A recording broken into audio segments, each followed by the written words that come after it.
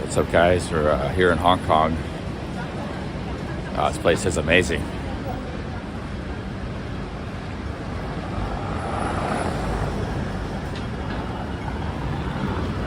These are called the ding dings, little trams that go up and down.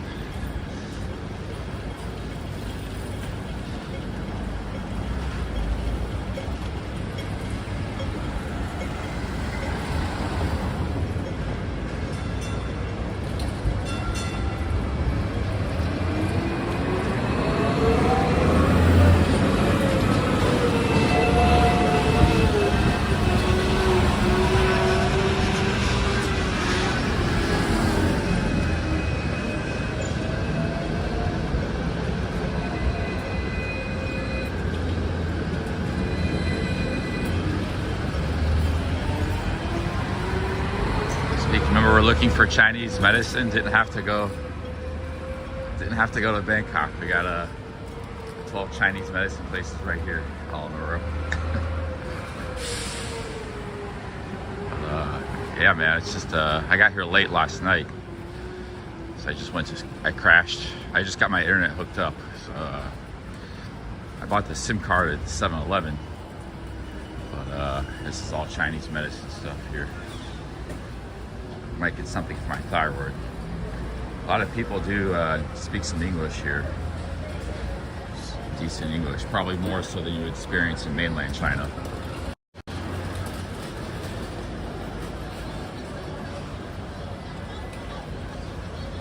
But all right, guys. Well, let's go. We're just gonna go get my power banks charged.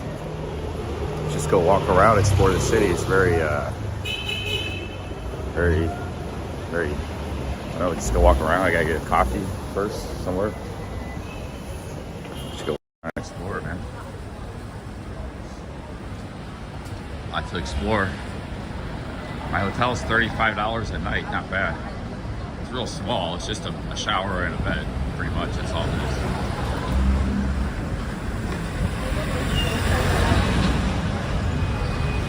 I'll ride one of these ding dings. They're called ding dings. Gotta get an octopus card though. I gotta go to 7-Eleven and get an octopus card.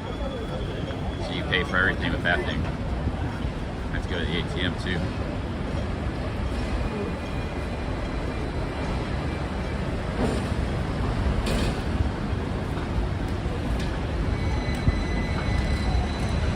This reminds me, I was here last night walking around at night. I got some food and stuff at midnight. I got here. Reminds me of has like a smell and the density of like Manhattan. Reminds me of Manhattan, but with an Asian twist. A little bit of London thrown in too, because the streets are like London with the curves and stuff. At least in this part of Hong Kong. I think in Kowloon it's more like a grid. But and, you know, you got a little bit of adapts to London, but it smells like New York with all the buildings and the density. You got the harbor, so both New York and Hong Kong are on a harbor. You got that harbor smell, that sea smell, and then but then it's the architecture's like Asian, you know.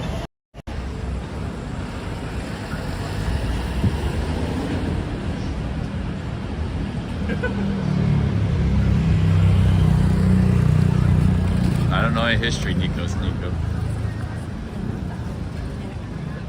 I don't know any history.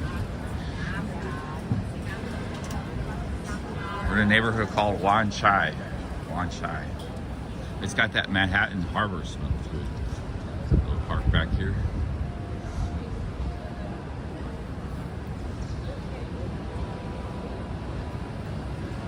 It's like a nice little restaurant here. I don't think stuff's not that expensive. I rode the taxi because I didn't know where I was going.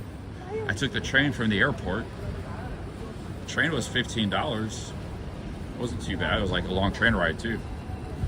Like these are all the meals. They're all like it's 8 Hong Kong dollars is $1. This is like $10, whatever that is. Which makes it kind of nice restaurant, beef restaurant, but fine. But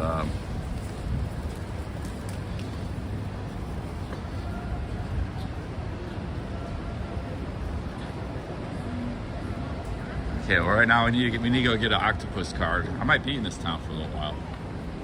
city, not town. It's definitely more than a town.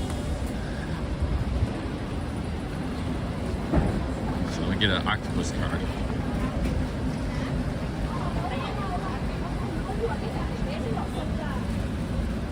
Hope they got some more. What's up, guys?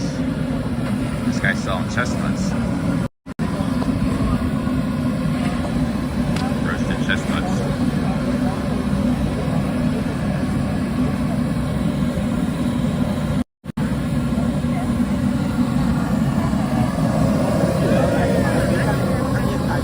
Yeah, those are quail eggs. Quail eggs, a little snack.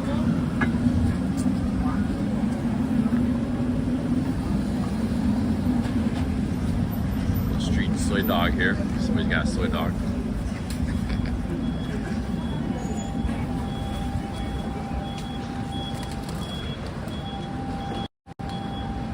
There's like these big giant apartment buildings everywhere, dude. Look at that one, it's like 40 stories.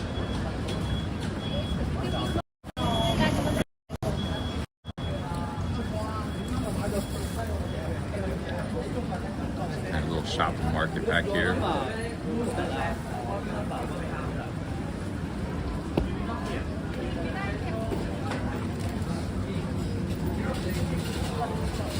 Might make me want to go to China in the future. Go to steam buns to get some hot rice with.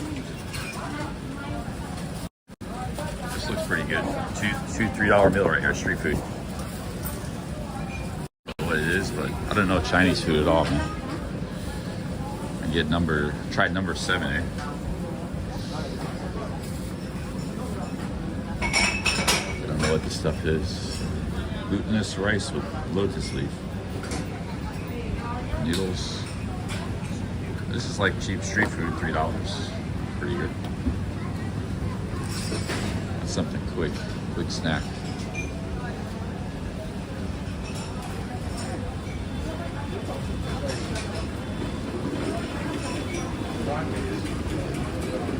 These are steam buns over here. Let's wait in line to get ourselves a steam bun.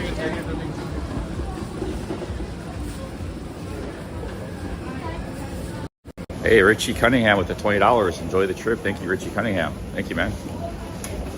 I guess Richie. Add you to the mod list here. So thank you, Richie.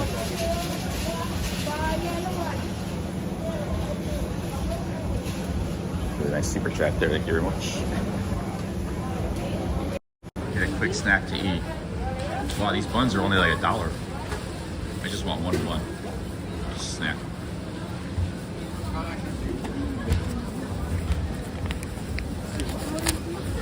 Thank you, Richie. Currency. This is worth like $2.50. Hong Kong and Shanghai Banking Corporation.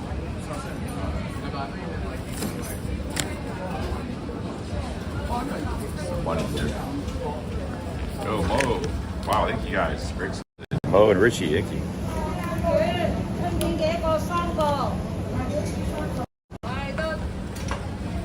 Yeah, we get a steam bun for, I don't know, different prices. Everything's great things in Chinese. 1 piece, 7. Oh, it's deep fried snack.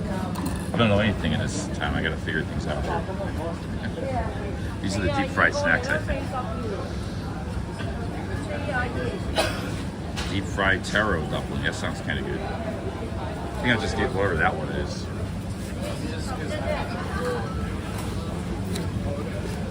Thank you, Mo and Richie. Thank you, guys. Great start for the day. The marathon streaming today.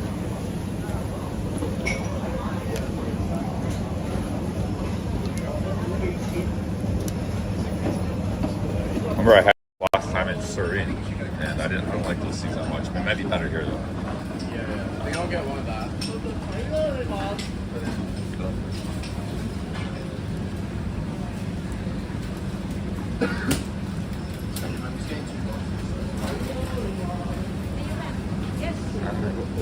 What is inside this one? Pork and cabbage? Okay, I'll have one of those.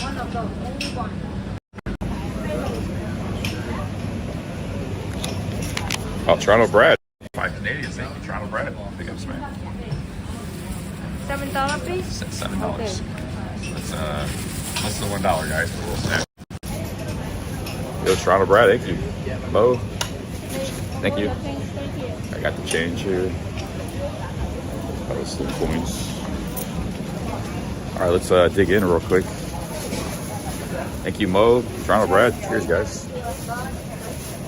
Got some kind of dumpling with sausage and cabbage here. Okay.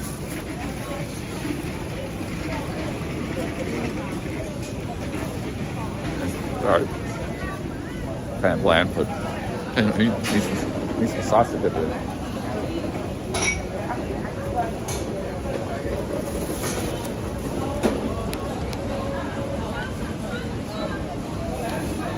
Miss Russ Coy. Thank you, Russ, man. Yeah, Miss Russ Coy super chat. Yo, cheers, guys.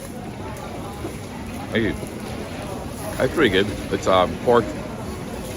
Yo, Trey. Thank you, Trey, man. Wow, super chat Trey.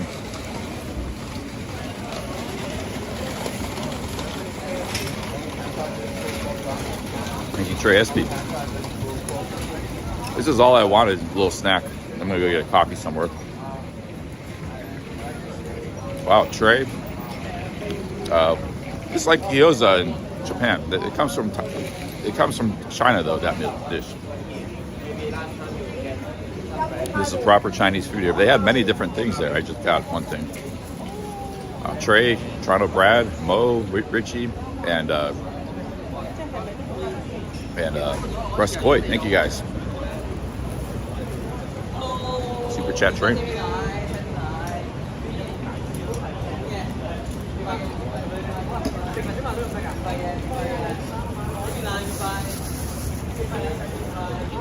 They probably have some soy sauce, but I just got it without.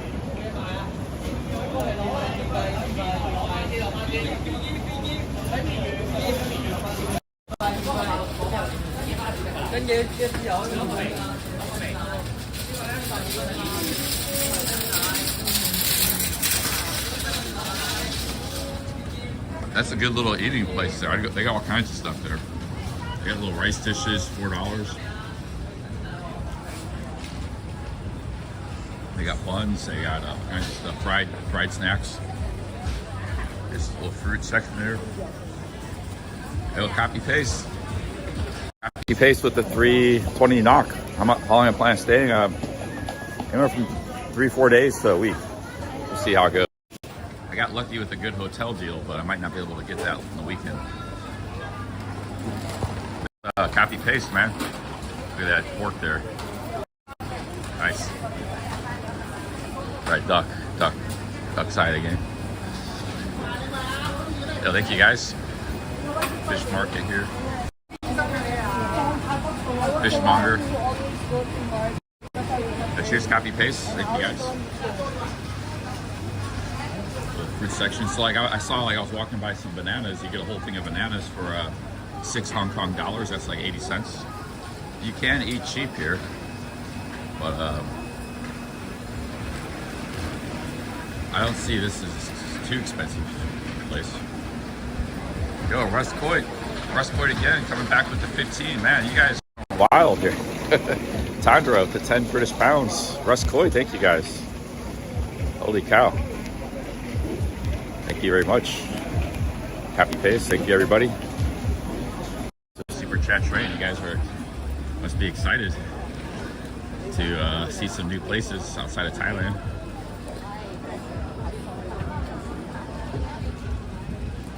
It's like a little indoor market here. See what's inside here. Quick.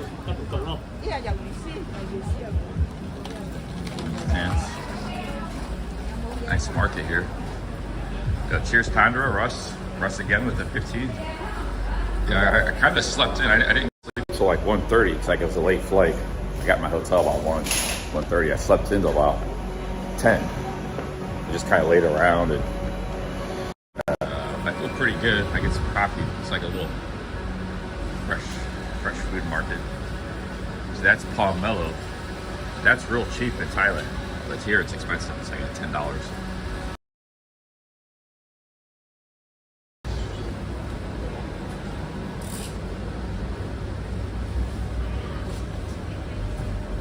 carrots, beets, a lot of fresh vegetables here. Yo, cheers, guys. Russ Cloyd, Tandra, thank you guys. Fresh food market, fruits and vegetables.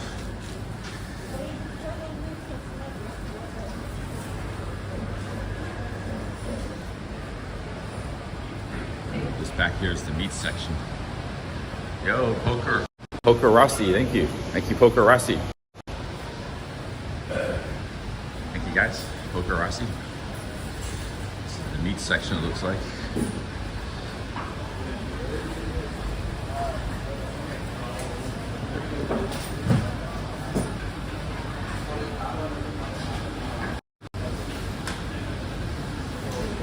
Fish and meats. Butcher.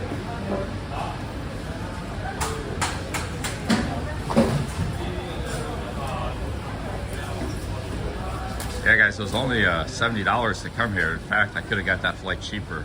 It's Hong Kong Express I flew in. If I had flown with each fish is priced individually, you can see 28 Hong Kong dollars. It's like $5 for that fish. That's not too bad. Seafood is probably pretty cheap here because they got ocean. You're surrounded by ocean. Bet you seafood's pretty cheap. Maybe we'll get some nice seafood meals. Got clams. We get some nice seafood meal while we're here. Splurge.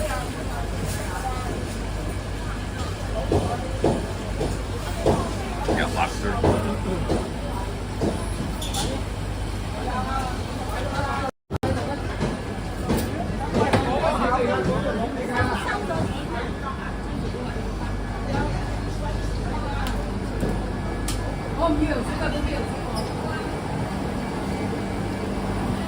Fish there.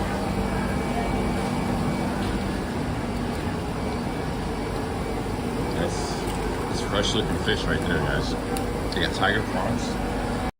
These might actually be cheaper than Thailand, man. Tiger shrimps. Those are prawns, tiger prawns.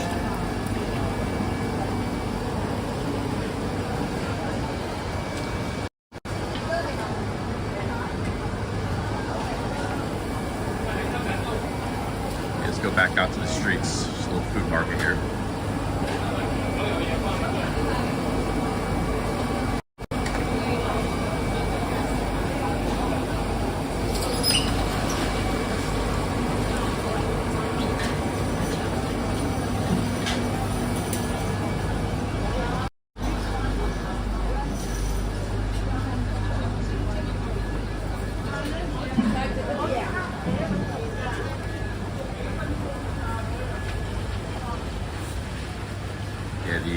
So the Hong Kong, you can fly, if you get your flight in advance, you can fly from Bangkok to Hong Kong for like maybe $50 US. It's not hard to come here. It's just like a 3 hour flight, 3 hour flight maybe it was. And the flight went pretty fast.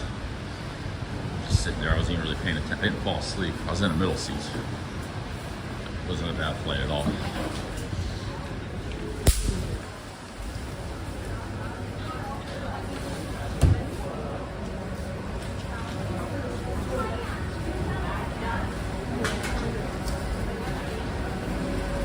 Well, she probably, Kelly's Caldwell wife probably makes a good business, you know, living. She probably has a good job. If she wants to fly business class, that's her choice. You can do whatever they want with their money. That's good that she can, you know, afford that. I mean, she's doing pretty good. Have to talk down somebody because they flew business class. A little closed market here.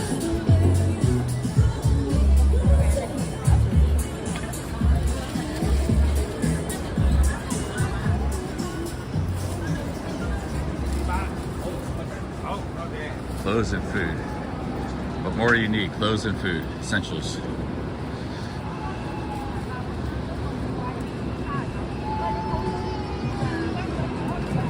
You get a haircut, $10. It's about $10. 7.7 Hong Kong dollars is is 10 US, $1 US. Got the Hello Kitty. Hello Kitty is popular everywhere in Asia. It was actually invented in Japan. And it's a Japanese cat. Okay. It's popular all over Asia.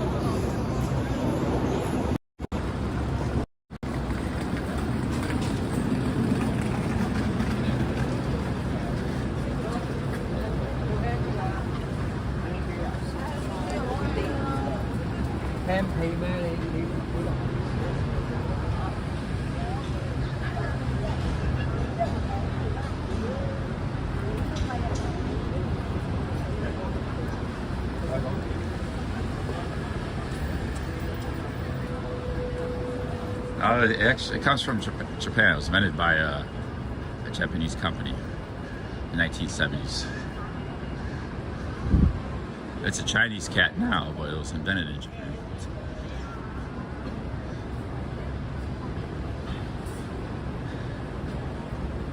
We'll get one of those Hello Kitties in my house if I had a condo.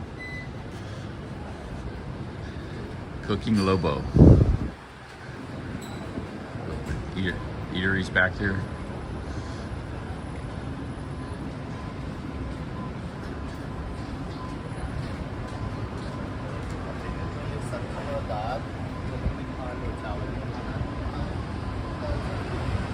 Oh, thank you guys. Big super chat train. Thank you, everybody. That's a lot of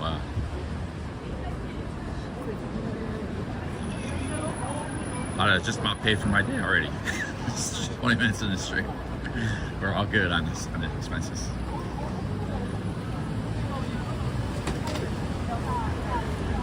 Oh shit, they got a Boulanger Patisserie. Eric Kaiser coffee shop. Pastries. Like, this might be expensive there. They got those in Cambodia actually. These Boulanger Patisseries. And it's like a French chain or something, but I remember they had them in Cambodia. Me and Sean were actually eating one in Phnom Penh. But let's see what the seating arrangement is here. It's like not the best. Let's just get a quick coffee and pastry, then we can proceed. See how expensive it is. I need to get an octopus car. I'm gonna go like travel explore, you know. It's like this is like an office district area here. A lot of big office buildings.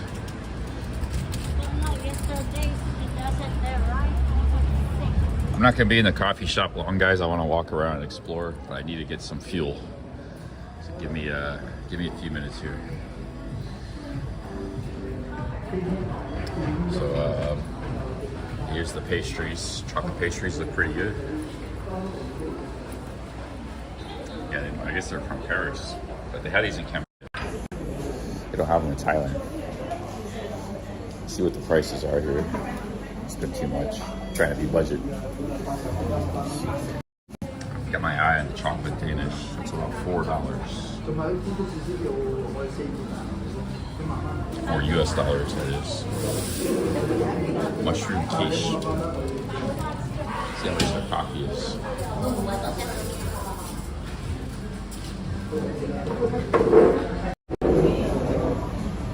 Okay, their coffee is Americano, 35. So I would spend about $8 if I get a pastry coffee. Close to $10. There's a bank. I might need to go to the ATM. You got ATM machines here. Dasting Financial Center. That's where we're at right now. I'm gonna look it up. We're in the Dasting Financial Center. Yeah, $10. But this is probably not. These are probably cheaper coffee shops. Let's keep walking. It's like it's gonna cost almost $10 for. But the pastry is really good. I'm sure the coffee's pretty good too. Maybe I should just pay the money and get it done with. I think we'll keep walking. Oh, there's a 7-Eleven over there. We go to that 7-Eleven and get a. Get an octopus card. Let's go do that right now. Let's go get an octopus card. So octopus, use to ride the trains, the ding dings, the ferries. We can pay for stuff at 7-Eleven and restaurants. I want to go ride one of those ding dings right now. That's the transportation. Like, it's like you get the bus in Pattaya. They got the ding dings here. But look at that place. Yellow and blue, green. Look at the colors there.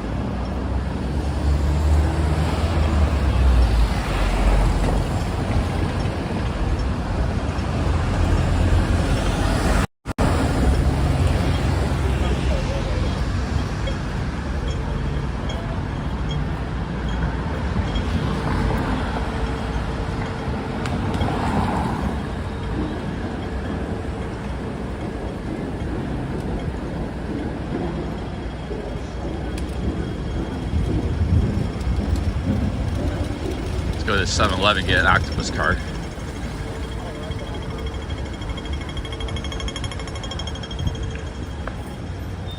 American Quality Dry Cleaners.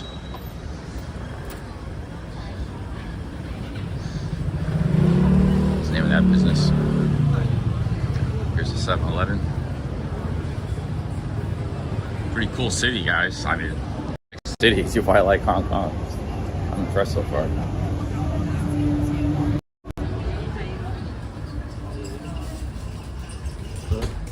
Octopus card?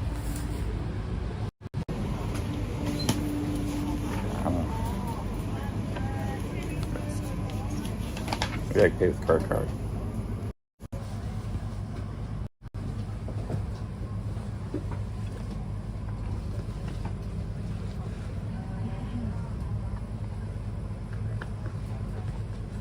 Yep. How much is it? 14. 15? 59. Oh, okay. I think it's not charged up though. 50. Huh? 59. 50? 50? 59. Oh, Give me 20. hope it's, is it have money on it already? This one? It has money inside? No money. Oh, it costs 50 ringgit? No money? Yes. Oh, that's expensive. Oh, shoot. You top up? Huh? You top up? Top up? You buy this one? How much top up? 50. Oh, okay, I gotta look at that for a second.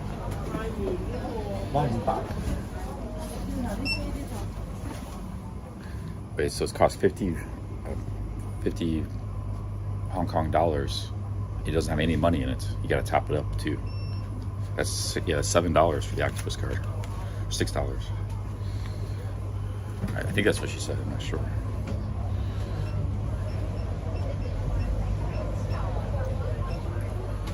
Let's just kidding, because it will make my life easier. So I'm trying to figure out.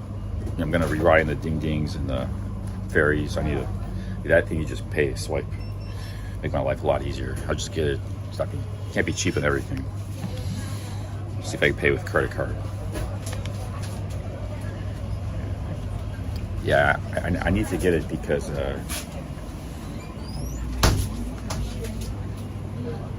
okay, can I pay with credit card?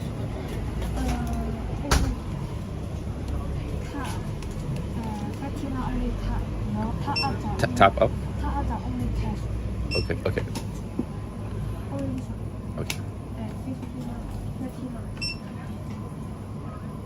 That's 39 ringgit. Okay.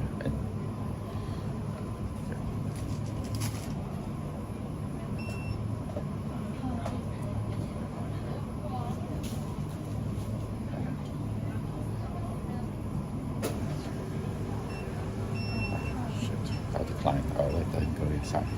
This guy's good. It's tough, man. The card was declined. I'm trying my other card. See, that's why I have to get this thing. So I have to go through this every time I get a train ticket or something. Yeah, I'm letting the other customers get in here. I get the octopus card. You just swipe, you know. So I used to use those in Japan, the Suica card. Sorry. A little 7-Eleven.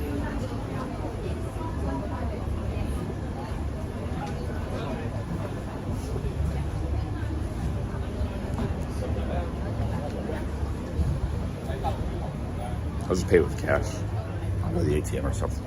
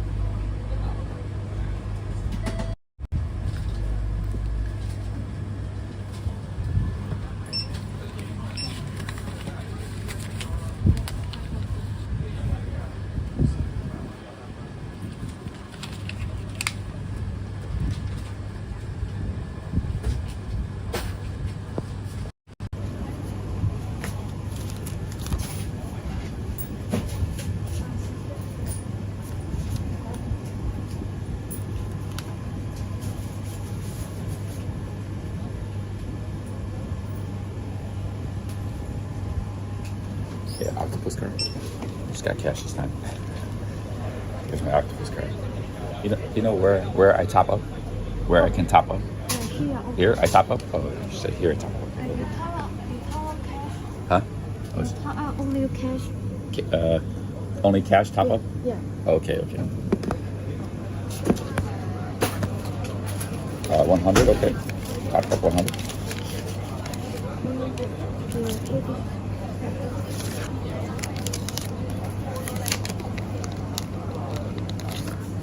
Like this? Receipt? Oh. Okay, success guys. Okay, thank you. Okay, so I got 100 Hong Kong dollars topped up on the octopus card. Cash is going quick. Cash. But this will make my, because this I think I just tap and I can pay for everything. And I can pay for the trains, the MRT, the ding-dings, the boats, everything. So this is why I had to get this. It was only 39, it was 39 Hong Kong dollars. It was like $5 for the card, which is actually the same price as Japan. But this you pay for everything. You can even pay for stuff in 7-Eleven with the octopus card. So I had to get that.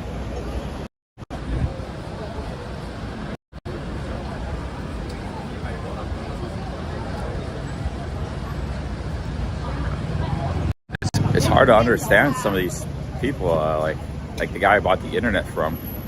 I couldn't understand him, even though he spoke English. Like I couldn't understand her. She was talking very quiet, but she understood me. So I asked her, like, where do I top up? She said, here. I was like, so they understand it very well, but I can't. A lot of people I had a tough time understanding. She spoke very quiet. That lady at 7-Eleven, like whispering almost.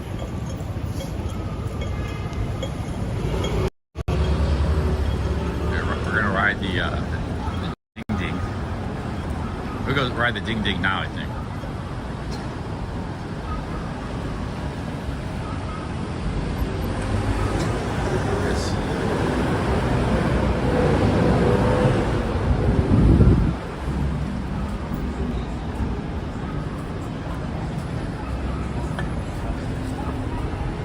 There's the ATM. I might need to go to the ATM right now. Let's go to the ATM. All I had was 500 Hong Kong dollars, and just the train was 15. So I got more money left from that. I'm already going through that quick with the octopus card and the train. Had meal last night. Let's get some money out.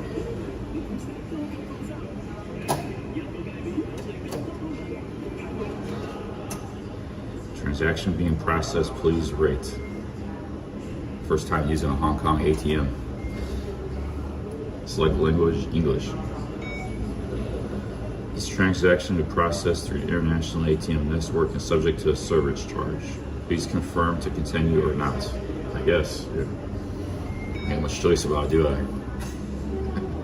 Please enter your PIN.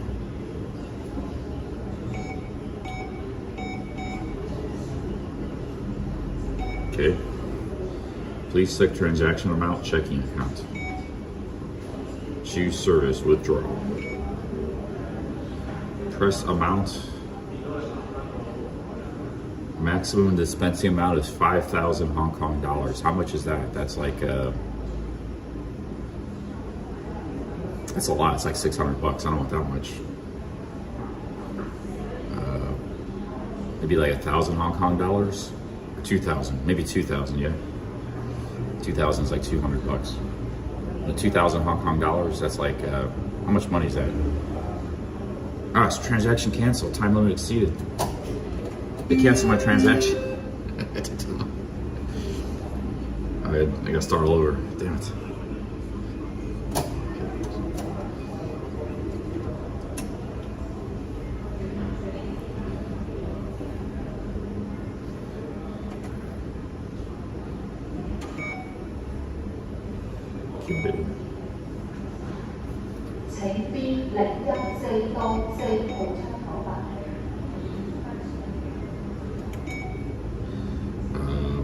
Checking account.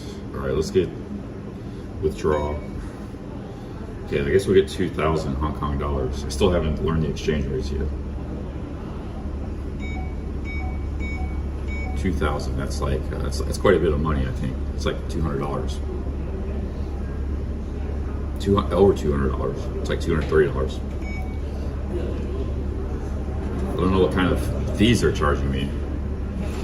So depending on, they didn't give me a currency exchange or anything yet.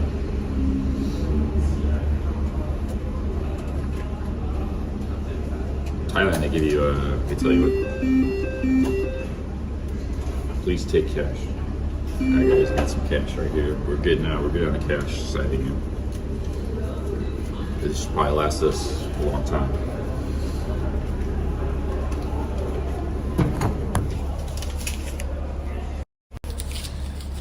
It's the Daxing ATM. Pretty good. Charge me a bunch of fees, which I doubt they will. Hong Kong is actually amazing, guys. Like, you know, when I came into the immigration stuff, it was like, you know how a lot of countries you got to fill out a form or online. I walked right in. They give you. They just asked me my name, looked at my passport, and that was it. And no forms to fill out. There was no wait in immigration. There was like nobody there. There was like 5 immigration agents and no tourists. Actually, people on the plane were mostly from Hong Kong, so there was more people in the Hong Kong section than there was in the international visitor section. They just passed you right through. The train was amazing, beautiful train, clean, efficient. $15 from the airport. Took me all the way to. I gotta watch my Thailand street walking. Might not work here. I gotta watch what I'm doing. Different traffic patterns here. So like, you know, what you've heard about Hong Kong being a great capitalist, efficient country. Everything is no regulations, cheap, easy, not cheap, but easy and simple and efficient. This has been my experience so far. No burdensome red tape. Everything is just easy. And that was everything my experience so far has been like that. No hassles.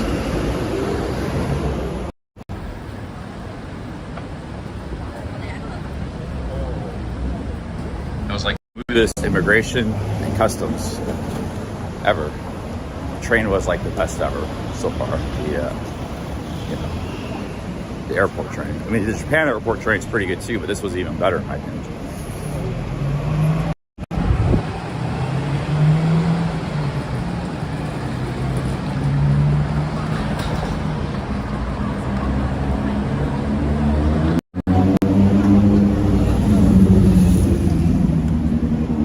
I didn't forget my ATM card, dude. It's right here. Why are you guys trolling me? You're just trolling me. I didn't forget the ATM card. Somebody just trolled.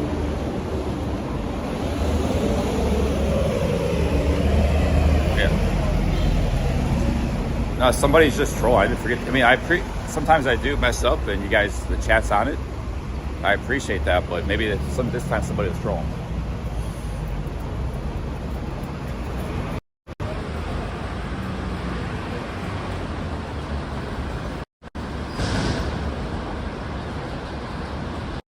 Yeah, well, I just topped up the octopus card with okay, well, I appreciate maybe just somebody thought I forgot it. I was mistaken, but no, I checked. Yeah, I'm glad.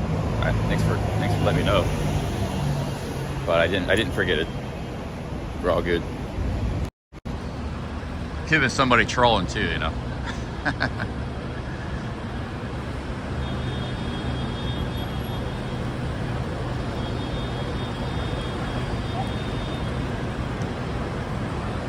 Yeah, that would be bad if I had my ATM card. I got 2 credit cards, a PayPal card, and an ATM card. Only 1 debit card though. That's the PayPal card's a debit card too, but there's not a lot of money in there. Oh shit, they got a cream puff. Oh, that's Japan cream puffs. Yeah, I've had those before in Japan. They're all right.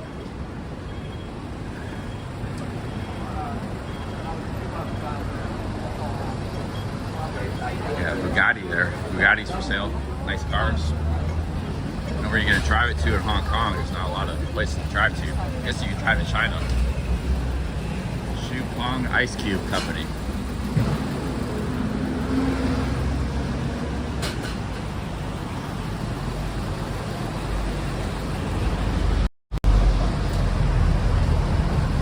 Yes, guys. Welcome to Hong Kong, everybody. We're gonna be looking for a coffee shop soon. Oh, look at this street. This is a nice street. Damn, dude.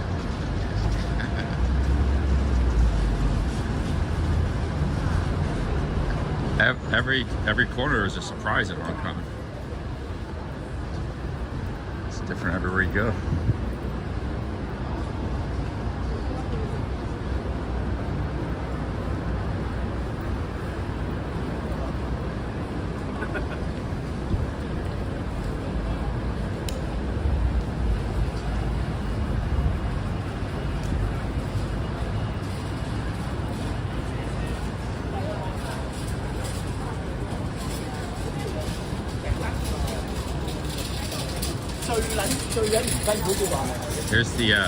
Here's the train station. So see, if I want to jump on the train station and go to Kowloon right now, it's not hard to do. You just jump on this right here. Just jump right in. So I can go on the boat. I can go anywhere right now. It's the MRT station. Oh, we got another nice coffee shop here. Maybe we get a bakery and coffee. Okay, here we got a ham cheese croissant coffee set. Yeah, this city's awesome. I understand why David Poblete liked it. Lived here for 2 years.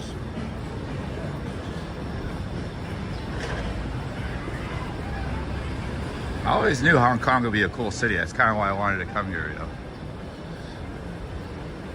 Never been here before. Yeah, I haven't had coffee yet, guys. I gotta get a coffee. Yes, they still. Wow, look at those sandwiches. Look at that. Nice sandwiches. Nice Rolling Stones.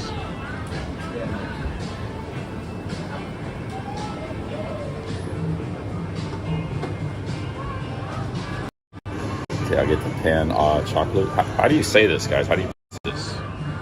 That's like French. I don't know how to say French. I want to say it correctly.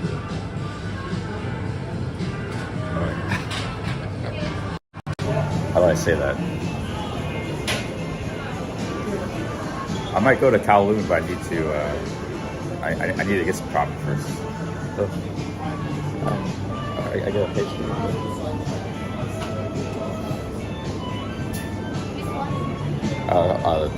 The pan chocolate. Pan chocolate. For here. Please, no heats for the pastry.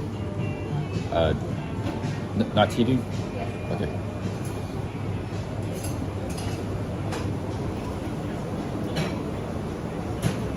I'll take a hot long black coffee.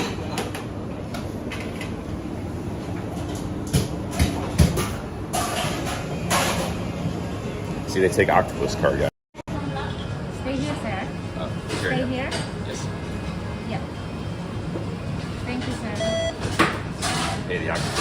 you guys. Thank you.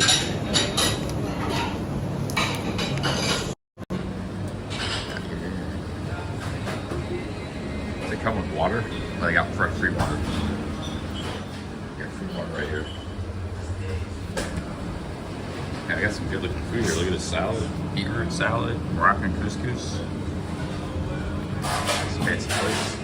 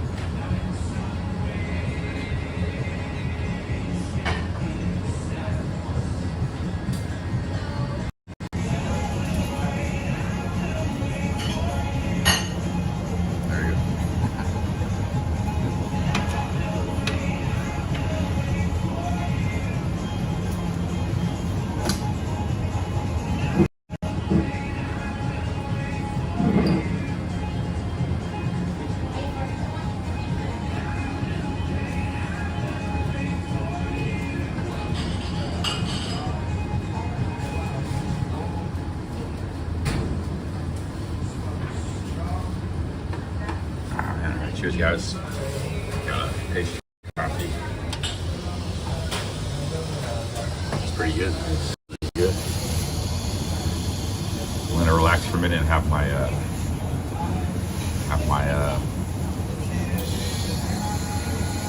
stuff.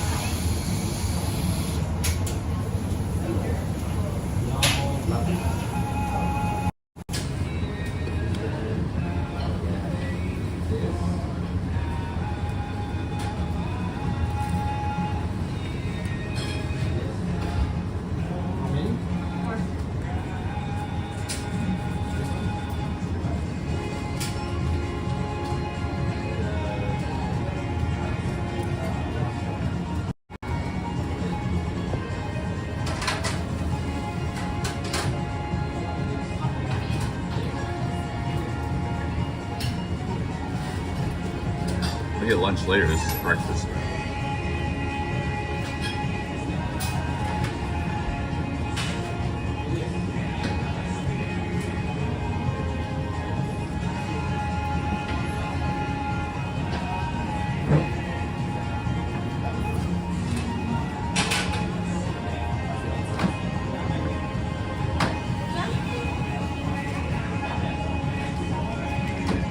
The room is simple, but it gets the job done. Nice hot shower and just a bed. That's it.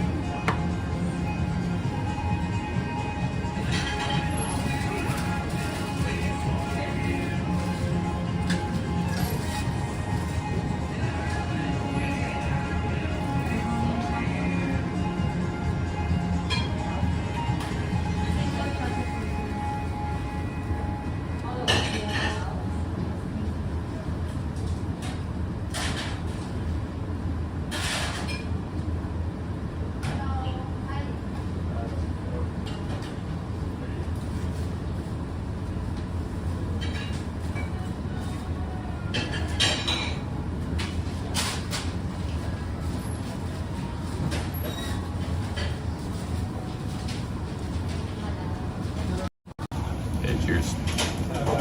Oh shit. Drink a cup. Yeah, the weather's not bad actually. It's perfect walking weather. You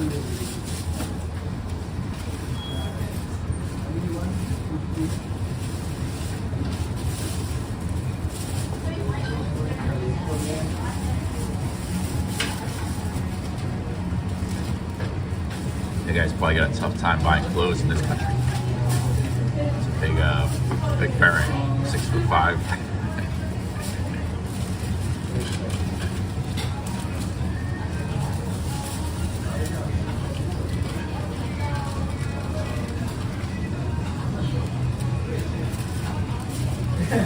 Thank you.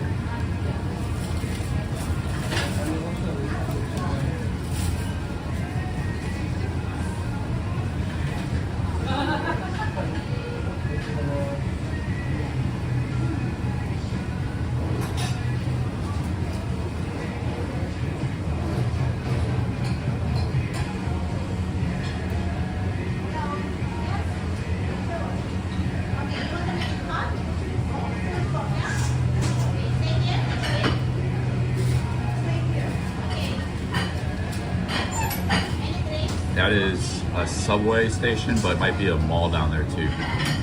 I guess an arcade, might be a shopping arcade. Ground level.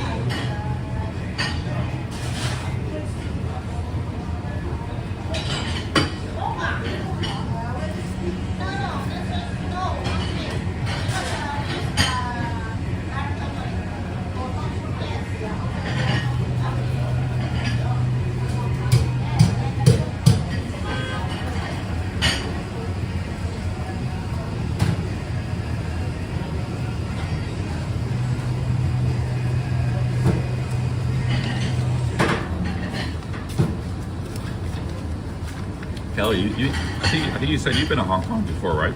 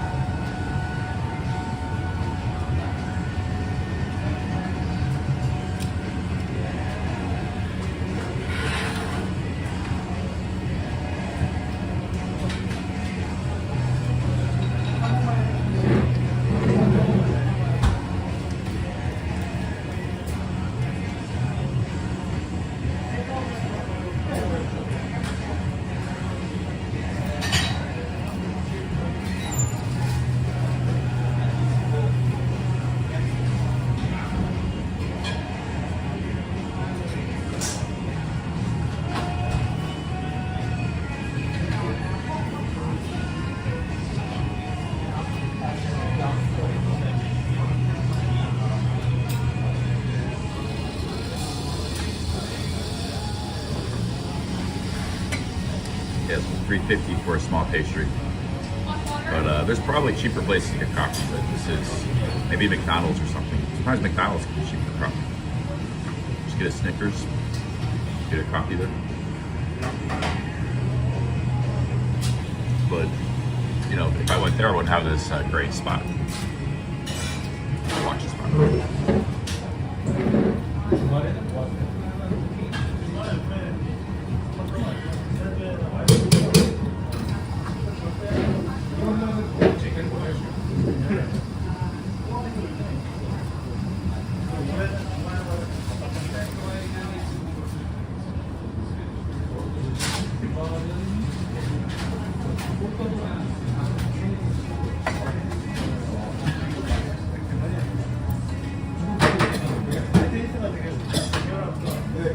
Just Sam, I'm somewhere in central Hong Kong, not sure where. I don't know this city very well yet.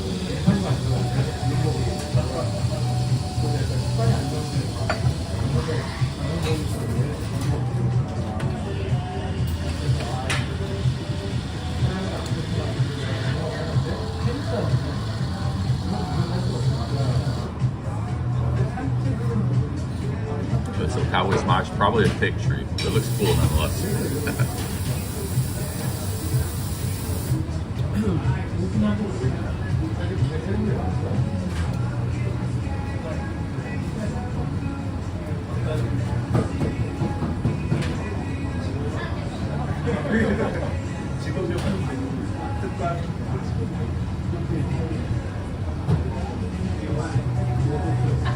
Yeah, get another pastry, guys. I'm kind of hungry.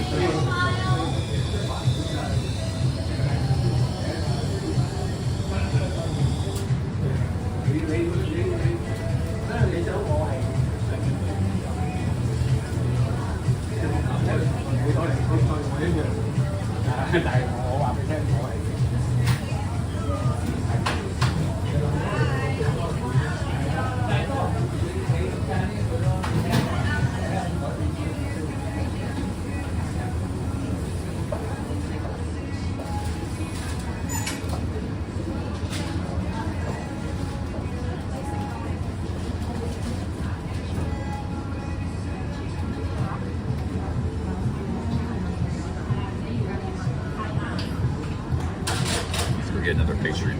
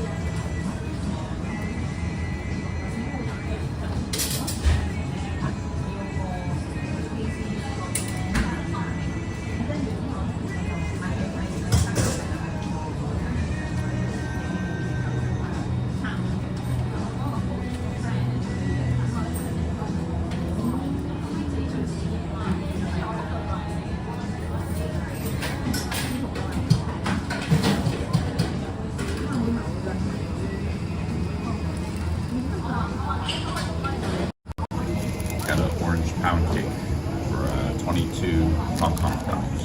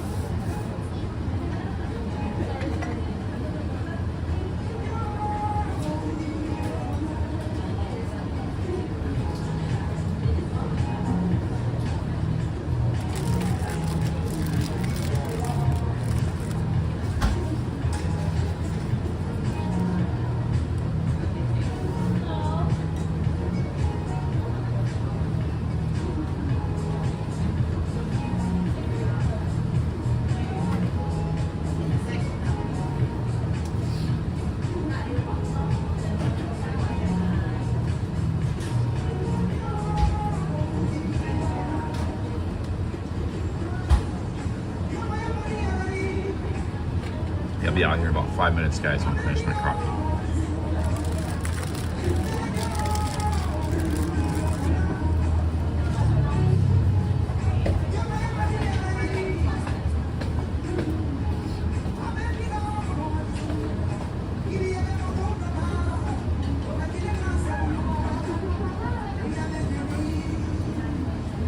Gosh, the weather's like 68 degrees, 65 degrees. Pretty nice. You can walk in a t-shirt if you want to.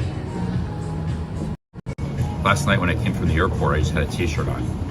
I didn't even have this hoodie on, and that was fine. Nighttime. So, it's not that cold here, but it gets real hot and humid here in the summer. It's not really humid, really uncomfortable.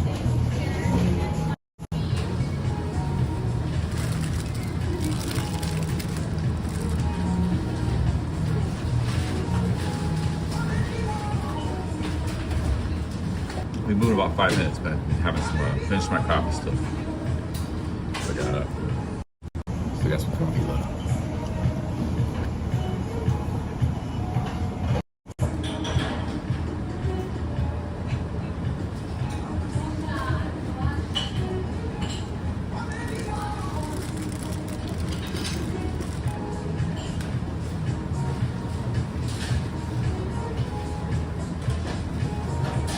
Hey, Derek. Anything else, man? Yeah, nice having lunch with you, too.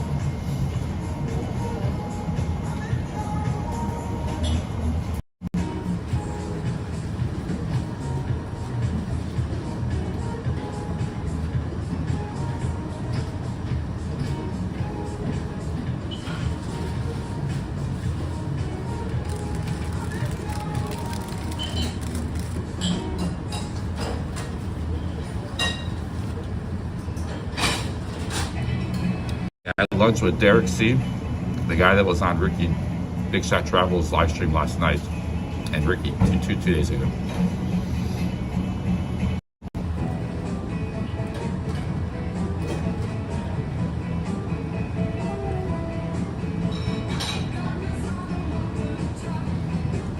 Ricky paid for the whole lunch. It was like 3,000 baht, so like $100. Not cheap. It's really good Thai food.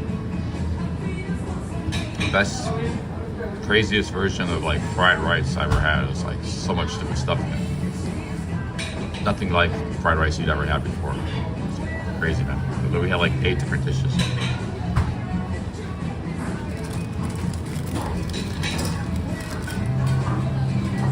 And bitter gourd soup, which was really good. Bitter gourd chicken wing soup, tamarind.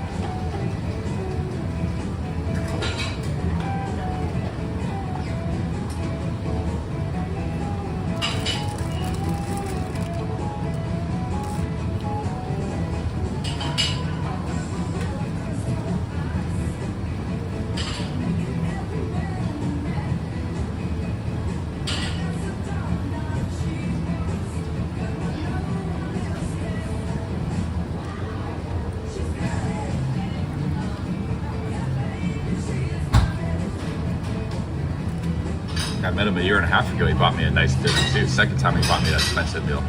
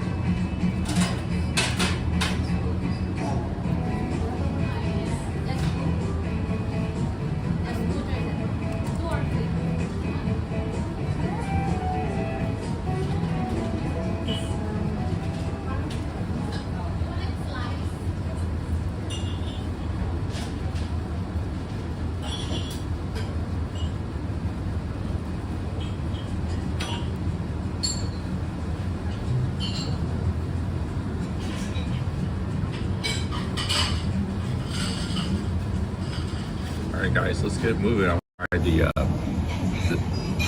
ride the ding dings. And maybe we'll take the ferry across to Kowloon.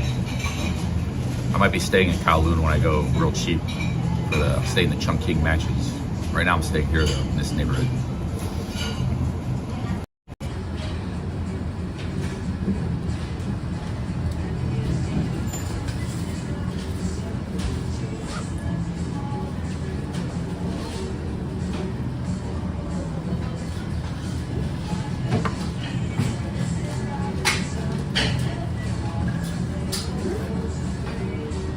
Alright guys, big ups. Thank you. Nice. I guess I'd like to come back for a sandwich here, but it's like they have a lot of this sort of stuff in Hong Kong. So this is a basement arcade MRT station. This place is called Passion. Passion. It's let's go ride one of those ding dings. Those things look cool, man. They should have those in every city.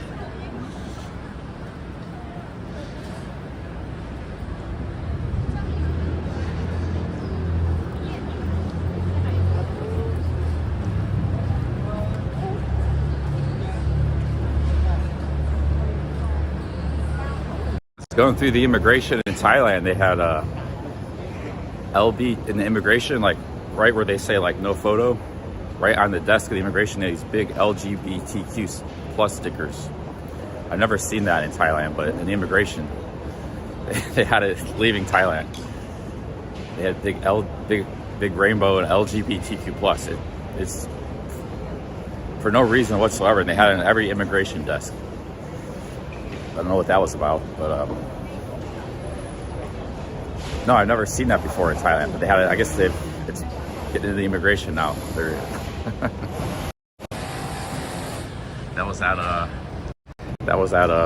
Don Mueang Airport where I flew out of.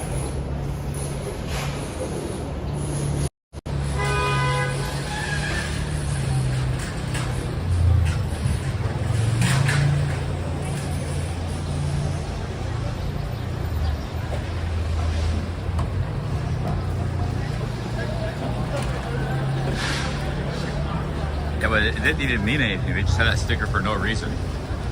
Like, it was I guess they were just promoting awareness or something, I guess.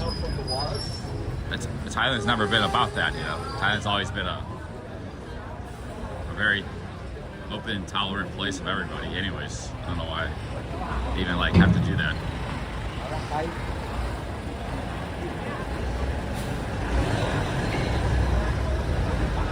Yeah, it doesn't seem like too many live streamers come here, but I'm sort of glad I did because, for one, it's a cool city to see. And let's go ride one of these ding dings. How do I get over there? Yeah, maybe go at the stoplight. Oh, sorry. Pretty crowded, so you gotta watch where you're going, especially with the big tripod.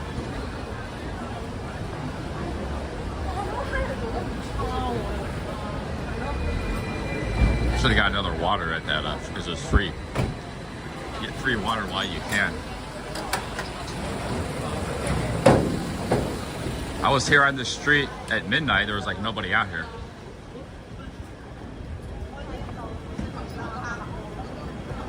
Hoka One shoes advertising. It's a Hoka One ding ding. Yeah, let's go ride one of these ding dings. These things are cool, man. You just hop right on. It's closing. Go to the next one.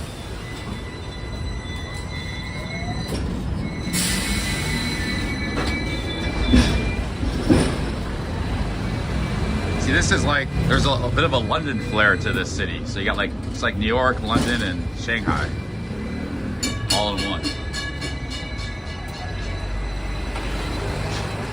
Some of the streets are curvy too. It looks like it's free. They didn't charge me. Let's get the aerial view. Oh shit. Sorry.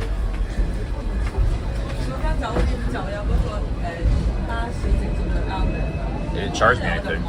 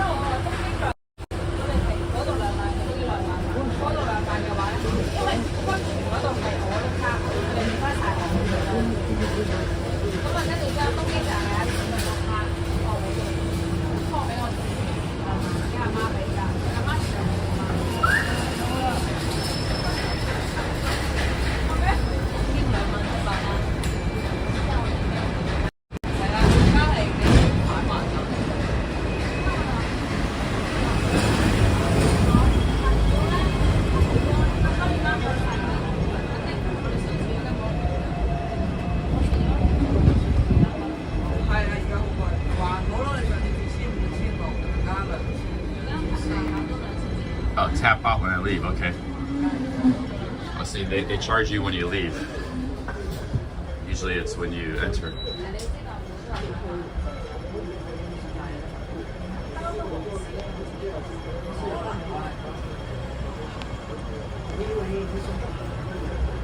There's the taxis. The taxis are little red Toyotas.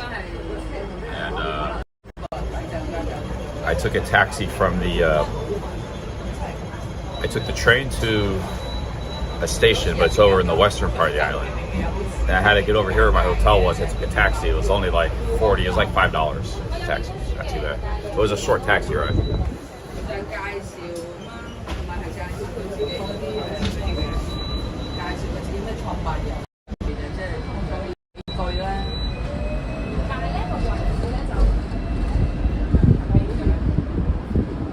Got a nice view here. They got these in London too. They look a little different in London, but they're the trolleys, the double-decker trolleys. Here they're actual. We used to, in every American city, we had trolleys like these. Car companies got rid of them all. Yeah, every American city had these trolleys. There's a gas station.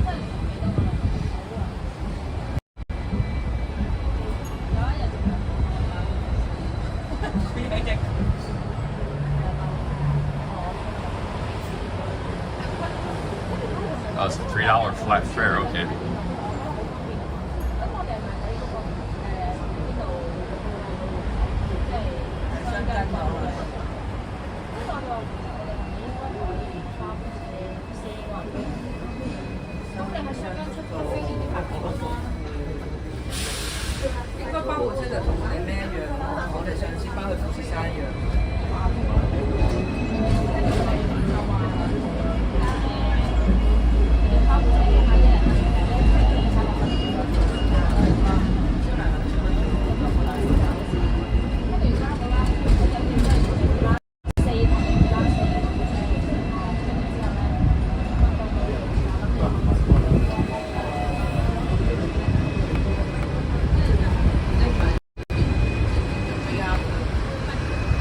These are called ding dings, guys.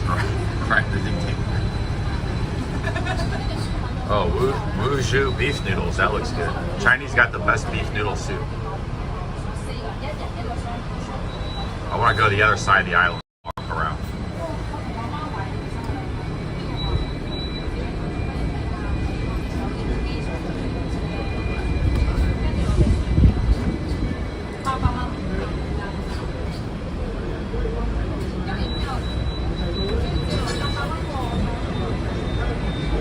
Jollibee and the McDonald's over there.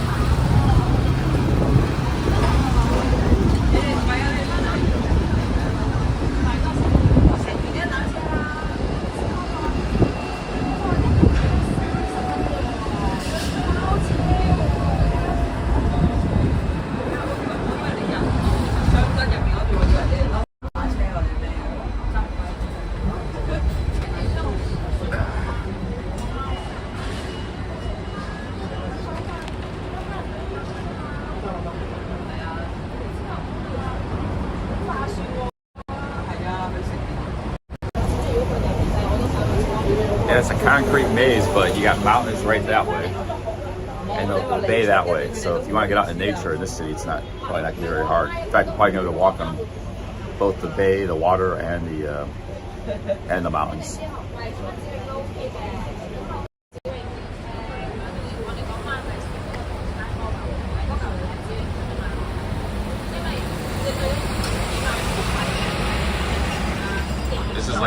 This is probably the main road. We're on Victoria Island, I think it's called. Victoria Island is like the original part of Hong Kong, and across the river is Kowloon. Kowloon is actually bigger than this part of it. This is the older part of Hong Kong.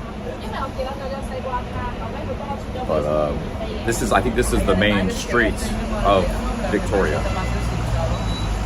Maybe the main street. Yo, Poets Corner, thank you. Thank you, Poets Corner. Poets Corner, thanks for the $5, thank you.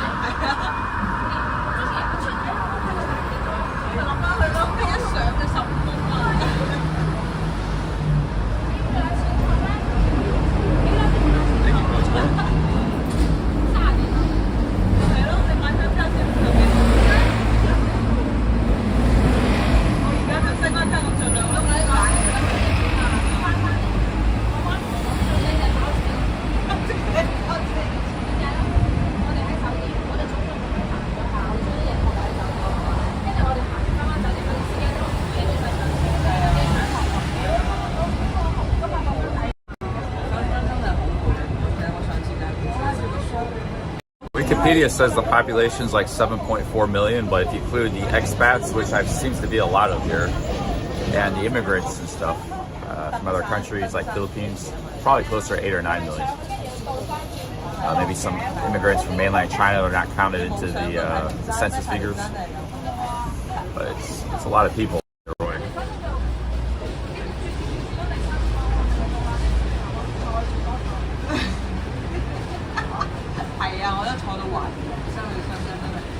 But in my opinion, Shenzhen and stuff is part of the city too.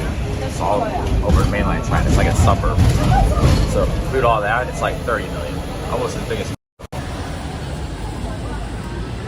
All that only exists because of Hong Kong. Shenzhen does. In 1980, the population of Shenzhen was like 500,000. It's nothing. It just boomed because of the capitalist reforms installed in China, and that was the first place really to boom in the 90s and stuff.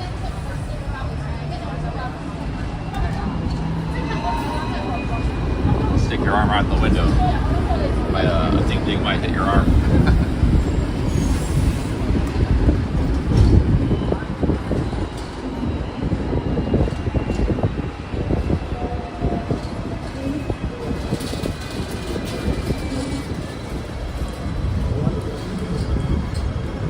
Yiwo Street.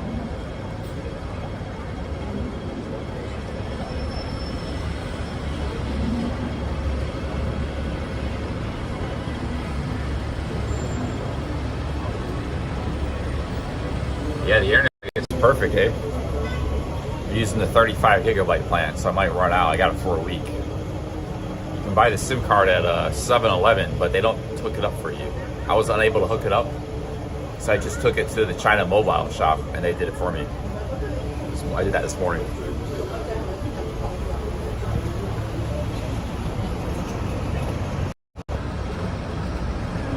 Here in 2007, Kelly, nice man. Yeah, I thought I heard you say you were here once before, one of your live streams.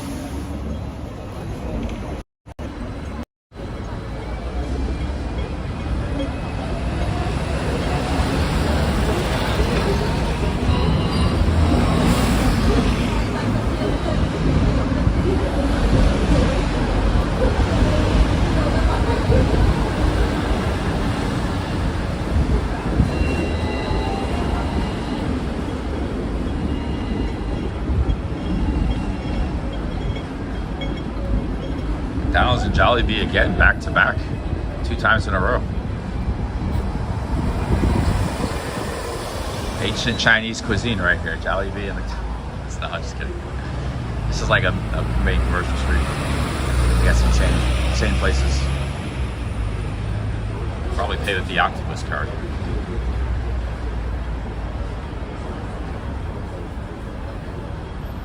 Oh, it's $3 Hong Kong dollars? Oh, that's cheap, dude.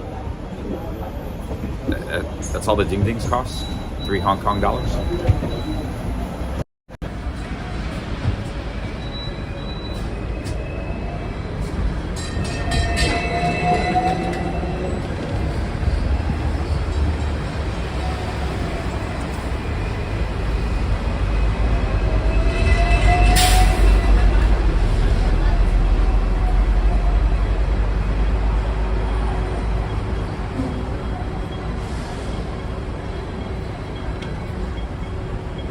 Yes, with the 20 Canadians. Thank you, SR. Thank you very much. Thank you, SR. Awesome, awesome super chats this morning, guys. Thank you, SR. Yeah, it's great to be here in Hong Kong, man. Cool city. Just gonna be exploring here while I'm here, checking it out. Thank you, SR.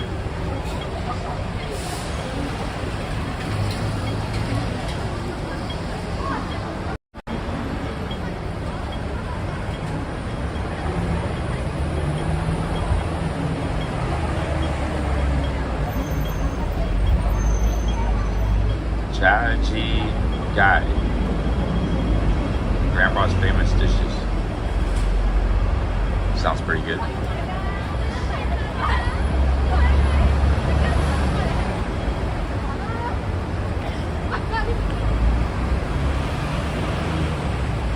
Thank you, SR. Thank you very much. Very nice super chats today, guys. Thank you.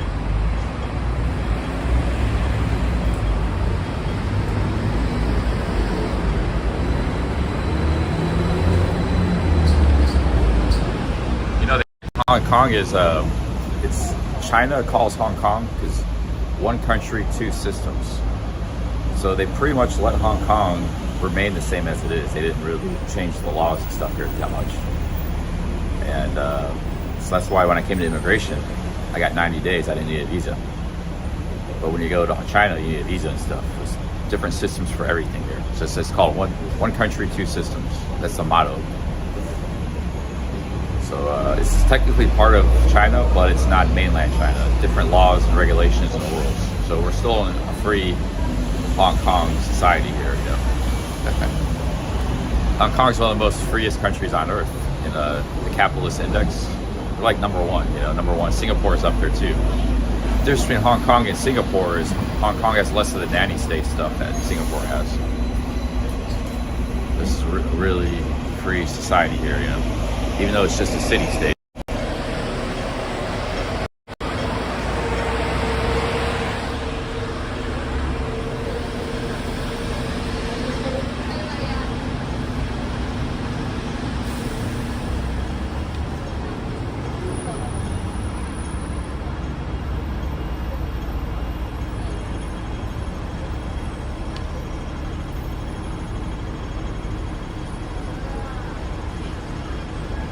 Oh yeah, it might even be cheaper. Yeah, Hong Kong might be cheaper, but it's not real cheap here. But yeah, Singapore is. I don't know. Singapore is overrated, dude.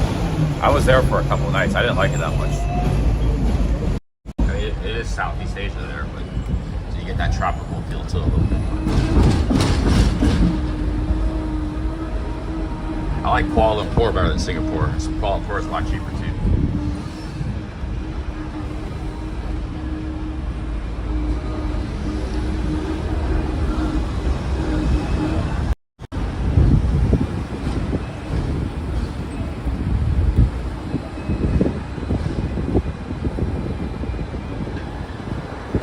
I was in Singapore when I was still a drinker in 2018, I think it was. And there was like no nightlife at all, nothing. It's just like just a boring city. You know, even like a lot of the cool old architecture neighborhoods, they demolished all that. Built like modern, you know, buildings. So yeah, Singapore is just nothing really to write home. I mean, it's a nice city for probably the people that live there. Nice jobs and nice economy, but for tourists, not really that great.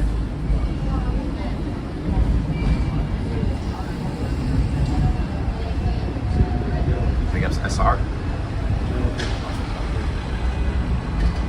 Let's get off here. I think we're getting over to the eastern side of the island. Let's get off soon. There's not a lot over here.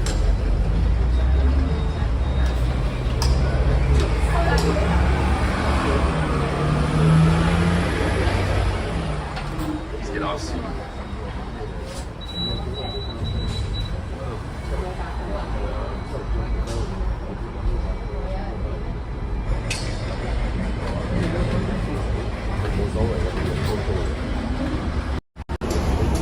Actually, Thailand can be one of the most great and challenging countries in the world to travel.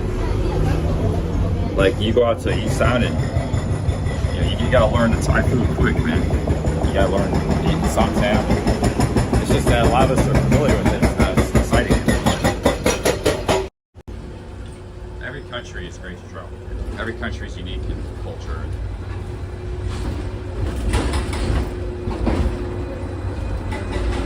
Here, I think you gotta get off here. I gotta pay here.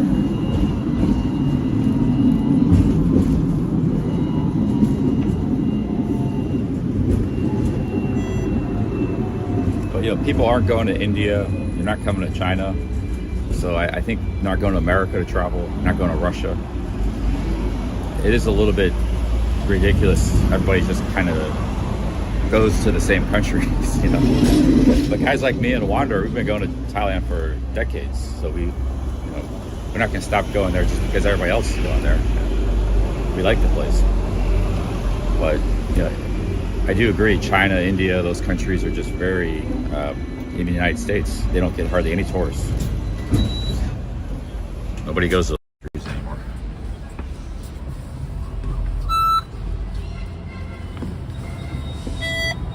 Yeah, it's $3 Hong Kong. I thought somebody in the chat said it was $3. You gotta watch what you're doing on these streets, man. There's cars and stuff, ding dings everywhere. You gotta be very careful where you're moving. I thought it was $3 US. It's only $3 Hong Kong. That's 30 cents. That's crazy cheap. That's like the same price as the Bapas in Pattaya. Ride these ding dings. So now we're on the eastern side of the island.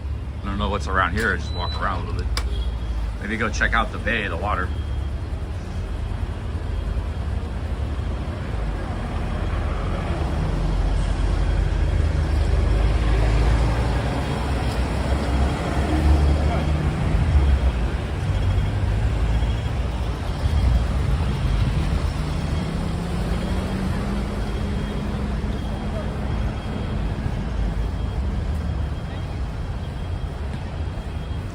Basketball courts over here.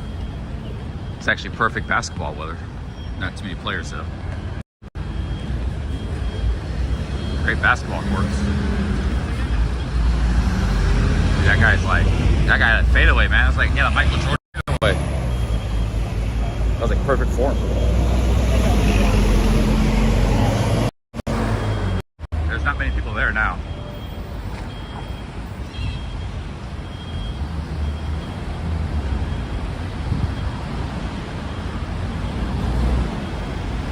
Yeah, I think social media did with the travel, because like I said, I followed the backpacker scene in 2000 and stuff before all the internet. Well, there was internet, but there was no social media back then. It was just websites and some forums. It just condensed everybody, because a lot of the travelers are younger people, and so their maybe knowledge of geography and history and the world is just not that great in news. So they don't know a whole lot about the world, and they unless they kind of went out of their way and researched stuff like I did, but most people don't do that. So all they know is just from social media. They just tell them about Thailand and Bali and these few places. They just all go to the same places. Everybody does nowadays, and everybody hypes up the same places. They all get the views, and the rest of the world's forgotten about. Like I said, even this city's kind of been forgotten about as far as in the tourist circuit. All the rage is Bangkok, but everybody forgot about Hong Kong, And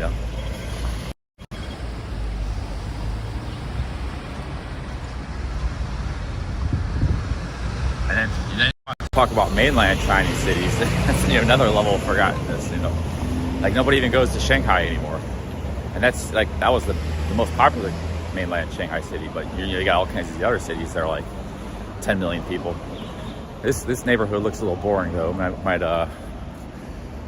looks like just residential. Might go back to where we were. Back to let's see. Let me look at my maps. I don't know. Obviously, I don't know this neighborhood. Okay, this is called Causeway Bay neighborhood. That's where we're at now. Causeway Bay. So just walk around, check stuff out. Those ding dings are only three Hong Kong dollars, so we'll just ride those too up and down.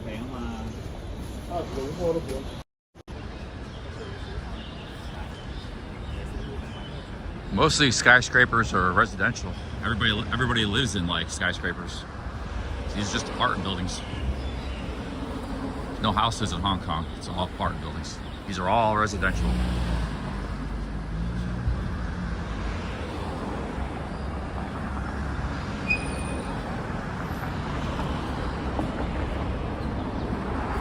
You gotta get across the street.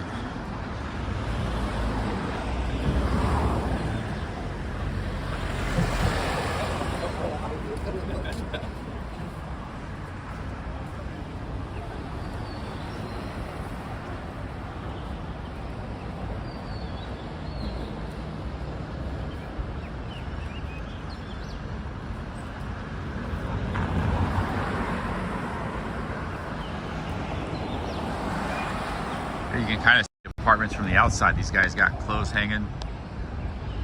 You got an apartment there. They got a little balcony. But yeah, they're probably not very. But you know, some of these apartments might sell for $1 million, and they're only like 300 square foot or something. So it's like New York, Manhattan. You know, it's probably very expensive, and where the rent's very high. There's a lot of money in Hong Kong. The average per capita income is $55,000, and which is way higher than mainland China. But you have to remember too, like $55,000 is pretty good for people who just take the $3 ding dongs transportation to get around. They don't need to own a car. They live in cheap apartments. They eat rice, cheap food. So they're, you know, let's say they're a little bit above, like they're making $100,000 a year. In this city, you know, they're just like, they're basically rich. I'm sure there's like poor people too that make like $20,000 a year here. It's a nice little, nice park. Let's cut over here. Yeah, so Hong Kong has done very well for itself. Even though like people live in little apartments, but they got a lot of parks, and you got the hills, you got the water, you got a great city. You know, there's a lot of people that would like to live in small apartments in a city, in a vibrant city, if given the choice.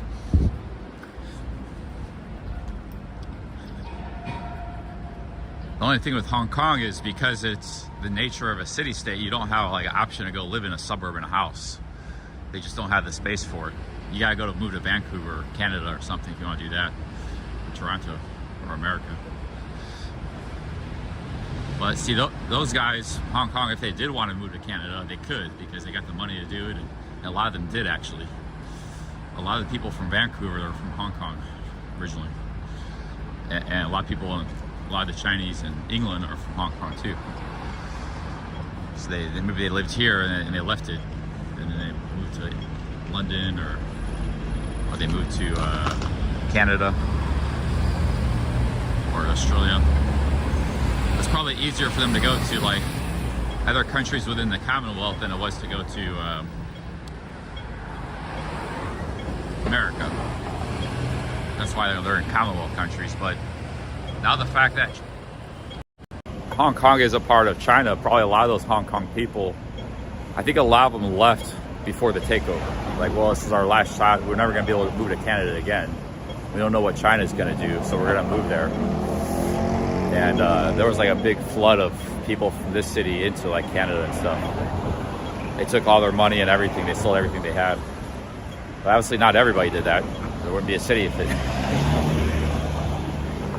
But I don't know what the situation is nowadays, if those people can still easily migrate to other countries.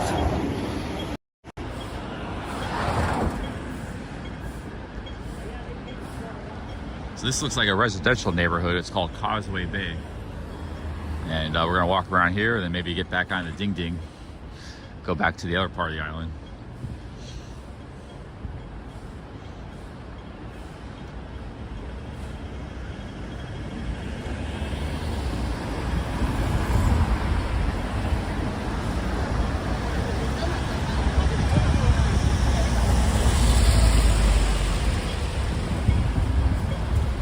There's a street cleaner, street sweeper.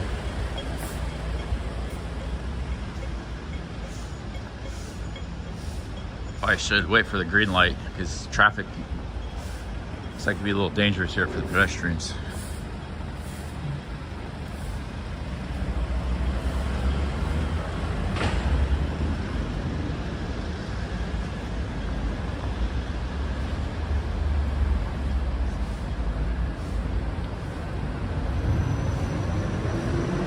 Oh yeah, I'm probably gonna take the I'm gonna be just spending all my time exploring here.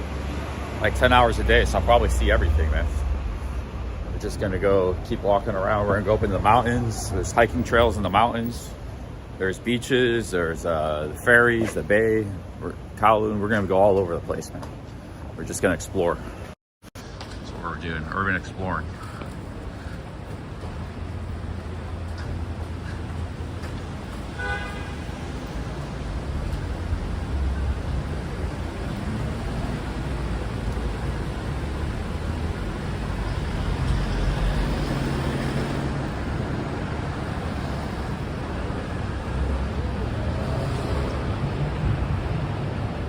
There's a little graffiti. It's not just a little bit graffiti here and there, no big deal.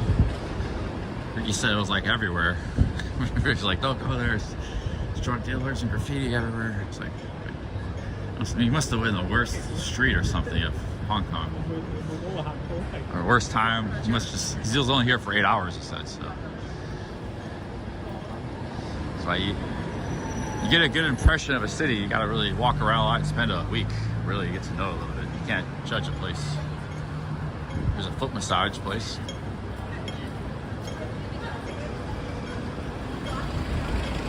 There's a market, another market. They got markets here, like fruit and vegetable, fish markets.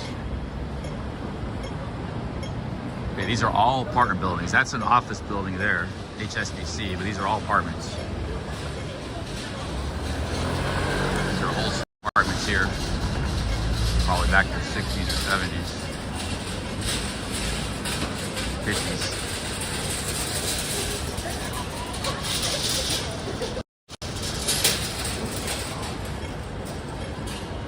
I kind of need some food, some lunch. The coffee was good at that shop, but the pastries weren't that great. I might need another coffee.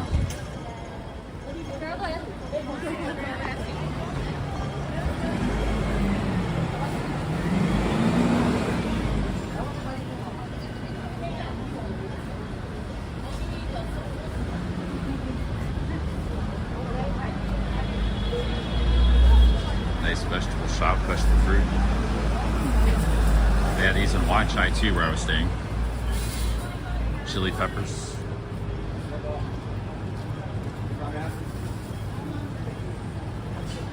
The butcher.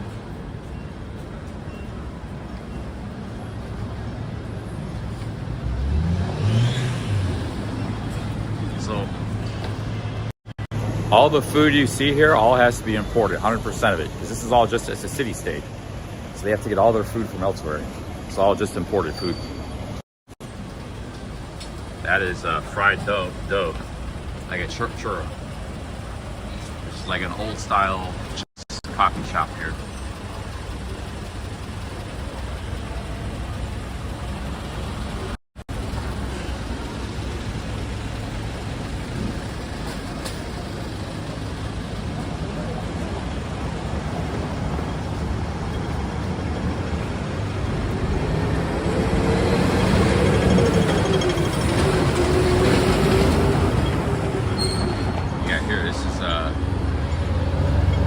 Another coffee shop. I'm kind of hungry. I need to get some food.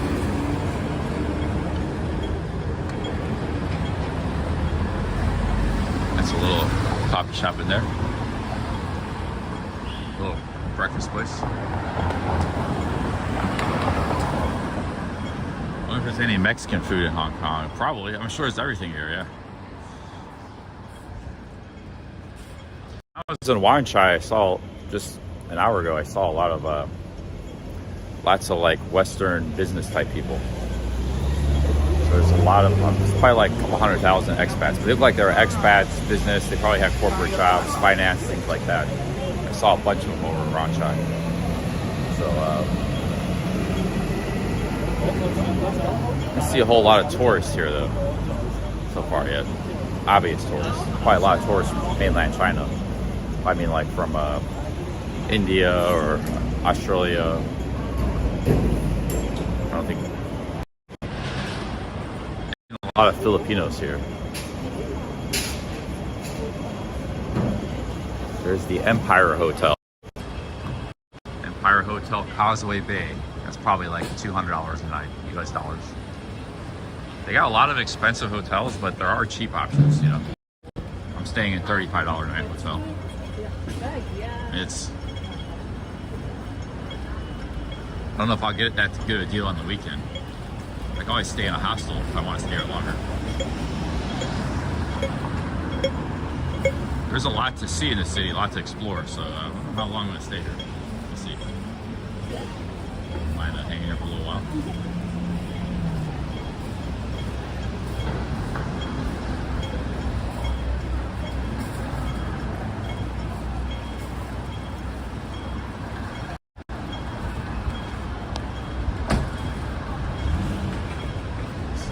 Apartments. Everybody lives in those kind of buildings.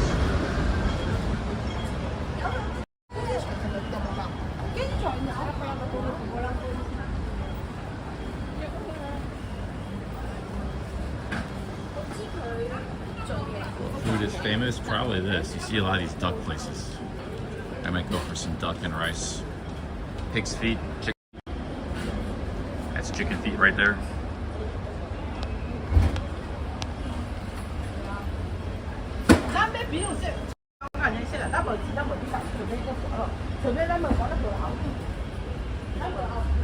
That's chicken. It's like the chicken and duck place. 25, just 25 Hong Kong dollars for a bowl of chicken feet, guys. Get a bowl of chicken feet. And try the famous Hong Kong duck. Can they understand English? Yeah, I think so. I think there's a lot of English spoken here, but I don't always understand them. When they reply back to me, they understand me, I don't understand them. Let me go here and get some food. Duck and rice.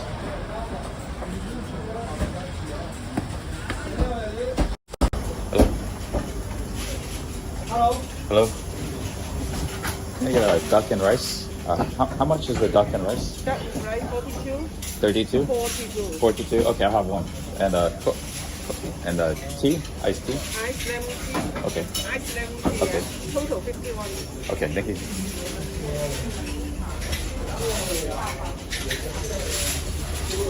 It's about $5 for duck and rice.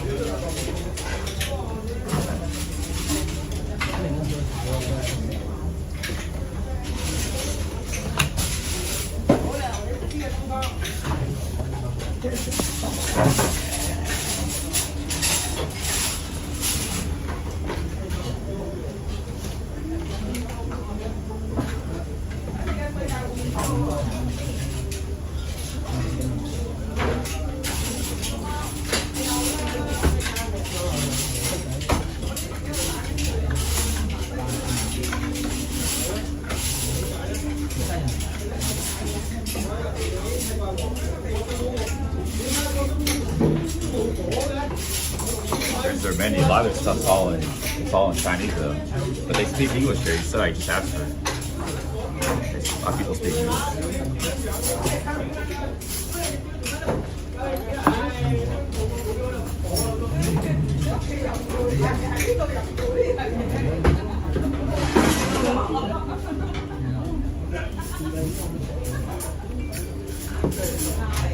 Okay. How big do you want from that? I have one. I have one.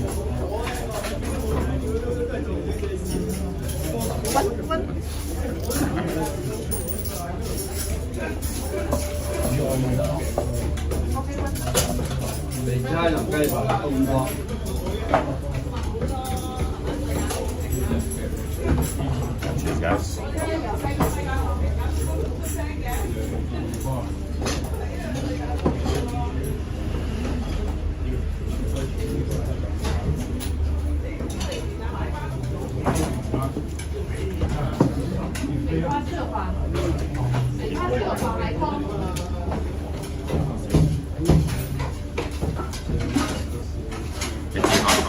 Oh, look at this. Look at this food. Holy cow, dude. Wow. It's amazing. Let's get a close-up shot here. Look at that. Not bad for $5.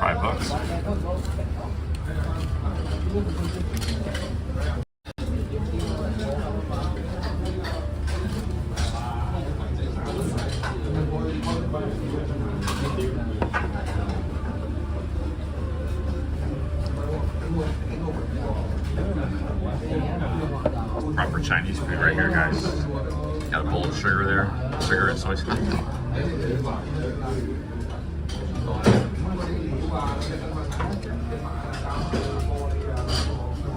Duck. Duck. It's duck.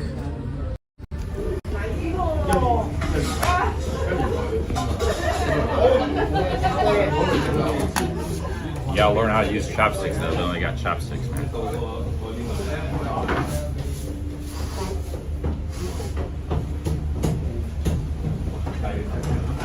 Whoa.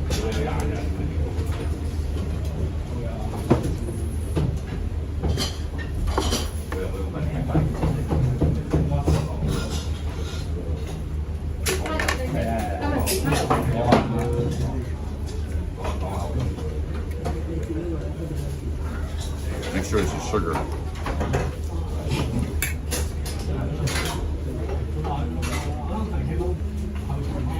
Yo, Mick J, thank you. Thanks for the 2 Aussies, man. Thank you very much.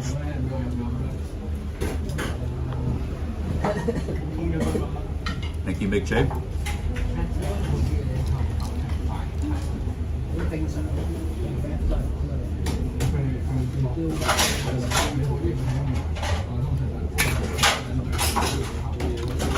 That's sugar. Let's put some sugar in the tea here.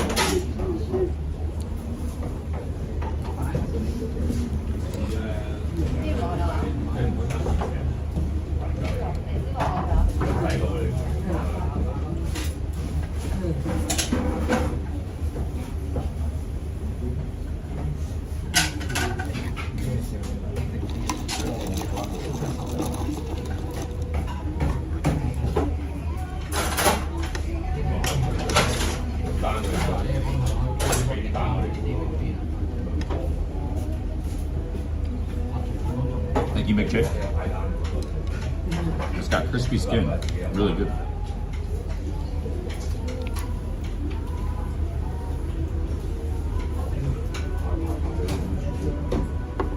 It's got crispy duck, pork skin.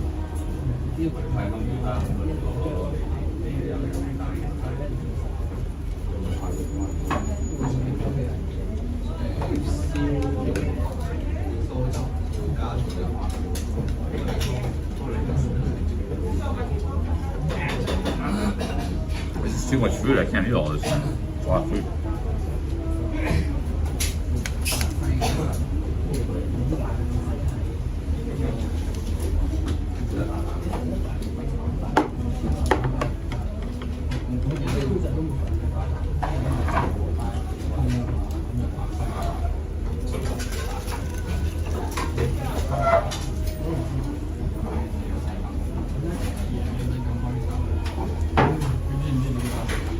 Oh, man.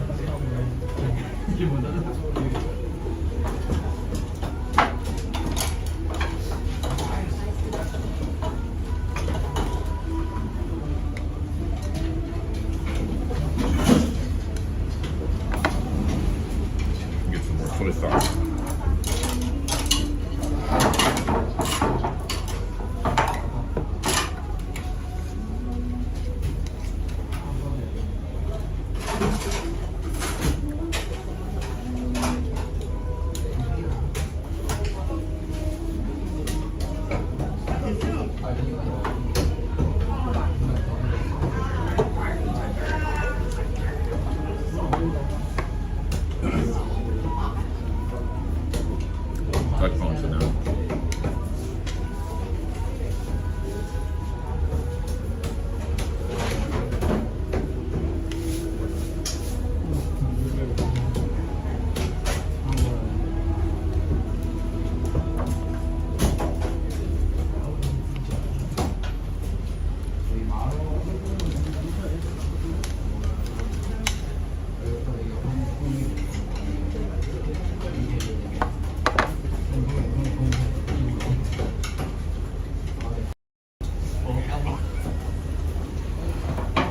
이건 찌우고 가세요. phản bài thông người ta chỉ siêu lộc thiết kế mà làm đẹp.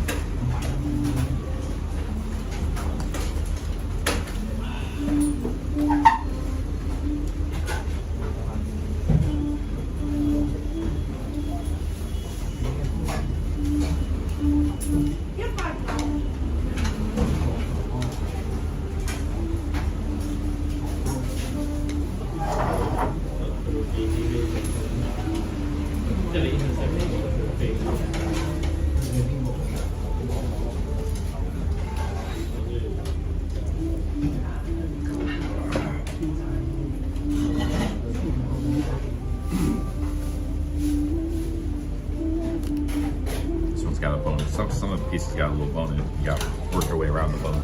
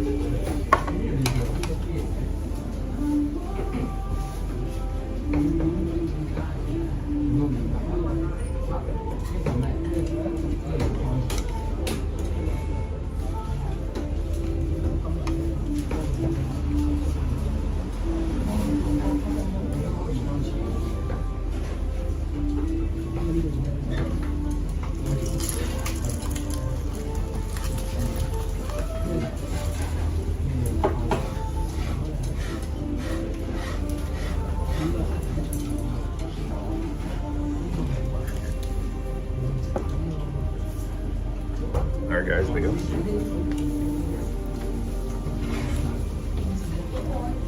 Thank you. Bye-bye. So here's some food here. You got all the different stuff. Chicken, the duck. Butcher here. This is like the local food, chicken and rice or duck and rice. Sausages. That's what I had, was the duck. But the food was very reasonable. $5, you know. So I didn't finish all the food because they gave me a lot, man. It was like I ate about 2/3 of it. Hope I didn't offend them not finishing the food. But I don't want to eat too much, so I have to stream. You know, I have to stream. If I eat too much, that puts me in a food coma. There's another place over there, chicken and rice place.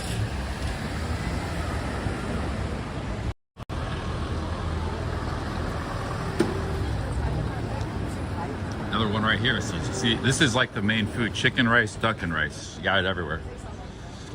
This is like a bowl of sausages and rice bowl. Here's like a mushroom bowl. That's the rice right there, steaming rice.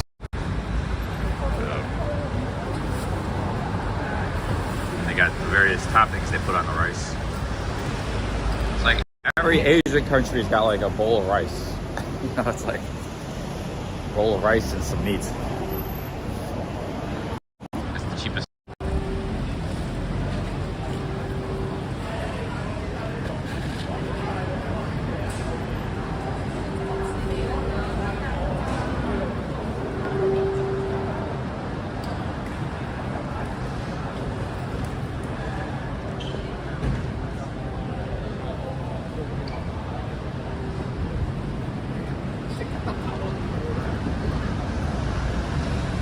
That seems to be the main dish here is rice.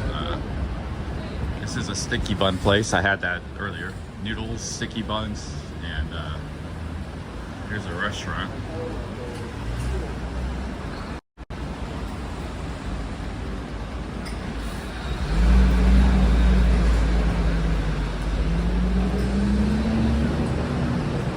Magazine seller.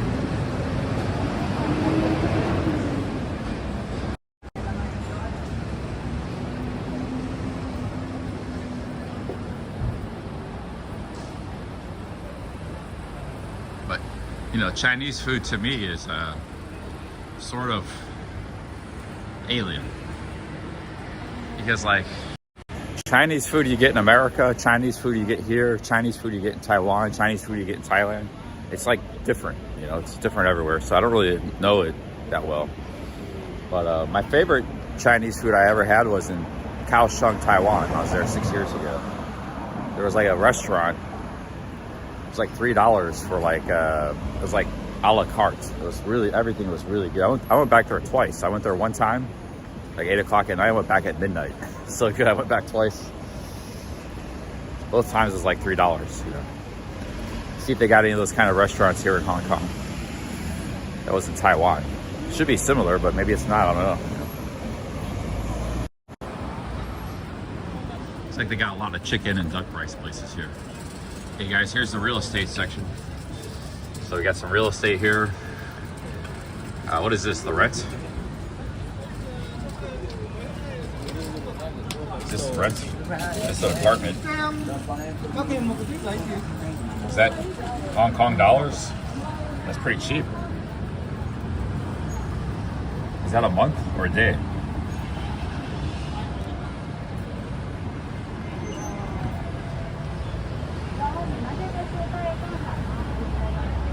Yeah, that's like $100 a month for. Oh, this place is only $200 a month. I don't know what this might be for a day. Oh, it's for a day. They rent by the day.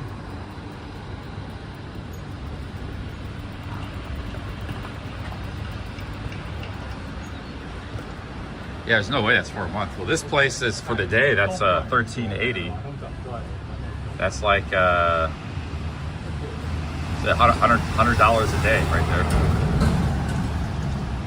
So yes, this place is pretty nice. Got a nice bathroom, nice bed, nice little work area, but it's $100 a month or $100 a day to live here. So yeah, it's not cheap to live here, guys. It's like New York City. If you want to live cheap, you probably gotta get like a real tiny place. There's another restaurant. This looks good. Noodle soup.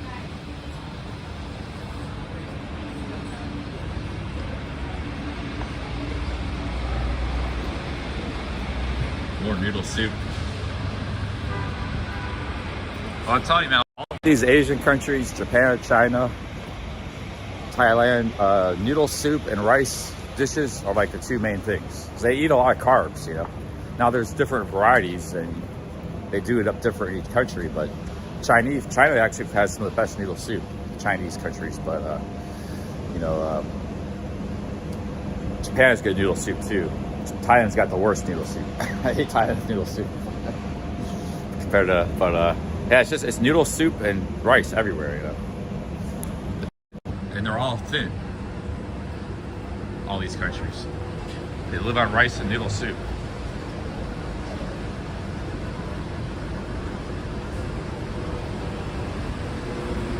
I mean, yeah, they eat some chicken with it, but you know, chicken is also not a red meat.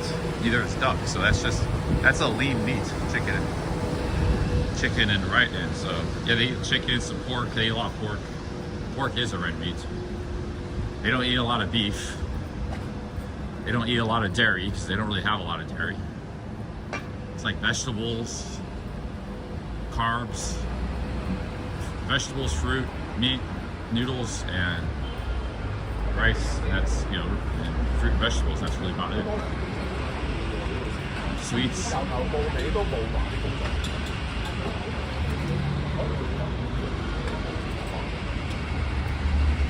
Sichuan rice flour noodles. See, this is like a big bowl of noodles.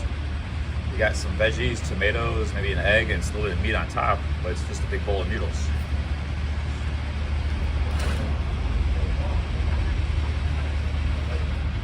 Same thing as way as Japan. Just it's a different cuisine, so they do it up differently, but it's different flavors a little bit, but it's the same key ingredients.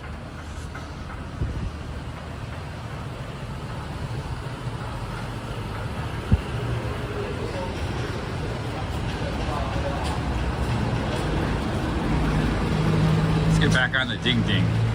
I want to catch the ferry across to Kowloon. Here's some more places. See, this place is only 600 a night. That's actually pretty big, 500 square foot. But if it's called mansion, it might be like a slum or a tenement.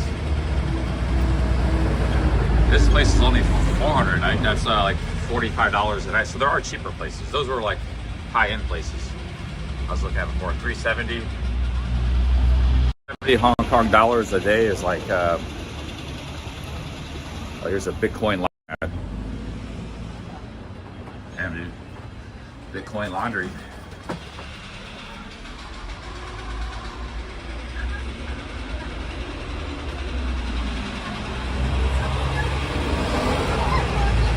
So 370, man, I can't get the exchange rates. That was at like $40, $50 a day.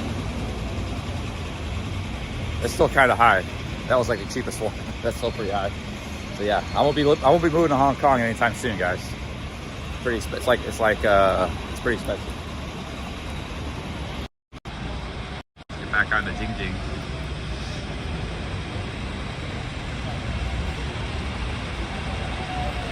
Hey, what's up, Jeff? Those are the ding dings. They only cost 3 Hong Kong dollars.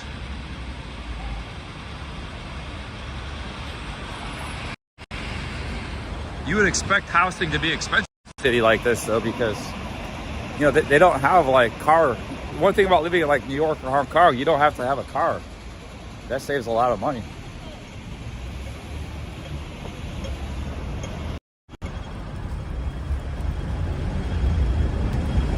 And there's a lot of demand, and you can make money in these cities. You know, there's a lot of good jobs. So.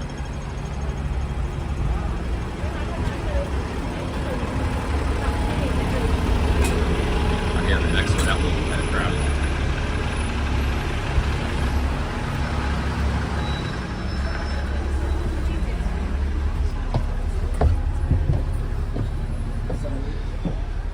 It's packed.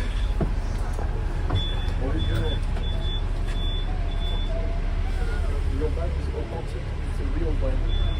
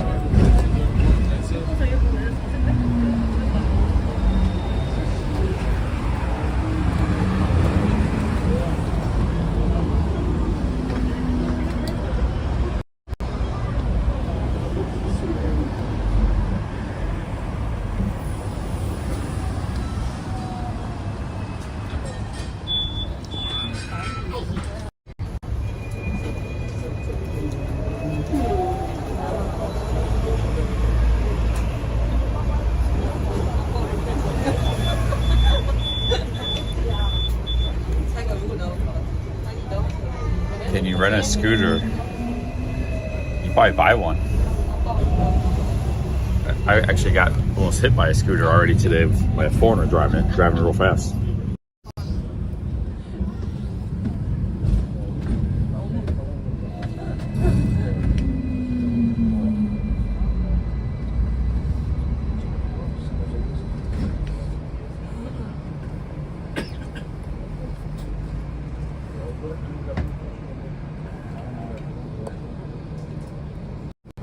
Yeah, Jeff knows that. Watch out for the scooters, yeah. I was almost hit by them a lot in Thailand, too.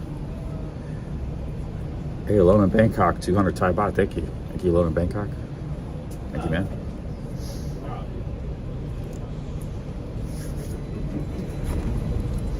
Thank you, alone in Bangkok.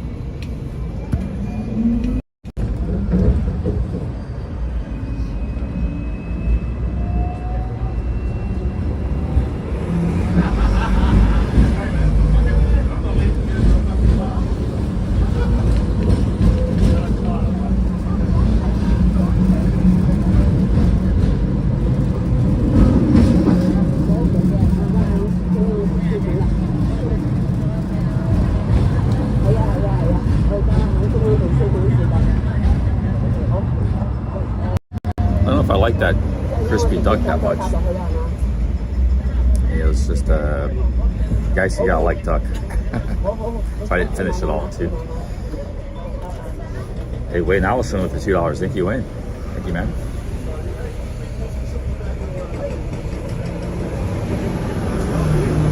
Thank you, Wayne.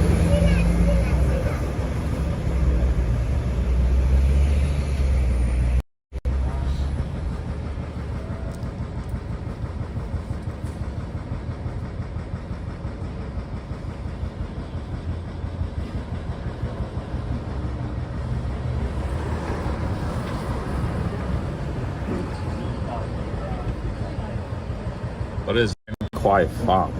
That's what is that? I was gonna maybe catch the ferry across the Kowloon.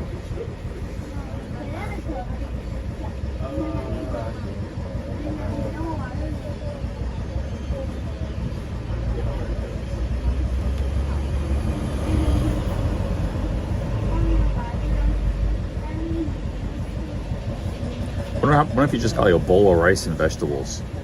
You saw those, I like those green vegetables. How much that would cost? And a drink. So I really didn't want the meats, I just wanted the rice and vegetables.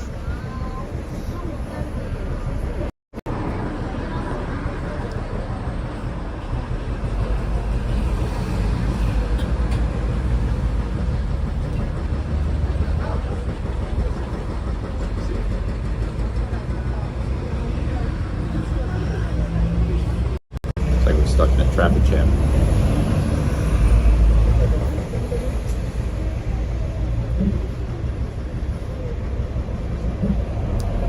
I like the duck in Thailand, like you get at Lenki restaurant, but I didn't like that. It's similar, but it's just different. I didn't like that duck as much. The crispy skin was good.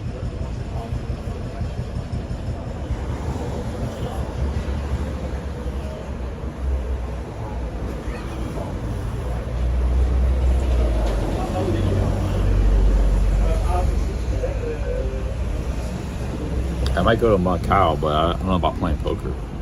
I used to be a professional poker player, but 15 years ago. Buy-ins are only 100 Hong Kong dollars. That's for tournaments. That's very cheap. I thought Macau was high end. Maybe they got cheap stuff too.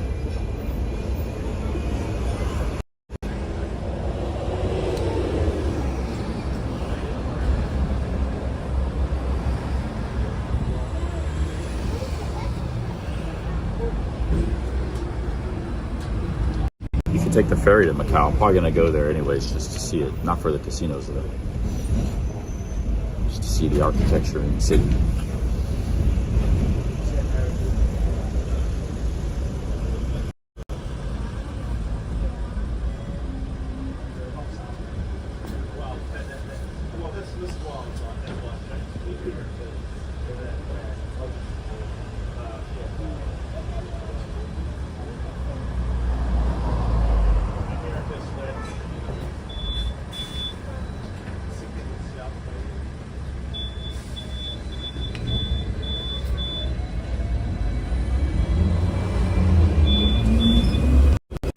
never played with Phil Ivey, but I played with Johnny Chan, who won the World Series of Poker twice in the 80s. I played with Dan Harrington, who wrote the greatest poker books of all time.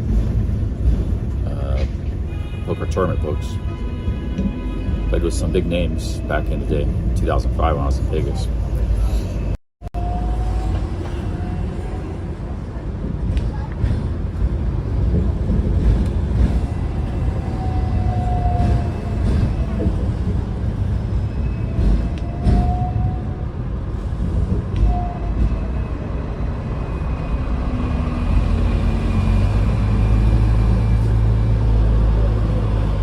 Real poker prodigy in the 80s. I played with Johnny. I said Johnny Chan won World Series of Pokers in the 80s. When I saw him, it was 2005. That's when I played with him. Well, he did win some championships in the 80s. He was in a movie, The Rounders, famous poker movie with Matt Damon and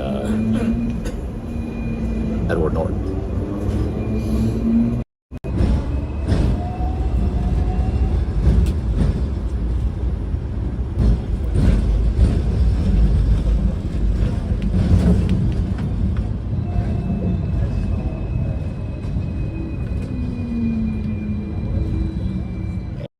I was a good tournament player. I wasn't a good cash game. I didn't play cash games, just tournaments. I was a good tournament player.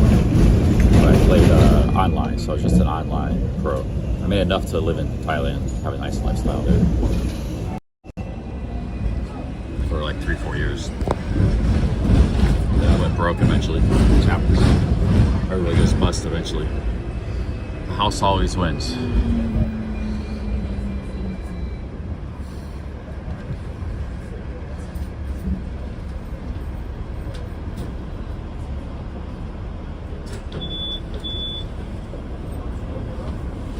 Guys, don't be surprised if everything drops in price. Stocks, Bitcoin drops like a rock because everything was inflated. They were printing money and everything got inflated. Real estate, stocks. I wouldn't be surprised if it's a cataclysmic crash. Bitcoin, everything's going to crash. Being a bear or bad news, but that's just what I'm predicting. Who knows? Maybe it won't happen. It's not investment advice. It's just what I think is eventually going to happen. What goes up must come down. Everything's been going up for years. Every investment asset, it's got to come down eventually.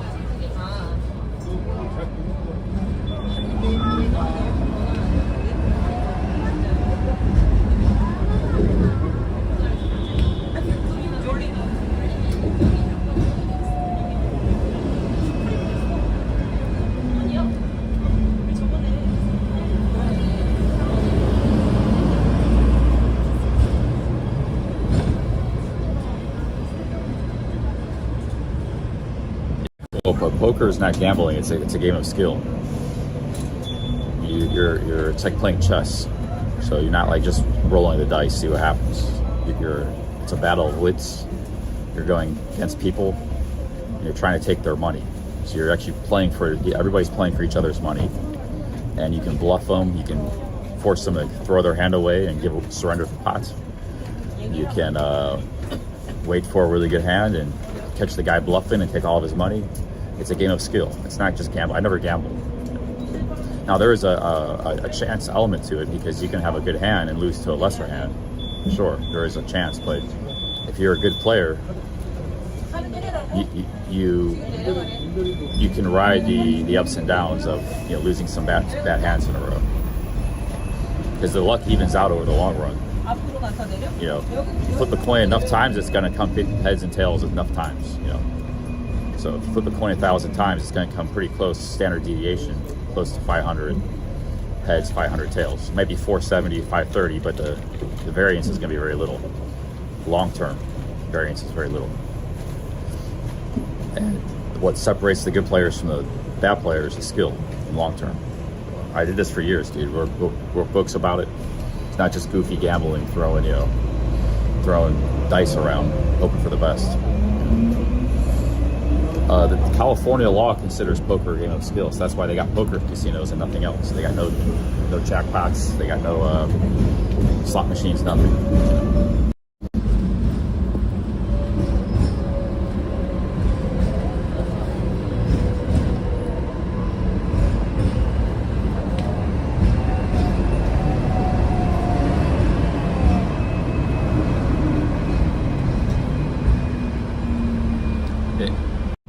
the short term playing poker, yeah, you can go to a casino and get unlucky. You just go play for an hour, 2 hours.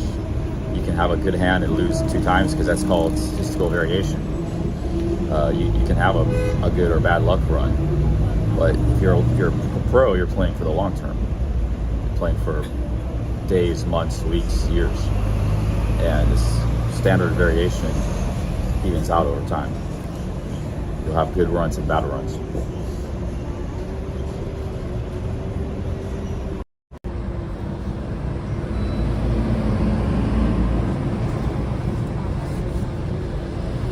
Now, for tournament players, there's more statistical variation because the nature of tournaments. There's also, I think, more skill too, because cash games are like a psychological battle of wits, where you know this guy's playing aggressive, so you try to take advantage of him, but it's hard to do. Whereas tournaments, you're always playing against different people, and you're working against the blinds. So like, they both have their element to it, where it's like there's skill involved. I think tournaments are more skillful, than cash games. A lot of people that play cash games, they just get a system. They do the same thing over and over. Tournaments, you have to constantly be on the ball and change things up.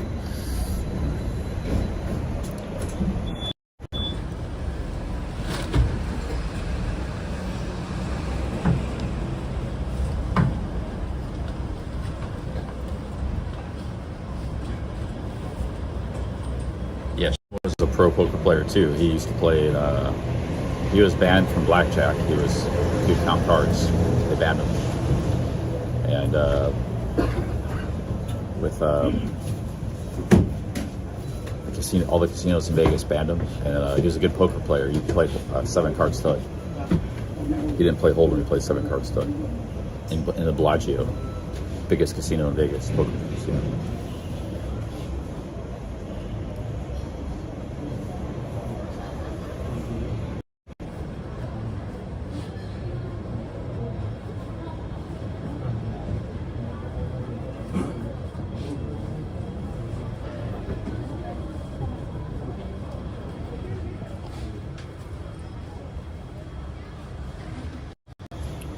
Yeah, I don't even know how to play blackjack. I've never used a slot machine. I never did anything but poker, because that was what I specialized in. It's a skillful game. I made a living off of it for 3 or 4 years.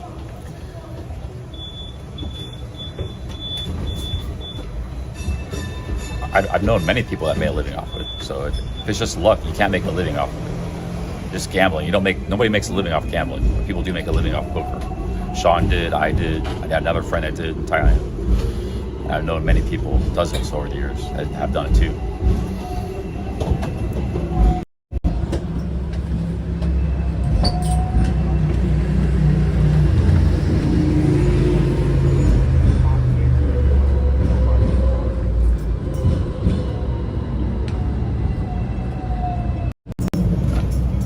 I stopped because I went broke in Thailand.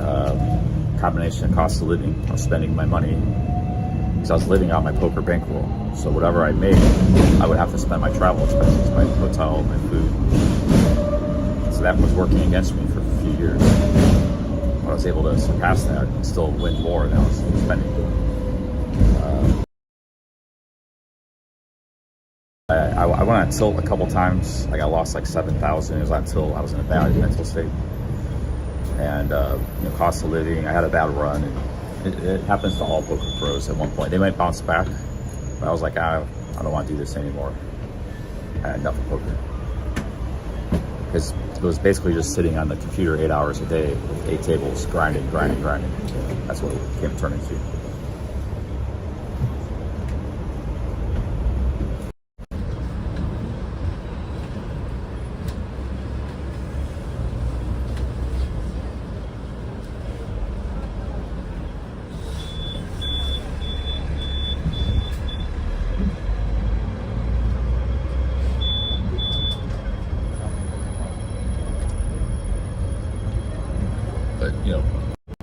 I started poker with nothing. The only reason I had a bankroll was I was winning right off the bat tournaments, like $5,000, $10,000. I built a $20,000 bankroll like overnight with tournaments. I was a really good tourney player, and my mistake was actually moving to Thailand. because I couldn't play tournaments because of the time difference.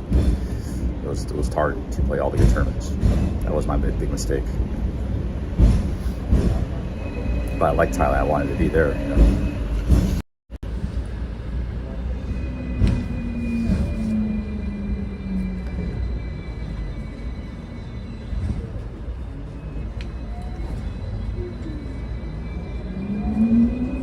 Every poker pro has gone broke at least once, if not multiple times. You don't know anything about poker. You're stupid.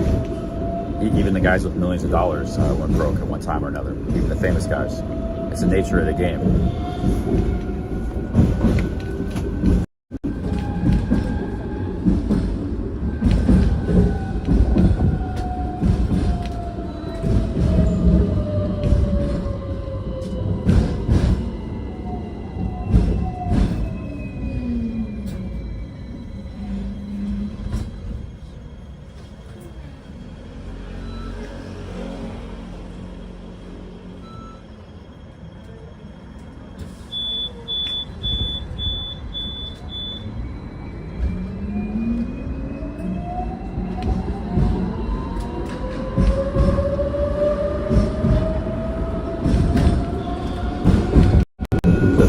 Poker for me, going broke wasn't a big deal because I had nothing into it. It's not like I took my life savings to play. I was just goofing around with a few $100, turned that into 20,000. That's what I was playing with for 3 years, 4 years. And so I had nothing no skin into the game. I was able to live in Thailand for 3-4 years, had a great life, and that was all off of poker. Eventually, yeah, ran out of steam and I went broke, but so what? You know, I got to travel in Thailand in my 20s. Not a lot of people get to do that. 3-4 years. That was all because of poker.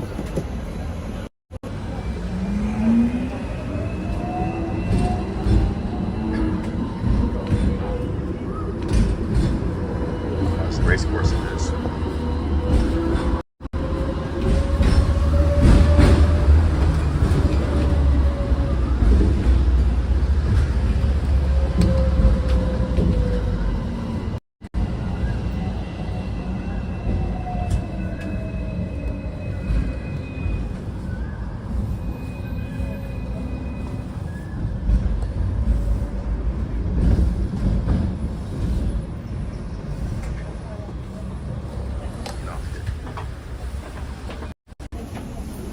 Yeah, it's not as simple as there's everybody will go on tilt once or twice. You can go on tilt. You can you're living off of your bankroll. You got expenses, you know. So and there's also you can chase wins by playing out of your limit. Even if you're playing good, if you play too high of a limit, then that sort of does add a gambling aspect. If you're playing outside your bank, it's called playing outside your bankroll. You're playing at too high of limits because you're trying to chase big cashes. You're trying to move up to bigger levels.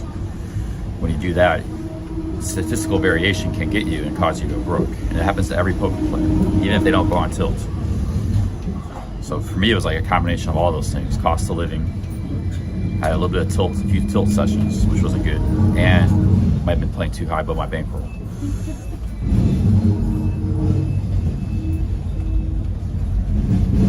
If you're very disciplined, you never step outside your bankroll.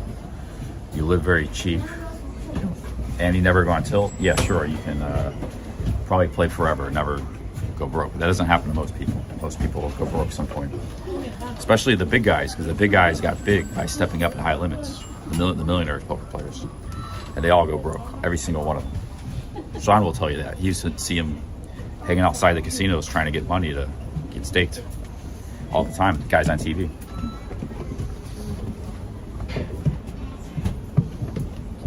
But you know, if you're very disciplined and smart with your money and an extreme level, yeah, you can possibly not have a bad run, not go broke. But going broke's not the end of the world. It's just you had a bad run, you know. If it got you know, you could have been like Tom Durr, traveling around in the world, Macau, playing millions of dollars, staying in the nicest hotels in the world for 10 years.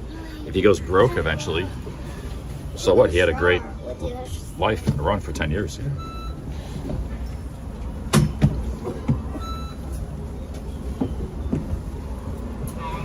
That's actually not ever going broke, sort of, is like you're not a pro. If you're a pro, you go broke at some point, probably multiple times. The guys who never go broke too are not pros because they're just goofing around, playing with some, you know, hobby money.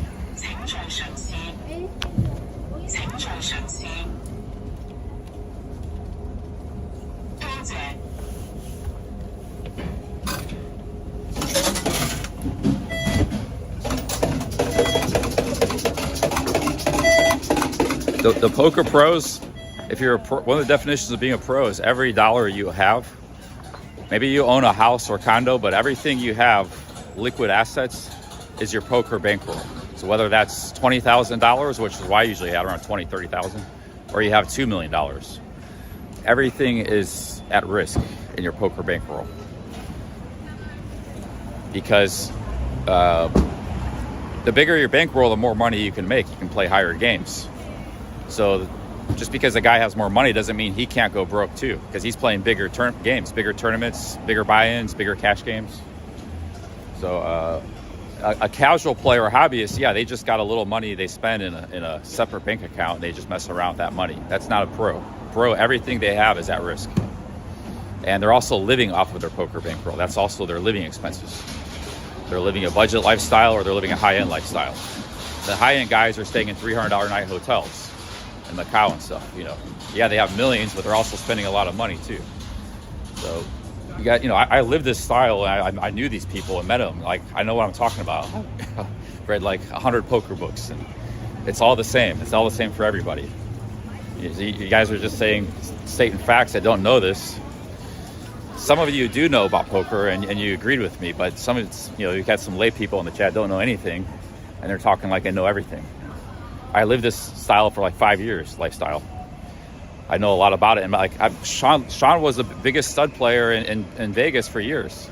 He organized the games for the Bellagio. It's one of the most famous casinos in Las Vegas, in America.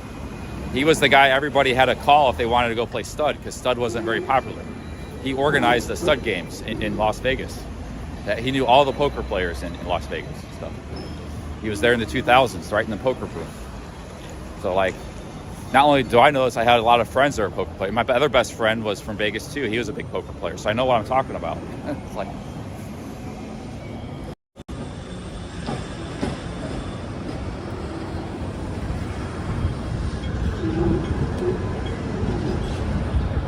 when I get into something, I get into it seriously, whether it was YouTube, whether it was poker, whether it was magic cards. You know, so if I'm talking about something I was doing as a living, I'm speaking with knowledge because I took it serious. Not everybody that plays poker read 50 poker books like I did. I went to the bookstore and bought every book I could find about poker and read just about every one of them. Biographies of Stewie Younger, everything. So, yeah. I read all the magazines, watched the TV shows. I took it really serious. Befriended other poker players.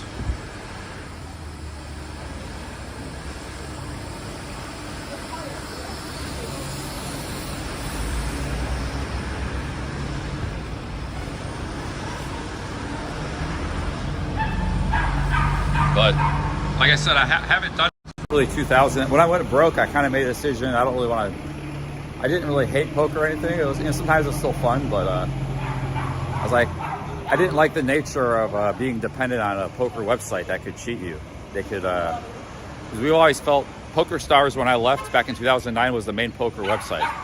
When I started, there was Paradise Poker and Party Poker. They seemed like they were more honest, but everybody always felt that Poker Stars played with their algorithm and kind of cheated the bad players by swinging the odds slightly more in favor of the bad players to keep them in the game.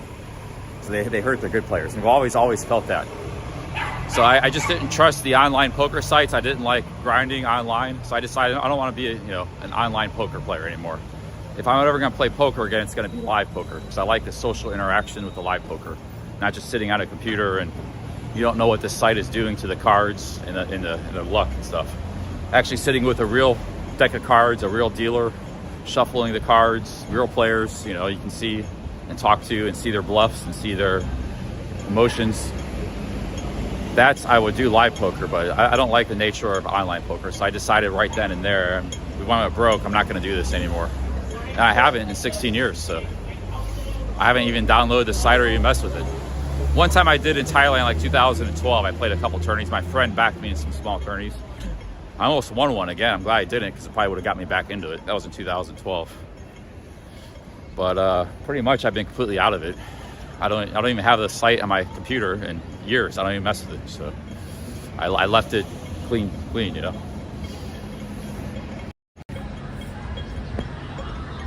But that was, if you back, you know, wanted to make a living at poker, especially if you're traveling in Thailand, you had to go online. And it was juicy back then too. Like, you can make money. That's how I built my poker bankroll from nothing. I had a job, a business. I was just goofing around with some money. Like I said, maybe $500 I was working with. And I started winning right off the bat, like big tournaments, like $30 rebuys. And I built a big poker bankroll out of nothing, just messing around. But the online was good. It was good, juicy games. If you had some knowledge and skill, like, I wasn't the best poker player in the world or anything, but I just applied myself and I was a little bit better than some of the other players. I was enough to win. So you had to go online, then you could go travel and live in other countries when you're an online poker player. You didn't have to live in Vegas, you know, play online live games. But now they got live poker everywhere. And they got it in Macau, they got it in Cambodia, so. But yeah, I don't really care about poker much, but I said I did do it. I was pretty into it for a few years, 4 or 5 years.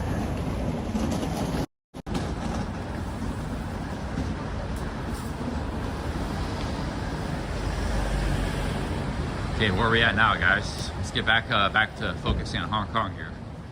Little poker tangent.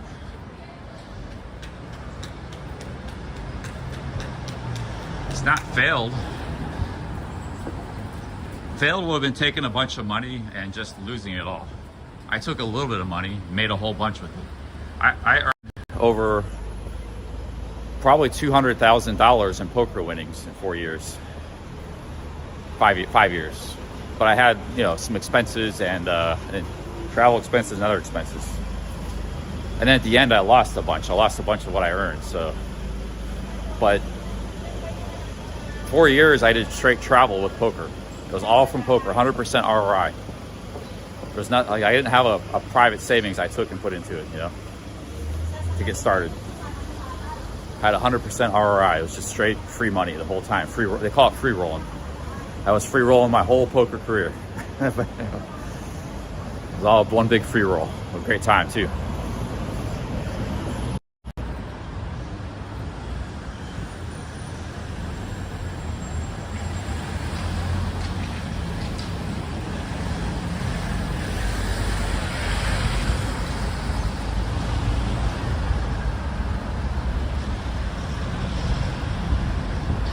Probably a lot harder nowadays to do good. Like I said, those were good back then. And that was another reason I quit too, is because I saw the games getting really tough. When I first started, it was kind of like casual and easy. If you're just a slightly good player, you could win money. It got real hardcore, and everybody was getting good. You're just competing against a bunch of other pros. Even if it was a guy in Romania trying to make $3 an hour, that was who you're going up against. So it was easy money was gone. My poker career was over. I had $0, so in the end I made nothing. But I started with nothing and I finished with nothing. So in the end I made nothing, but I had hundreds of thousands of dollars in winnings. Just in Vegas in 1 month I made $50,000 in winnings. You can even see it on that was just in 1 month in Vegas. I earned $50,000 in tournament cashes. You know. That's not profit. That's just you got buy-ins and travel expenses. That's all online too. People have seen that online, so they know I'm not bullshitting.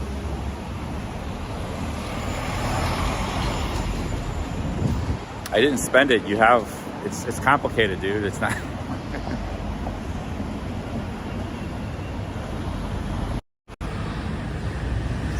You got to know something about poker to understand it. You know? Basically, the end of the story was I started with nothing, I ended with nothing. I had a great time for 4 years in between. And living in Thailand, partying, having the time of my life. And poker made all that possible.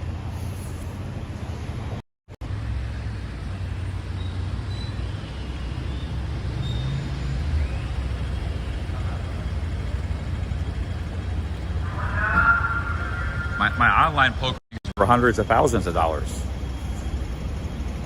over the years. I had one tourney I won 50,000. But it's the nature of poker. There's some guys that the real big guys, they spend millions in a week. They lose and win millions. I wasn't at that level, but I was, you know, to make money, you have to spend money. That's the nature of poker. So if you want to you can't just be playing the penny games. You can't be playing dollar games where you win and lose up $50. You won't make, you have to make enough money to make a live off of. So you have to spend money. So you're going to win a lot and lose a lot. That's the nature of the game. If I was nowhere near the Phil Ivey, Tom Dore levels where they're winning and losing millions every single day and week, I would win and lose thousands. You know, when I won that 50,000, the next 2 months I lost about 20,000 because I was playing some big tournaments and I couldn't get a big cash. So I lost a lot of what I made, you know. Plus I had living expenses on top of that, $2,000-3,000 a month. So the living expenses were constantly eating it. And like, I was a small guy. I was a small poker fish. So these numbers might sound fancy, but for a poker player, it's just a small fish. I was a small guy, not even a medium fish. I was a small fish. And for a small fish, that bankroll constantly gets cut into by your travel expenses. So even though I was winning and losing all this money all the time, I think YouTube is way more stable because even though I got travel expenses too, but you don't lose money like you do when you play poker. Because poker, you have big wins and losses, you know.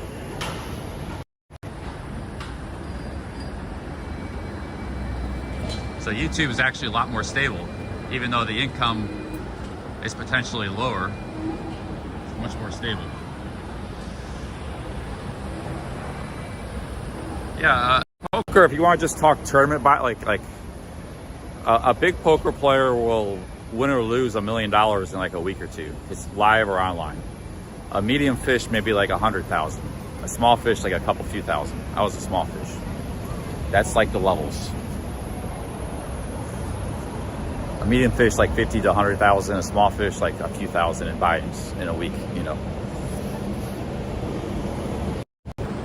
I was just a small fish, but I did try and take some shots. It's called taking a shot. If you ever watched the movie Rounders, he was like a small fish, but he thought he was a really good player, so he took a shot in a big cash game against that Russian mafia guy. And it's like he thought he was good enough to play in the bigger stakes. And it's called taking a shot. You can't really. That's when it kind of turns into gambling a little bit because you don't have the bankroll to weather the statistical variance. So you have to be really good, either A, be really good, or B, be a little bit lucky. You know, that's also how you can go broke. So Matt Damon in Rounders, he took a shot, you know, against the Russian mafia to try to become a bigger poker player than a small one he was. It's called moving up the stakes. And I did a lot of that too. I played some big Omaha cash games. I played 10-20 Omaha 2000 buy-in. I was a pretty good Omaha cash game player. I was switching to cash games because the tourneys I couldn't play the tourneys, but that was a mistake because I think I broke even on the Omaha, maybe even won a little bit, but later I did have a tilt session that hurt me. But my proficiency was tourneys. That's what made me. I was a really good tourney player. So if I had stayed in America or moved to Mexico, because America made it illegal to play poker, or just stayed in that hemisphere where I could have played all the tournaments, I probably would have done very well. I screwed up moving to Thailand, but because it really hurt me in the tourneys. And I switched to PLO cash games, but man, I was playing like 2,000 buy-in cash games sometimes and stuff. You know, I started on the 400 buy, and I was moving up to the 10-20. They only have one stake higher in Poker Stars, 25-50. That's the big boy game there. That's the 10,000 buy-in. But I was playing the 2,000 buy-in a lot. I was holding my own, doing pretty good. There was one guy from London. I don't remember his name, but because it shows you where you're from and your poker under your poker name, what country you're from. Man, every time he sat down at the 10, I made like 9,000 in one day on the 10-20 table. And like half of it was this guy from London, man. He was a big fish. He was on the table. It was like celebration time. He would go all in on some crazy hand, and man, he's just like breaking in this massive pot, 4,000. I was just sitting in an internet cafe in Pattaya. You know, it's like I had this friend from Hong Kong. He was a Hong Kong English guy. He was watching. He couldn't believe it. It's like, oh my God, you're killing it, Cheap Charlie. you know. But then that guy wouldn't be there, and then I had these tough players. I might lose like 1,000 or 2 the next day. So it was just up and down, up and down. I did pretty good for 4 years though, you know.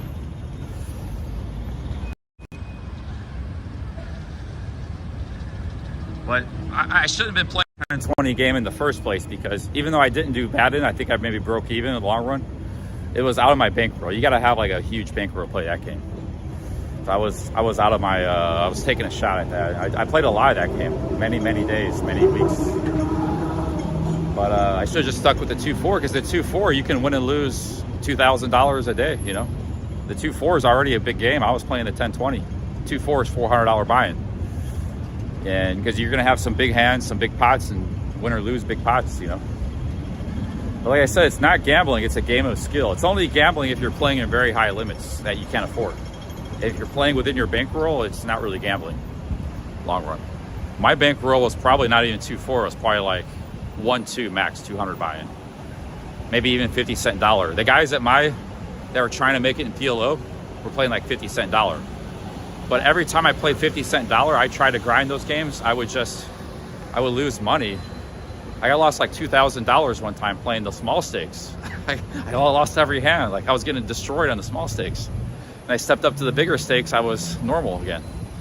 So I think the cash games kind of, even though I kind of probably broke even in the long run, the cash games, they kind of screwed me over, because I was putting all my time and energy in the cash games instead of the tournaments, where I was really good in tournaments, you know. That was what made the tournaments is what made me tourney poker, tourney hold'em, normal hold'em. So, but anyways, yeah, it was a good ride. You know, it was a lot of fun. I got to live in Thailand, travel. I had 100% ROI on poker. You know, there was one time I lost like $1,000 playing 50-cent dollar PLO. I don't even know how it happened. I think I was on tilt, and I was just. It was crazy, man. But then I played 2-4. I would just break even or win or lose. So it wasn't bad. I never even lost that much on 2-4. There's days I made like $4,000 playing 2-4, you know. And one day I made $10,000 playing 10-20, you know. And I had some big days playing 10-20. But now I would lose $3,000 or something. So I said it's like ups and downs, but generally I hovered around $20,000, $30,000 bankroll for years. One time, the highest I reached was an $80,000 bankroll. I was playing 10-20, so I must have had some good sessions. I should have just cashed out and bought a condo, because all that money eventually disappeared because I was just playing big stakes. But I built my bankroll with the Omaha up to like 80,000, 90,000. I thought I was like the next gonna be the Phil Ivey, you know, because I was really good in Omaha for a while. I was crushing it, getting moved up the stakes.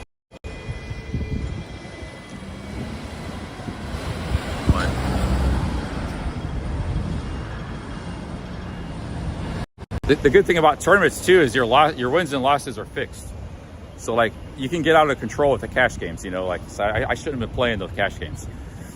My proficiency was tournaments, but tournaments are good because your losses are fixed, but they also be bad because there's more long-term variance, because it's not easy to win the tournament or finish top 3 where the big cashes are.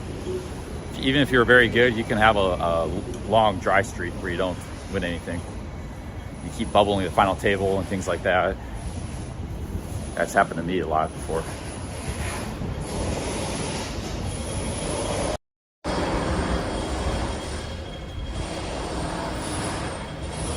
I want to go see the ocean. Where's the ocean at? If someone were... Well, I don't even know if I'm a good player nowadays. That was a long time ago. It was a different time. I was into it. I don't know if I'd even be a profitable player. I haven't played in a long. Like the last time I played poker was with Cabo and Cabo Smash in Florida, and I made some bad plays. You know, Cabo got me good on one hand. I overplayed a hand. It's like, wow, that was a bonehead move. So we played for 6 hours. I don't even know if I'm that good of a player anymore, because I haven't played in so long, 15 years. But and the players probably got a lot better and tougher. So I don't really have a desire to ever go back into it. Where's the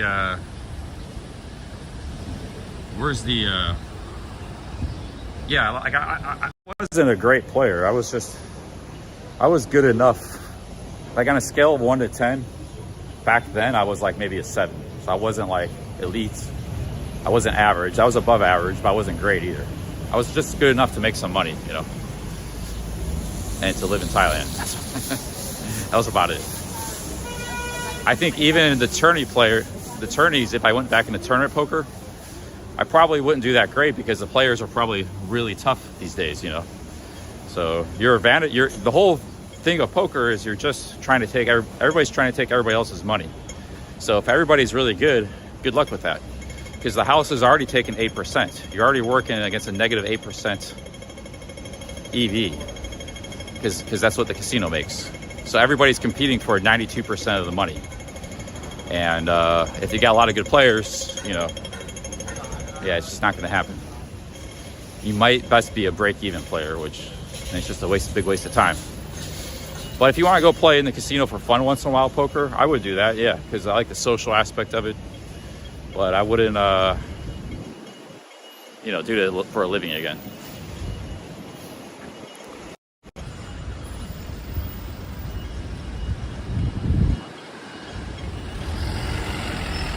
Well, Kelly, it's not gambling, dude. It's a game of skill. Like, you're not a poker player. All due respect, Kelly. You go play slot machines. I don't want to insult you, Kelly, but dude, it's two different things. You play slot machines and blackjack. This is poker, man. It's two different things. Do you talk about your casino? Poker players don't give a crap about slot machines and stuff. They never like. That's just stuff you have to walk past in the casino. This is like playing chess, man. But Kelly says he does some voodoo, so you know, like he does voodoo to win. So you know, more power to him if he knows how to do that. But we're speaking apples and oranges, Kelly.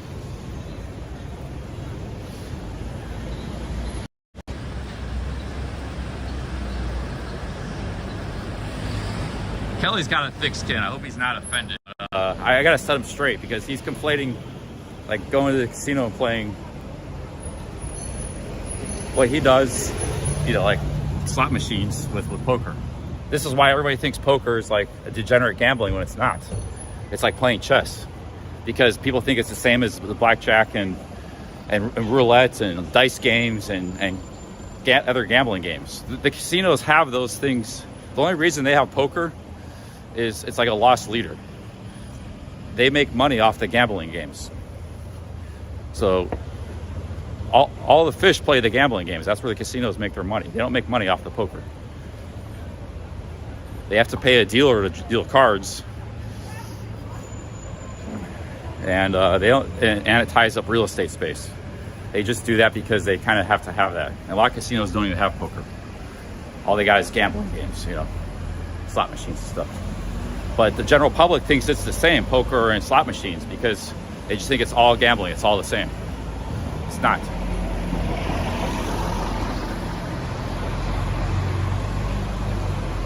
But I know Kelly stays out of the casinos. He has an issue with it, but I don't know if he knows much about poker or not. I'm not trying to insult Kelly. I'm just saying, man, it's like it's two completely different things. I never did the slot machines. I just did poker, you know. I had no interest in going to, because there's a casino in Cleveland. They got all that stuff. I don't even give a flying shit about any of that. I don't even care about poker. I just did poker because I made it for a living. You know, it's a strategic chess game. It's very different than throwing the dice and hoping you win. That's like degenerate gambling, you know. So, sorry if I'm being mean about it, or like sometimes you have to be direct because people don't understand the difference. You have to be harsh about it, you know. Yo, big ups to Dinesh. Thank you, Dinesh. Thank you for the 40. Like I said, you can turn poker into a gambling situation if you play too high limits. And I did a bit of that too. That's a mistake. Every poker pro will tell you shouldn't do that. But everybody does do that at some point and they end up going broke. But if you stay within your bankroll, you play the proper limits, then it's just long-term, it's a game of skill. Anyways, I'm gonna get off this topic. Thank you, Dinesh. Yeah, thank you, man. I just got into this topic.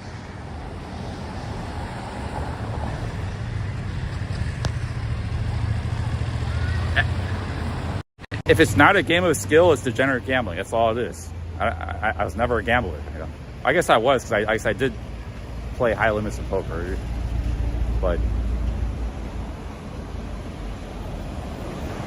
yeah, a poker player can be a degenerate gambler just playing poker. Like I said, he plays too high limits. I did a bit of that too. I'll admit that, but generally it's completely different because you're in control. You're in control of your actions. You bluff, you fold, you call, you raise. You play a good hand, you play a bad hand. Every point of the juncture, you have decisions you have to make. One big poker hand, you might have to make 10 important decisions.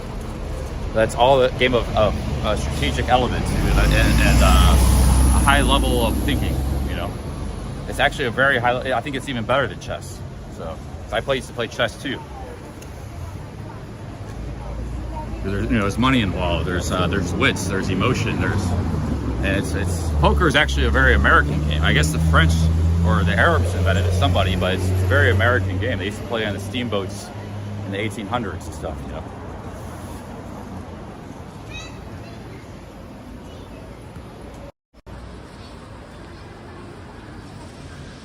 It's like, where are we at, man? I want to find the harbor. But, you know, people don't know much about poker. They think it's all just degenerate gambling. They think it's just rolling the dice. And it's just, you know, it's insult to poker and poker players, you know. That's why I just go into this rant sometimes.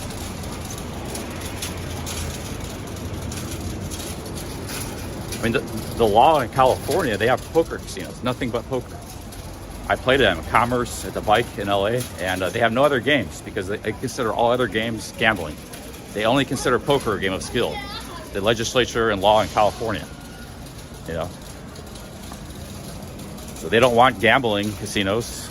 That's all illegal in California, but they do have poker casinos because it's like, to them, it's like a chess match, even though there's money involved.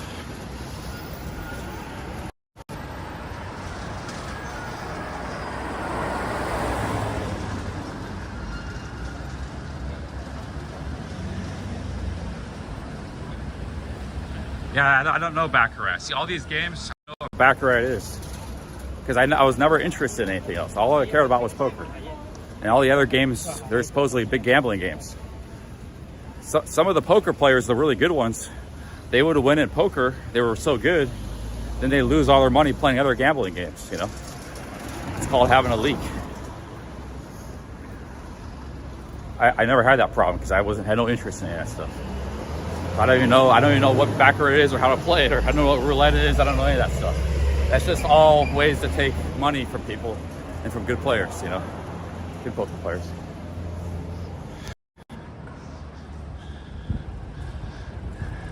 Looks like we're going up a mountain now, guys. But those days are over, you know. I'm not, like I said, the only way I ever get back into poker is if I started messing around, like say I was in Macau or Cambodia, wherever they got live poker. I would play live poker with a real dealer, real cards, real players. And somehow I did really good. I was just messing around. I got like a $10,000 bankroll in like a week, 2 weeks, starting with $200, $300. Yeah, maybe I would consider playing a live poker. But even then, I'd probably only do it as like a side thing, just for fun and a hobby. If I made a little money at it, so be it. But it's not something I think about or even care about. So. And for one, I don't have to be in a city that has a casino, which I'm not most of the time. They don't have those in Thailand. So, you know, if Thailand opened a casino in Pattaya and it was just like amazing, juicy games, terrible players from all over the world, you know, because I used to play against a lot of Russian players. A lot of those Russian players were bad, you know. They kept me going for a while when games were getting tough.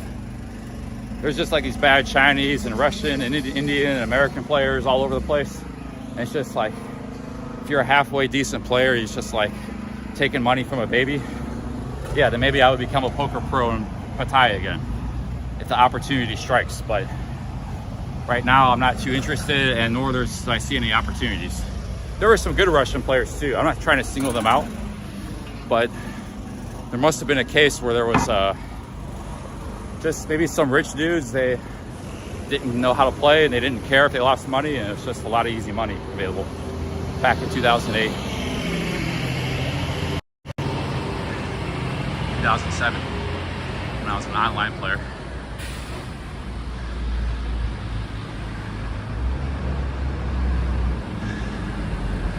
Hey, we're walking up a mountain now. I gotta take this sweatshirt off. But there are some poker players. Jimbo's a poker player. Mobility Scooter Jimbo. So there are some poker players in the chat. And they know, you know, pretty much everything I'm talking about is correct. They know, you know, they may, you know, depending on how good they are, they may be learning some things. Maybe they're better than me, or they're not as experienced, but look at that car. It's always the person who doesn't know anything that's always doubting you or questioning you, or making statements that are false or ridiculous. The person that has no experience doesn't know anything, and he's better. It's the actual poker players in the chat knows, like, yeah, this guy is speaking facts, you know.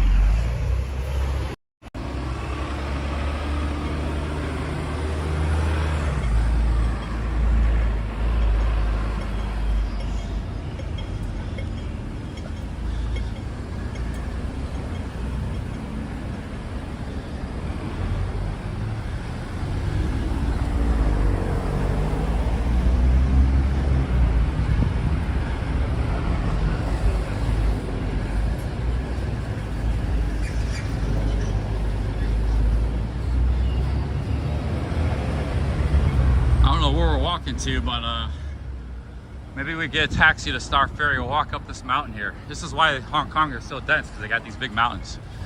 They're so big you can't even build up on them. They're just straight up mountains, like the Appalachian Mountains right now.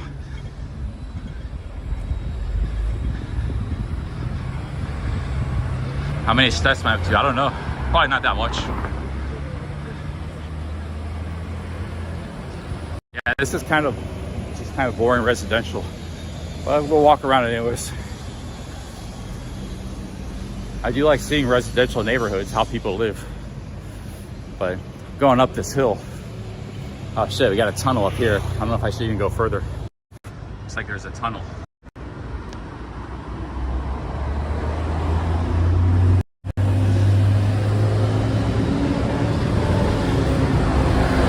I hope I didn't offend Kelly. I just get worked up sometimes.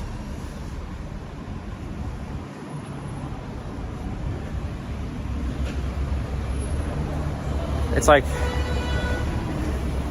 because Kelly talks about, he says, you know, he goes to the casino, he's got $20. He has to resist taking $20 because he can win $2,000. He's done that a few times.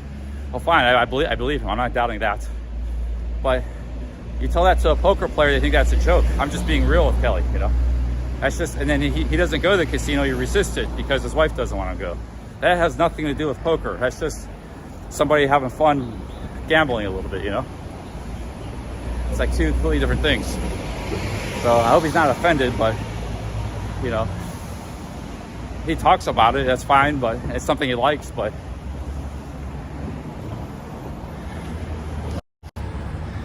poker players spend you know, $1,000 in their sleep. They have to, because you have to spend money to make money. Like the buy-in to the tournament is $1,000 or $500, or just even to the cash game, just to sit down at the table, you got to have $500 of chips. You know, if you play a cash game at a casino, some of those cash games, the cheapest buy-in is $1,000, $510 or something in America. You know, that's just to sit down at the table. You can't sit down with anything less. But, you know, going to a slot machine with $20, that's big bingo stuff, you know.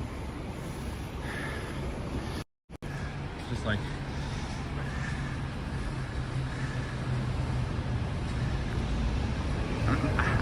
I like Kelly, we're friends. I'm just saying, you know, like it's nothing to do with poker. It's two different things. It's like going playing bingo, you know.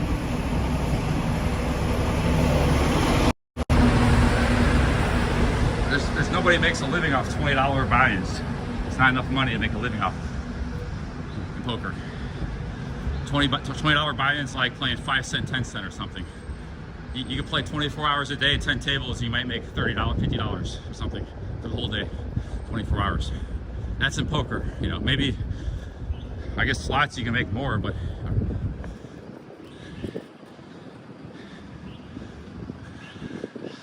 Yeah, I'm just being too harsh. I'm pissing everybody off lately. Pissed off Bobby Crush. We're talking history. Probably pissed off Kelly. I'm trying to piss everybody off. I don't know why I'm getting all worked up sometimes lately. Probably pissed off Ricky Drama. Pissed off everybody.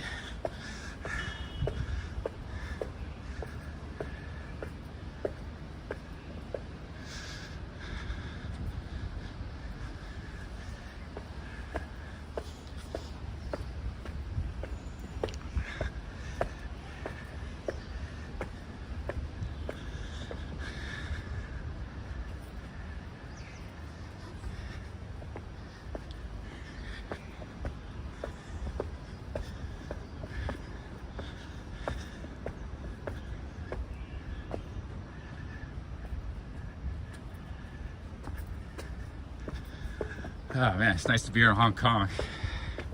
See some different stuff. It's definitely different than Thailand.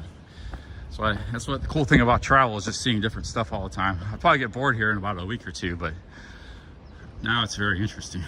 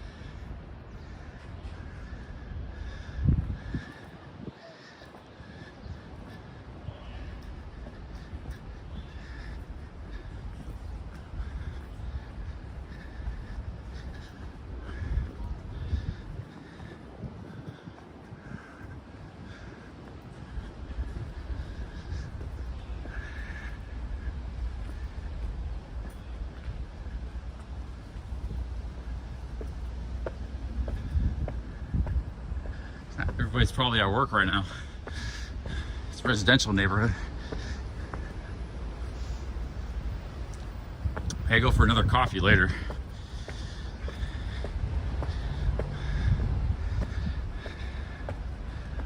I don't know where I'm going. I'm just going up this mountain. These mountains are huge, man. They're like straight up too. This is why Hong Kong doesn't have a lot of land. It's all mountains. Probably get a nice view up here though soon. Not much of a view yet. I got an iPhone 13 mini, 6x zoom.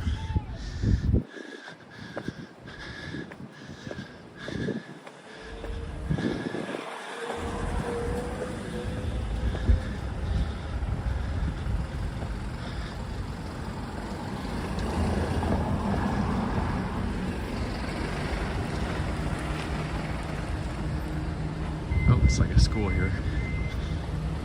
School bus.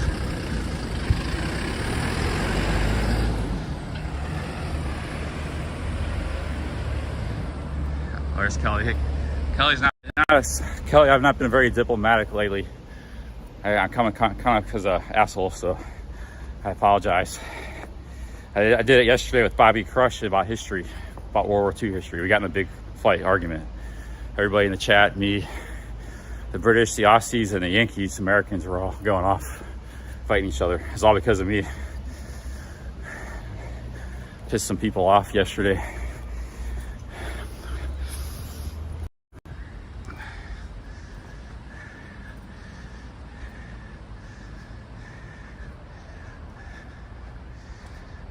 But it's not because of the topic. We talk history and World War II many times on this channel, but somehow maybe it was my delivery and some of the way I said things that didn't go over well.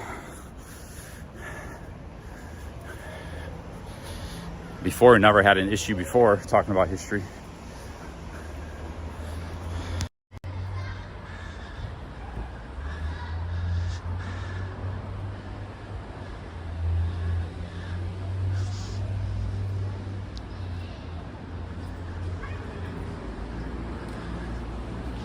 But some nations need to be snowflakes.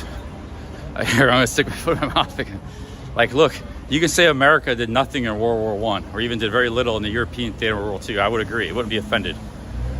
Like, for example, I'll say the British Empire did a lot of good things. I'm not a hater of the British Empire. But I will say on World War II and the land, they got their ass kicked. First in France, 1940, they got the Blitzkrieg. They got surrounded. They had to flee back to England across the boats. They lost in Egypt. They lost in Greece. Every expeditionary force lost. They kept trying to poke and prod the German army, and they lost every time. They just were not up to the German. Of course, the Navy was way better. The Air Force was better. But the Army, that's all I said, the Army was not up to the match. They had no chance of stopping the German Army. And everywhere they lost. Egypt, they got routed by Rommel. They were trying to open a second front in North Africa. They got completely, so that the British Army just was not that good. That's all I said, basically, one of the things I said. And people got pissed about that. They were good in World War I. They won World War I, them in France. But they were not that good in World War II. That's just history, man.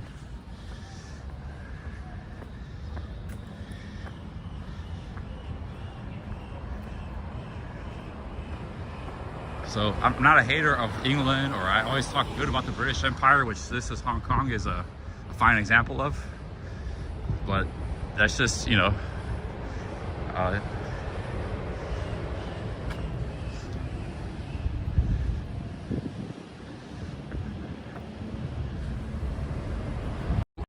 when Germany invaded Poland in 1939, Germany didn't do anything when they took over the Czech Republic, or if England did it in France. But they were determined, even though they didn't want to go to war, they didn't want another repeat of World War I. When Germany invaded Poland, which Germany said they weren't going to do in 1939, they were obligated to stick up for Poland and stop this, because they were going to take over all of Europe. So France and England did send giant armies to Belgium and France to try to stop and attack Germany. And they got completely routed in Blitzkrieg. France surrendered. All the English troops went back to England. And actually Hitler let them go because Hitler wanted to make peace with England. So he could have actually incarcerated POWs or just killed, annihilate all those troops. But he let them go back across, because if he did that, they would not be able to ever get peace with England. But he didn't know that Churchill, they were never going to have peace with England anyways. They didn't know that. Germany did. But they let all the troops back. They were completely surrounded by tanks and forces. They got blitzkrieged. And it was a complete disaster for both France and England. And the English act like none of this stuff ever happened, or even to mention it, it's like an insult, you know.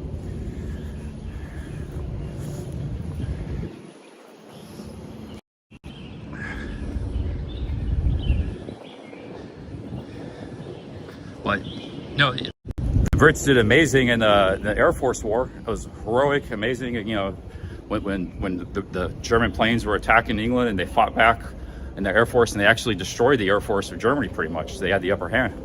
They had air superiority over the rest of this. They had a better Air Force. They had a better Navy. They always had a better Navy. I just said their army wasn't up to the match. And it never was. It wasn't World War I, but not World War II. World War II, the Germans were like on some other level. They had these, you know, just amazing tanks and guns, and they had a higher strategic, great generals.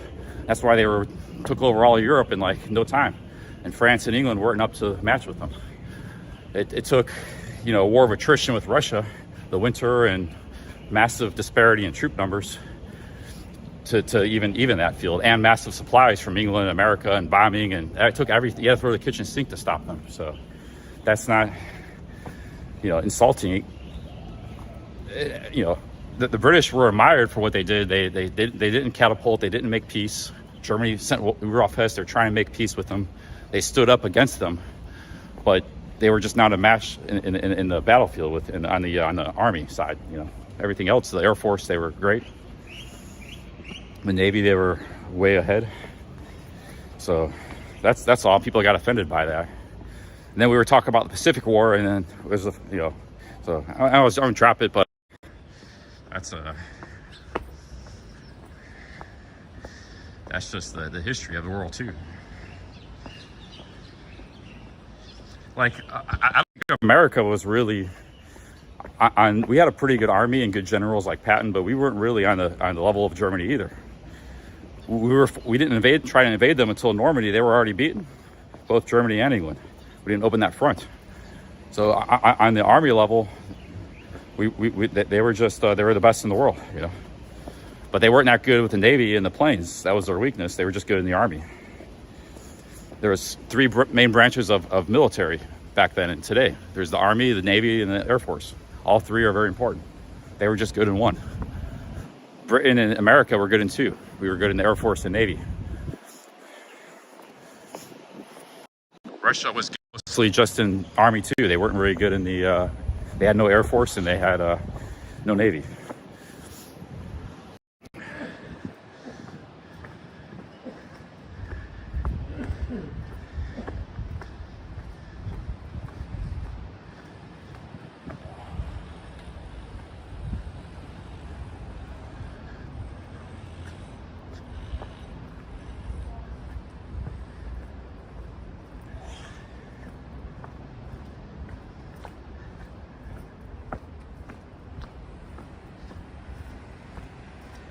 But, you know, it depends on the theater of war, too. Like, in the Pacific, you know, the Navy and the Navy was the most important, the Air Force second. Because you had to cover a distance of a huge ocean. On the European continental battlefront, the Army was the most thing that was important. It would help to have a nice Air Force, and the Navy was a far distant third. Only thing the Navy was for was getting supplies, trade, protecting supply ships and stuff. But continental Europe's big enough, you had all the supplies you needed anyways. It's like, so Russia and Germany didn't really have to care about the Navy. Only if they wanted to try to invade England, then they needed a big Navy or something. But the Air Force was still kind of important, but it was still a distant second to the Army. So it depends on what battlefront you're on. Where, you know, in the case of England, what they needed was a really strong Navy and a strong Air Force to protect the homeland. That's what they had, and to strike back too. They could, but anytime they put an army on the battlefield, they did that in Egypt, they did it in Greece, they did it in a lot of places, and they started off the war in France and Netherlands, Belgium, and didn't end up good.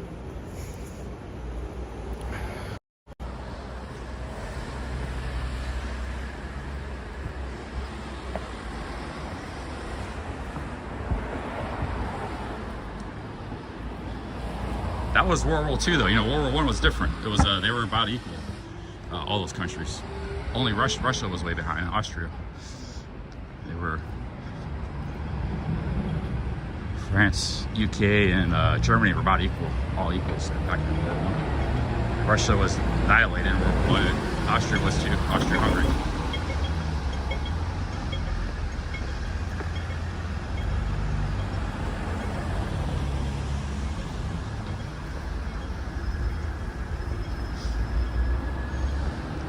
You know, between World War I and World War II, there was a lot of change in technology, plus lessons learned in fight and battle.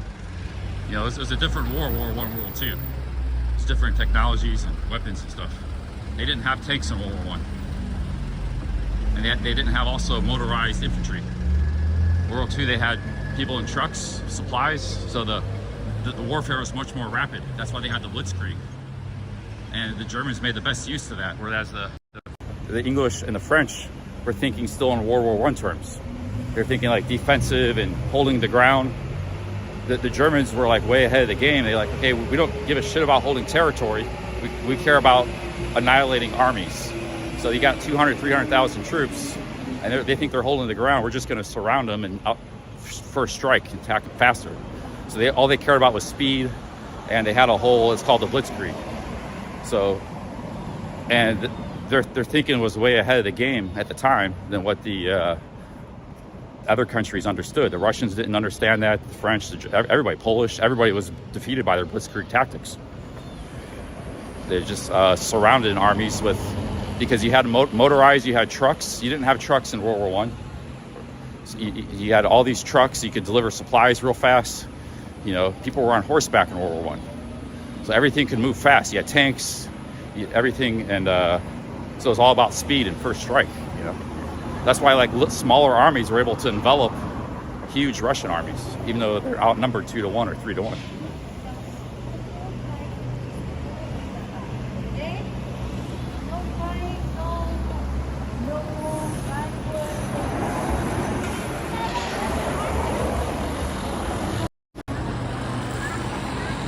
So they only had a good technology, but they had like more than important than technology was their way of thinking. They understood the tactics better and the nature of how to use that technology, you know, to their advantage. Because they all had, France actually had some of the best tanks at the time. People said France had better tanks than Germany, you know. But and the whole tank concept was actually invented by England in World War I to cover the trenches. But it was Germany that made the best use of those technology. They understood how to adapt it and use it to its best potential in the warfare, you know. Whereas France was thinking in like defensive matters terms, you know, like just hold a piece of ground and beat back the enemy, you know.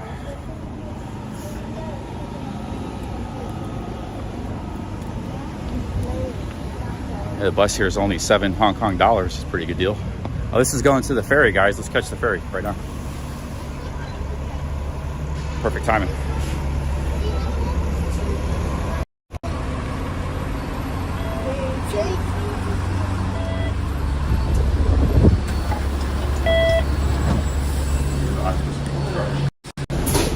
Car's getting low probably.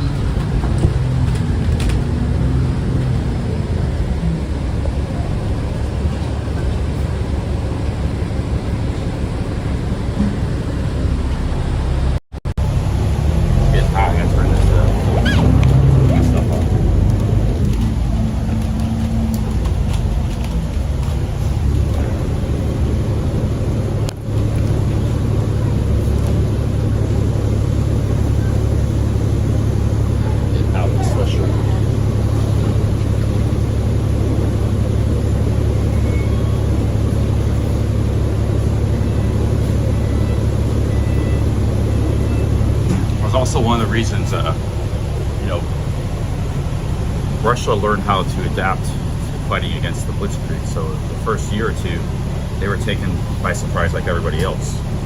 But then they learned their own tactics to fall back, you know, like set a trap. So the Blitzkrieg happens, they develop the army, but it's like a trap. And then they get surrounded by a bigger army. It was like fell back. So there's tactics to, but at the time, nobody knew how to do that. That was one of the reasons that the war changed. They lost the war.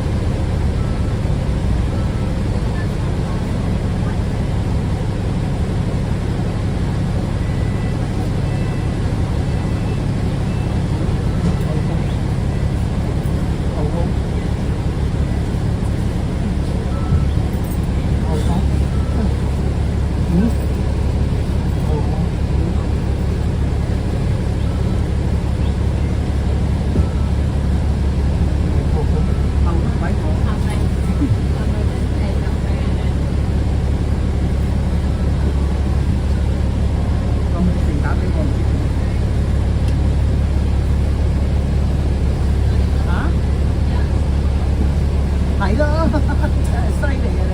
路線翻個馬，哎呀，真係激死嘅！我睇到你架車，我哋 A bunch of people in the chat were just proven wrong. 係啊，路線跑馬，唉，真係激死嘅。不過你喺中站搭咧就你都趕得到，如果又夠時間。係啊，你就夠時間。如果你喺呢度咧就企喺度等咯。我喺嗰度你去總站咧就可以行下咯，即係行嘅時間就快咗咯，即係唔使話企喺度等咁耐咯。好啦，唔該晒，拜拜。誒，樓上望到我。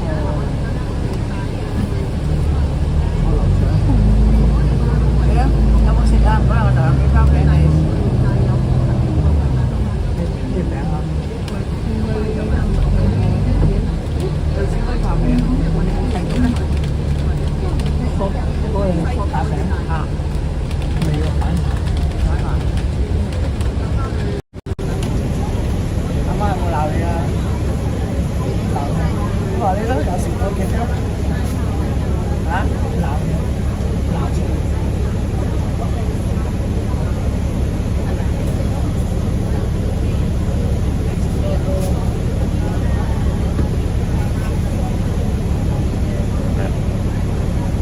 Get some coffee. Okay. 喺呢度出嘅。喺個十七線。You know, my cholesterol was high too. My blood test.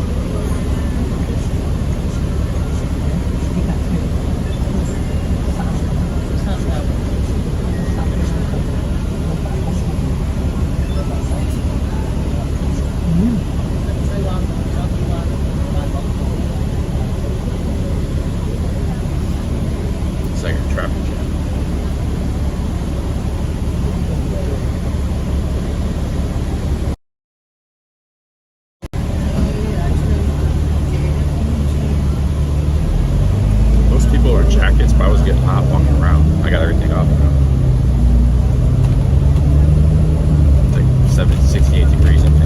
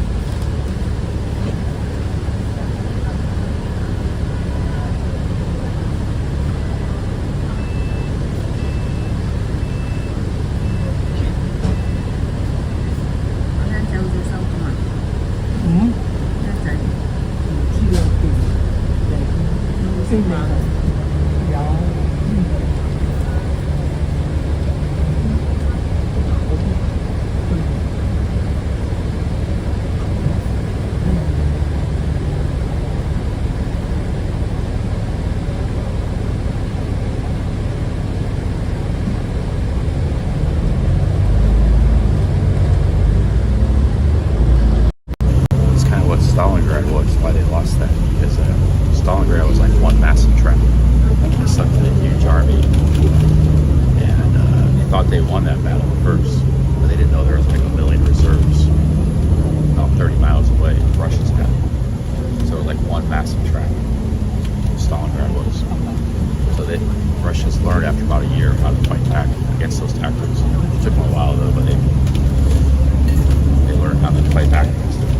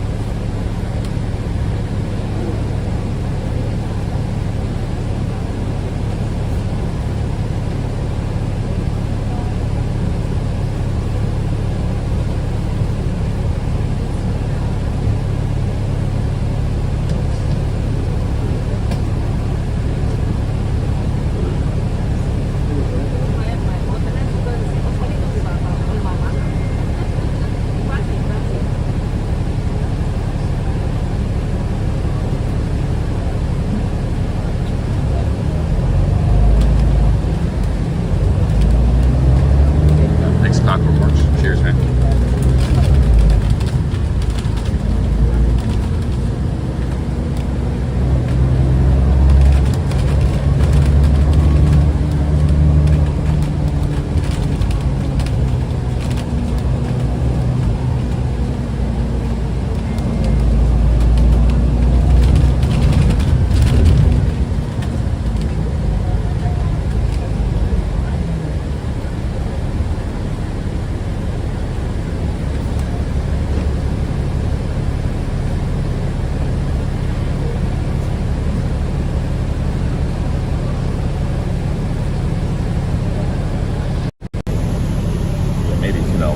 Close.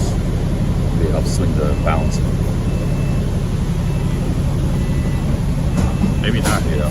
It's hard to say.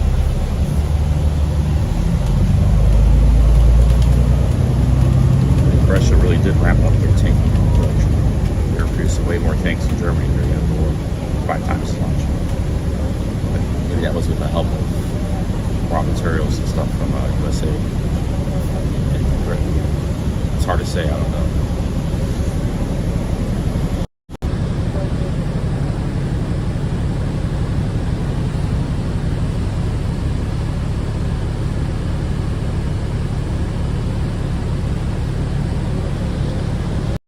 You can eat cheap in Hong Kong. They got these rice places and noodle places for $5. It's 28 Hong Kong dollars, $4. Be kind of cheaper. Place here.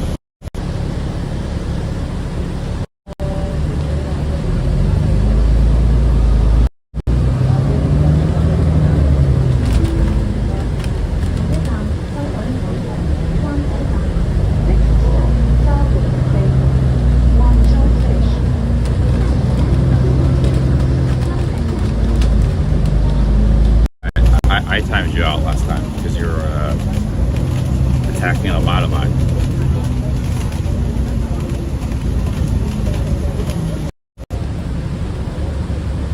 I didn't do the time out. I did the second one. I don't know. We did the first one. I don't even pay attention because Prism doesn't show you who times out or deletes people. I only know when I do it. You're the first person I timed out today, actually. It's not anybody else.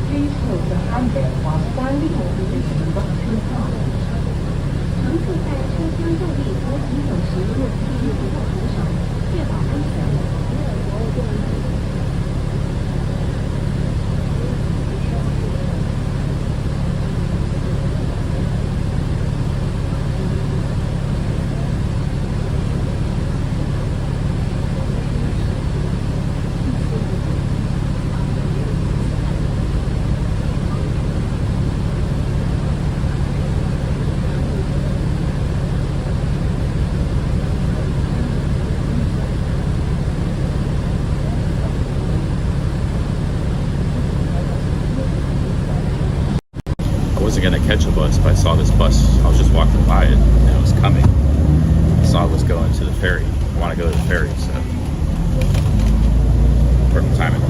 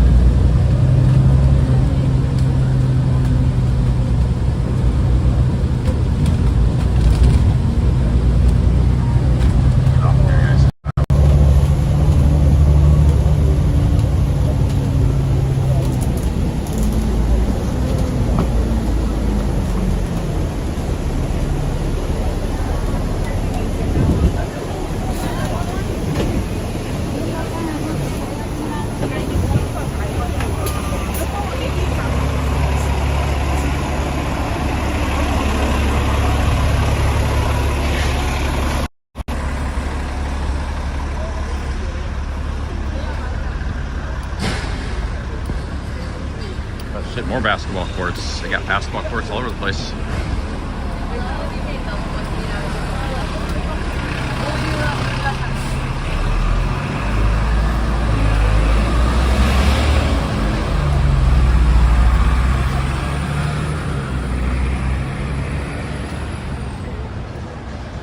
I need to go top up my my card.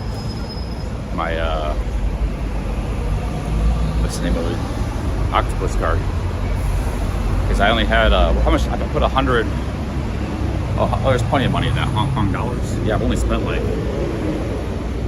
yeah, I had those the coffee and the pastries took all my Octopus card. That was like 60 Hong Kong dollars, and I spent like 15 on the buses and stuff. So probably need another top up my Octopus card again. Another 100 ringgits.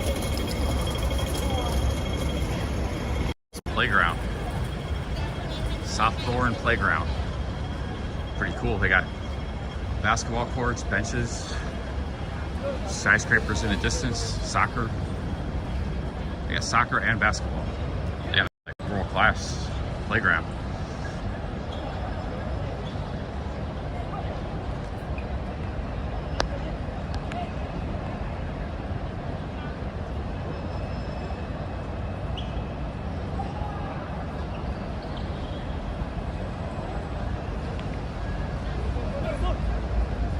These guys look pretty good.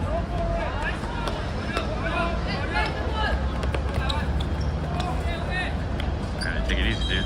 That guy was running hard.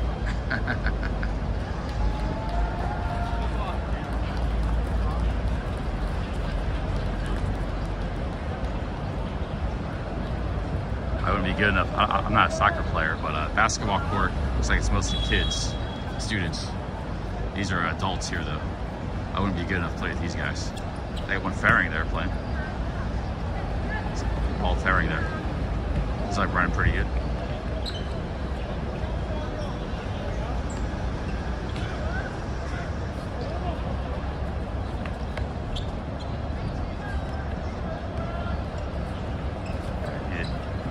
Lost the ball, they control it.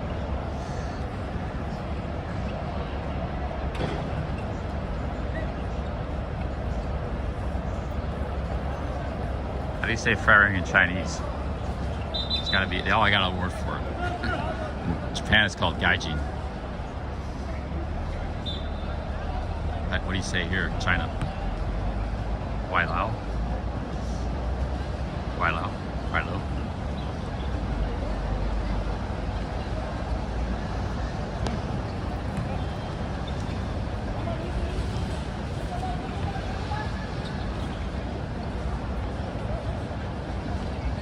Wilo meets Ghost Man? Man, that's worse than Faring. We're Ghost Men. That's kind of funny.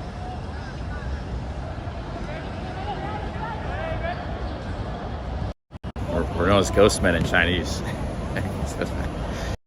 Translation.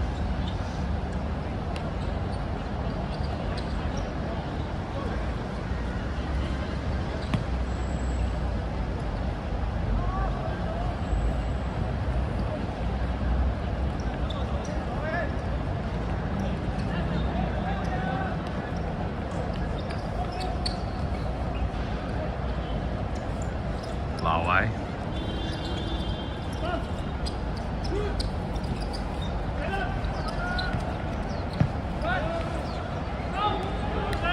Good defensive stop there. I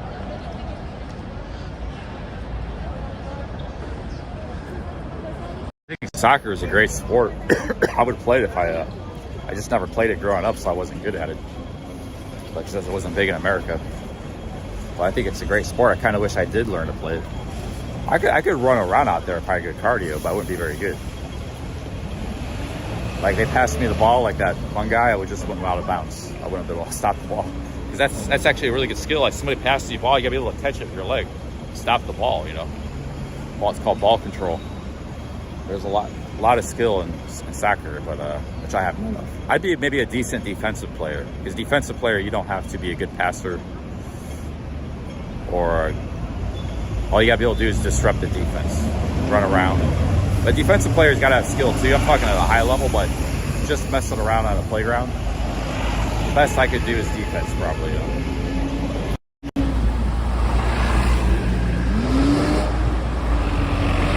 Yeah, I'd probably be an awful defensive. You still have to pass.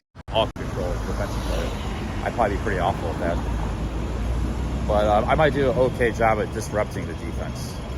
Get in there and, well, when I was younger, I'm not now. Younger, I used to be fast, so I wasn't fast and big, you know, tall. So I could have been good defensive player if I had some training, some skill. You know, Sean was a great soccer player, Sean in Wonderland. Like he grew up playing soccer on the streets in Tehran, kicking a ball. So you want to be good at a sport, you got to start when you're a kid. So he could have been a professional Sean, but his dad wanted to become a doctor instead. So he went to school in Spain, to college, to become a doctor instead of he wanted to go study soccer. He was invited. He had a family member in Germany. He was invited to a German academy, a soccer academy, like when he was 18. His dad wouldn't let him go there. And Sean was always upset about that the rest of his life. He lost a big opportunity. Like when he was 17, he was a great soccer player. He could have maybe been a pro in Europe. He talked about that many times. And his dad actually called him, and when he was older, it's just a few years ago, he apologized to Sean. I knew you wanted to be a soccer player. I'm sorry. You know, it's like, I'm sorry for forcing you to try to become a doctor. his parents are still around, so they live in America.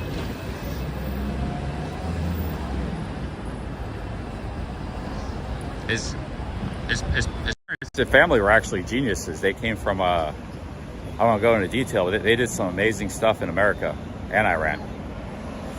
I want to go into what it was, but it's actually like really famous stuff. Like if I told you what it was, you'd be like, holy shit. His dad was an amazing person. That's why he was able to move to America, because they were like really, you know, highly educated, really talented, high-end people, you know.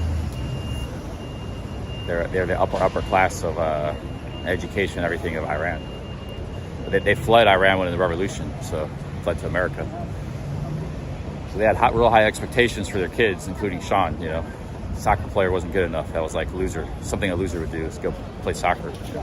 But Sean didn't see it that way.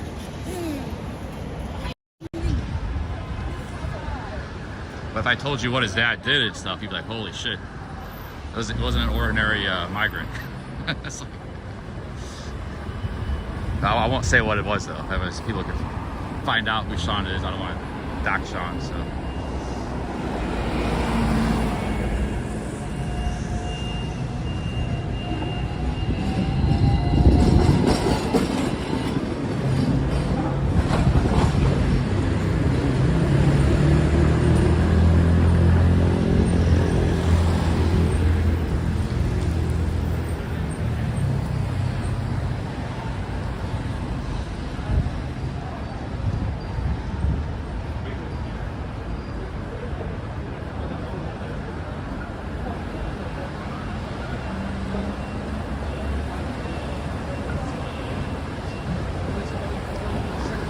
Let me see here.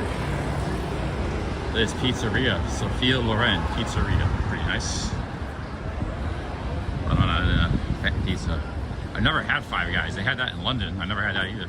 It's really expensive.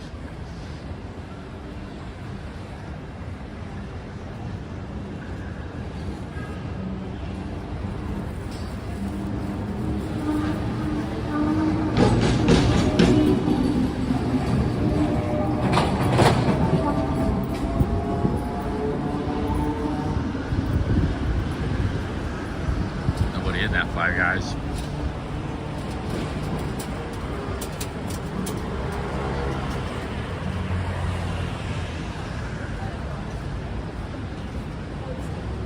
Are we still in Wanchai? Where are we at here? Look at the maps.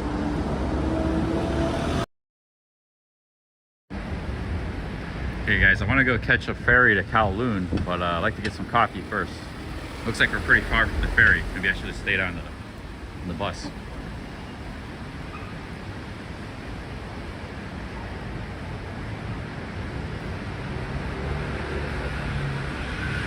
at that alleyway.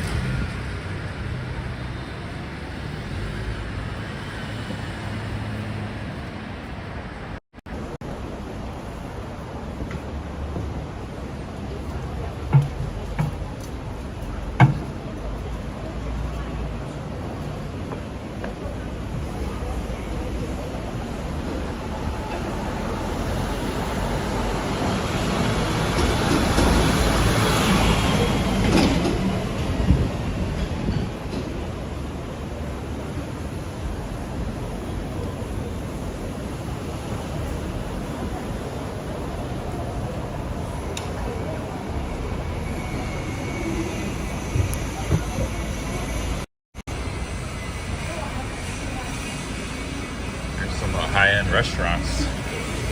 This is like looks kind of like downtown a little bit here. CBD, Central Business District.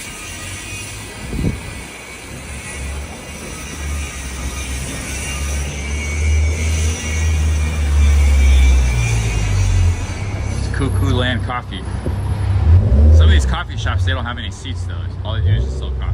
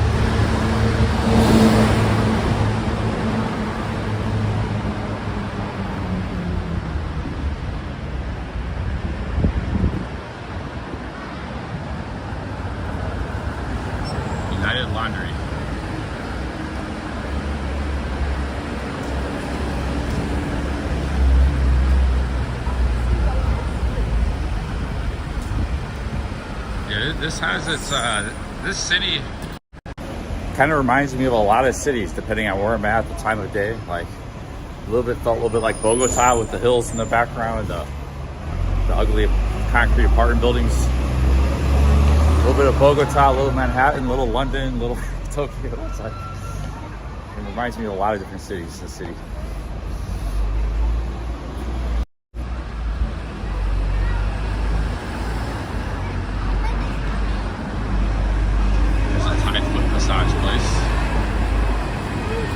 Get a Thai foot massage here because probably a lot more expensive.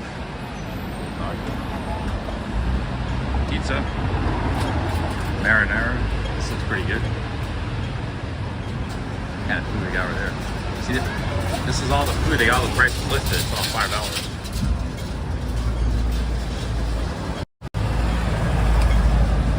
It's anchovy marinara pizza.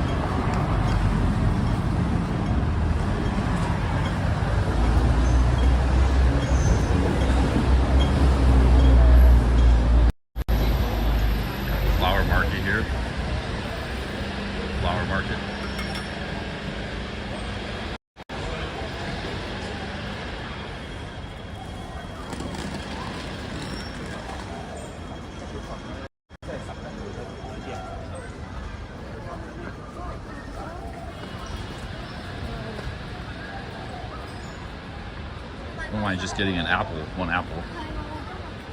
Wonder how the apples are in Hong Kong. These are five each, $5 Hong Kong dollars each. These bananas are 10, so it's $1 for those bananas. That's good. Pomelo is really expensive in Hong Kong. It's cheap in Thailand. Need to get some water. 5 ringgit.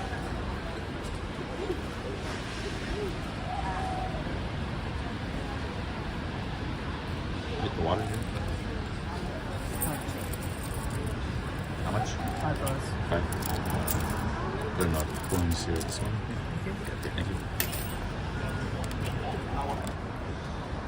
Hey, it's a Shiba dog. Doge dog. It's the Doge dog. Those are cool dogs, man. Japan dogs. Shiba Inu.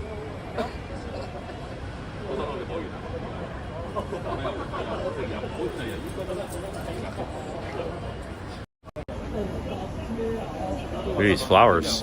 Beautiful flowers. Look at those blue flowers. I've never seen a flower like that. Is that a real flower? Yeah, they're all real flowers, man. Real plants. That's crazy, dude.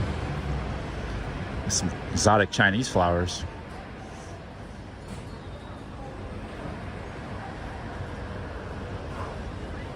Badass flowers.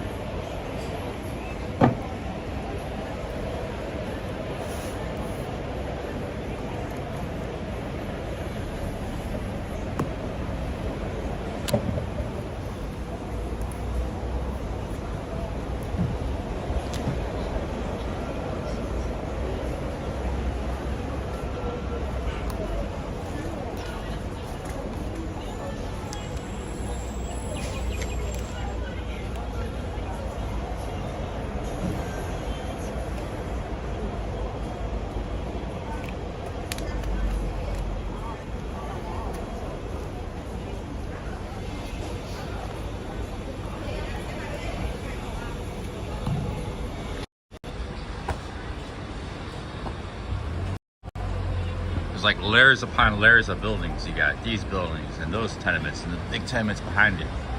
Hong Kong is the most densely populated place on earth. They say, if you look on Wikipedia, it says like, it's like the 5th most densely populated. But that 80% of Hong Kong is 90% of its mountains. So that includes all the mountains. There's like 400 square miles of land in Hong Kong. But like 85% of that is mountains. So the actual land people live on, it's like 9 million people and like 40 square miles. 200,000 people per square mile. By comparison, Manhattan, which is also one of the most densely populated places on Earth, it's like 75,000 people per square mile. London is like 20,000. So that just goes the relative. It's 10 times more densely populated than London.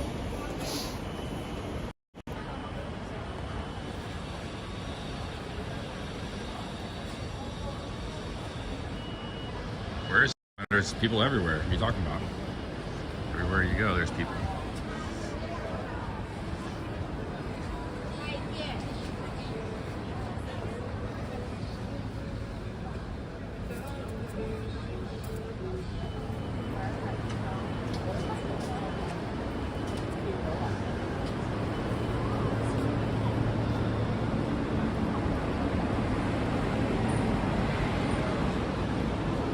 Sexy red Bruno Mars.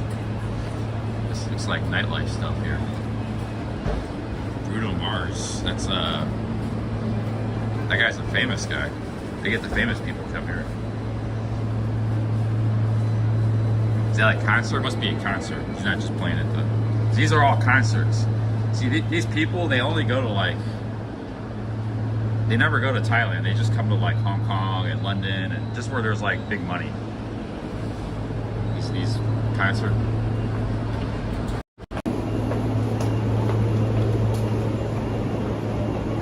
What was that song by Bruno Mars? The like 15 years ago. They keep playing over and over everywhere in the world. There's like these 20 songs they play everywhere. Came around 2010. That was one of them. I don't like any of those songs, man, because they like. What was the one song? Like, we want to party tonight's a party, or something like that. There's all these songs. They came out, we're gonna have a good night tonight. Like, there are all these like real popular songs that came out in 2010 era. Because I remember, because I was going to Japan, I would go drinking. I always hear these songs over and over. And I go to Thailand, I hear them too. I couldn't stand it, man. It's the same 10, 15 songs over and over. And they're still playing a lot of those songs a lot of places.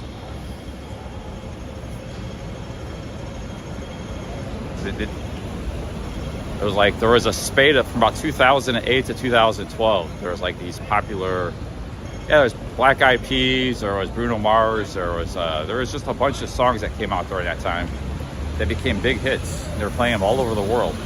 Everywhere you go, they keep playing these songs, man. The same 10 to 15 is driving me crazy. Every bar or nightclub I would go into, I just hear these same damn songs over and over.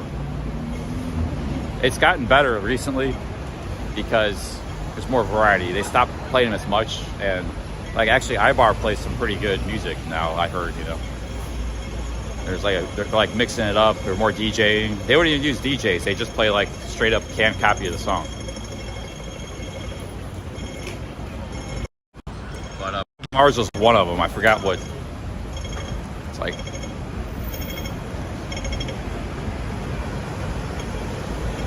I forget which one the Bruno Mars song was. I was never a fan of any of it. I like when Despacito came out, that was later. That came out in 2017. I like that song. I like some pop songs. Yeah, I like some of it, but I grew to hate those songs like 15 years ago because they just kept playing them too much, like really overdoing it, dude. Just playing it everywhere. I probably would have liked the song some if I just heard it a few times here or there, you know.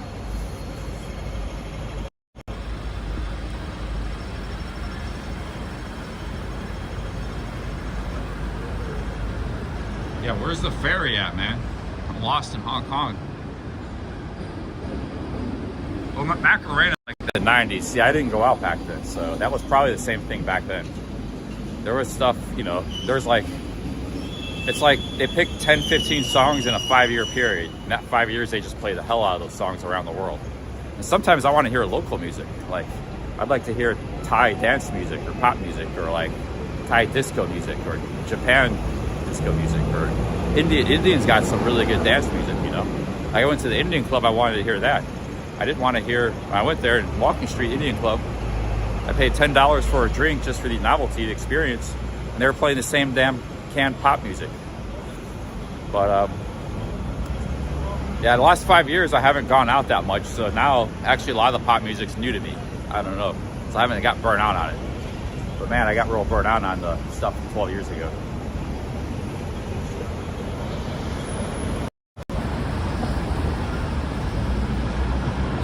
That's one thing I'll say. You know, I heard more Isan music in Pattaya than I did in Isan. I didn't hear any music in Isan. Pattaya, you hear music everywhere, so it's like a very musical city.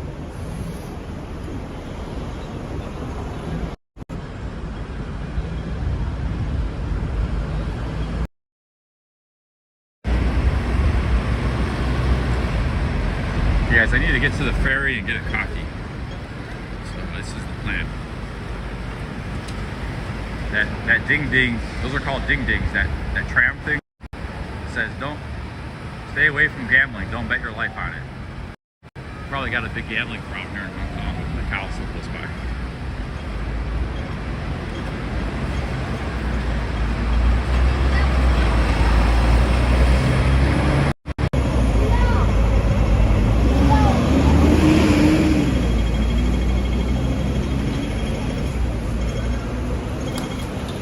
Circle K.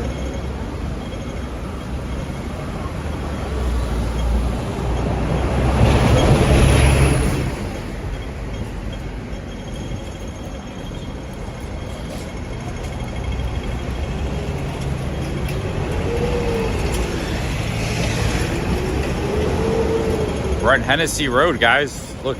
It's called Hennessy. This one's for the boss. Hennessy Road.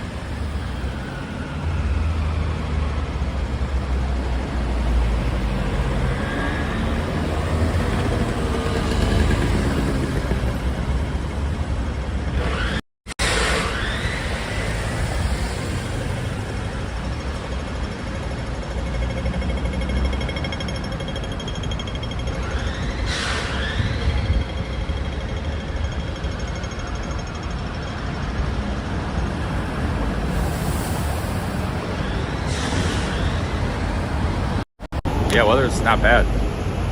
Probably as cold as it gets here, 60s. Yeah, there's Hennessy.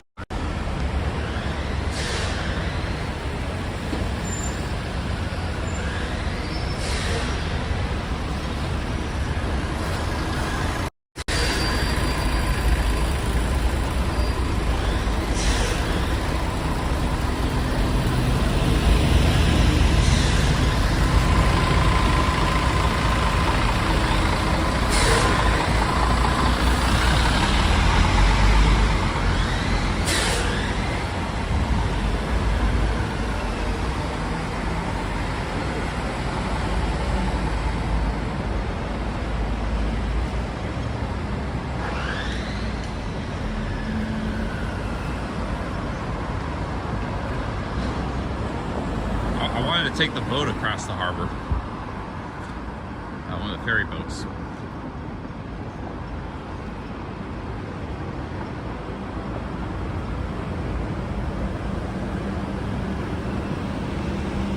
I think I gotta make a left up here somewhere and just keep walking. I was hoping to find a coffee. I think we're kind of in the CBD area, Central Business District. Might be some coffee shops, but sometimes in the CBD you gotta go like inside a big skyscraper. They got like the ground floor or the basement or the upstairs level, you know? Those can be tricky to find. They're not just on the street.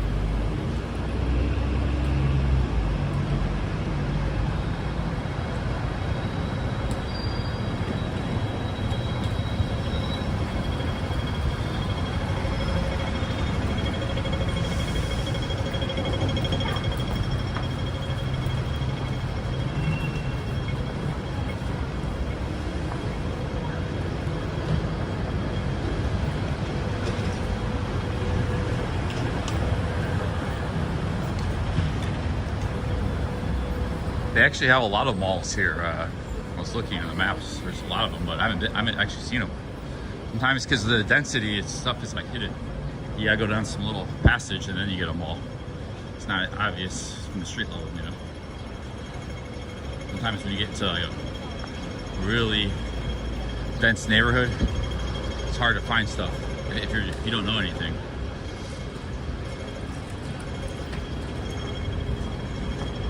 Yeah, here's another duck place. This seems to be the main thing of Hong Kong is like duck and rice or chicken and rice. It's the main dish everywhere. $5 with some vegetables. I want to just get the rice and the vegetable though, not get any meat. I wonder how much that would be. Also, they got noodle soup too. So rice and noodle soup are the two main things. Same as Japan, same as Thailand. Of course, you know, like it's the cheap, but simple meal. You got all kinds, dim sum. You got all kinds of different things you can eat. But the most common cheap meals are like noodle soup and rice and meat, rice and chicken. That's what seems to be the case here.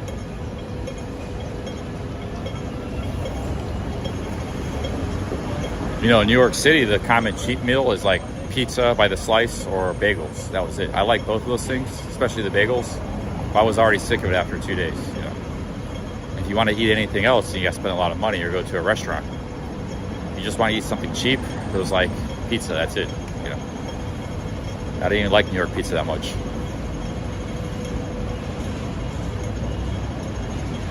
But you know, it used to be sandwiches were cheap. That's another cheap meal, but for some reason in New York are like $20 each, so that wasn't cheap. Deli sandwiches.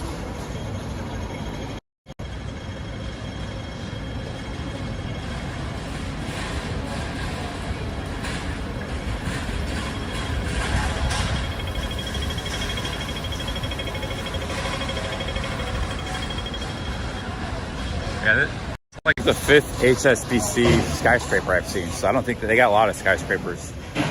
HSBC is on all the money. They don't got presidents, they got the name of a bank on the money. HSBC, Hong Kong and Shanghai. They're on all the money, guys. Look at that, HSBC.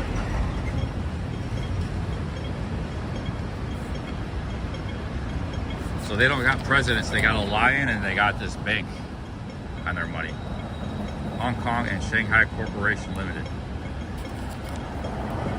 So they got a lot of HSBCs. They're big shots in this town. That was actually the bank started by the English, wasn't it? It was in Shanghai, and the English used to be in Shanghai. They didn't own it like they did with Hong Kong, but they had a big presence there. So did the Americans, the Germans, the French. Shanghai was like, and the Japanese had a presence there too. Shanghai was like an international city. And there was a French quarter, an English quarter, a German quarter. This was like 100 years ago, before World War II. So the HSBC, that's why it's called Shanghai, because it was Hong Kong and Shanghai Bank. It was big in both places.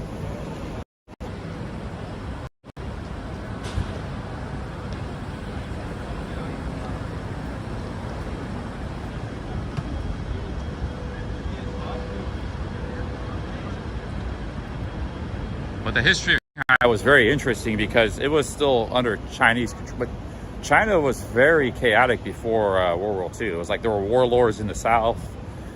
Some parts of it were colonies. Like Germany had a little colony. They made Tsingtao beer, Qingdao, Xiamen, I think it was maybe. Shanghai was split up into like a Japanese quarter, an American quarter, a French quarter, so a British quarter. So it was very like, China was very chaotic before World War II. It wasn't until the communists that became kind of like one country again, because it wasn't one. It was a patchwork of all these different things. The nationalists only really control like half the country. Even Manchuria today is part of China, but that was actually Japan territory. Even before World War II, even before the 1920s, all of Manchuria, which is like 15-20% of modern day China, that's the whole northeastern part, that was all under Japan control. They got that like in the 1870s or something. They conquered that, or they won it from Russia. I think Russia had it, because Japan fought a bunch of wars against Russia and they won all of them. So yeah, China was a very different, chaotic place back 100 years ago, 150 years ago. There were like all these warlords in the south. Like southern China was split up into different, they weren't even countries, they were just called warlords.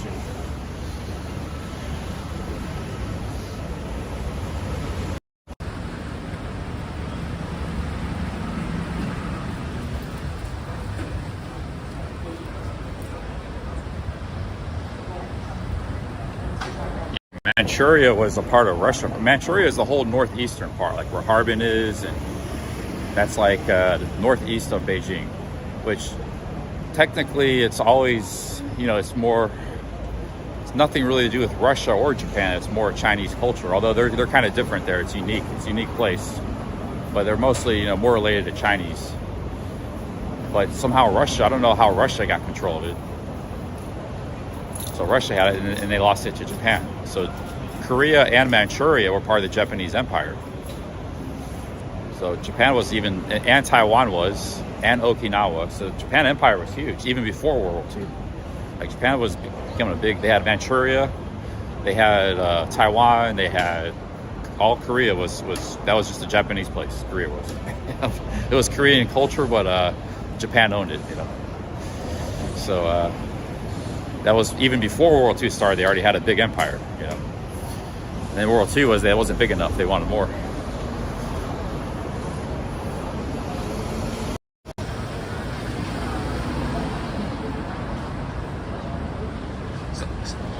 Say World War II started actually in China in 1933, way before 30. You know, people say 39 when they've been in Poland. Actually started in 33. There were two events. One was the Spanish Civil War. That could be construed as part of World War II. You had the Spanish Civil War. You had Italy attacking Ethiopia. That was like in 36 and stuff, and getting Tunisia. And then you had Japan.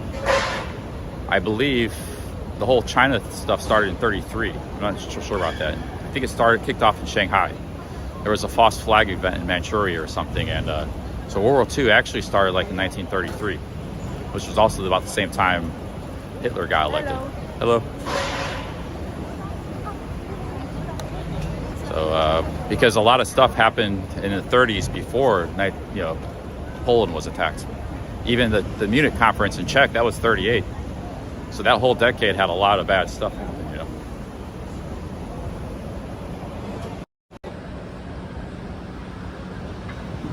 I like these old tenement buildings. There's probably a lot of that in Kowloon. We gotta get over to Kowloon.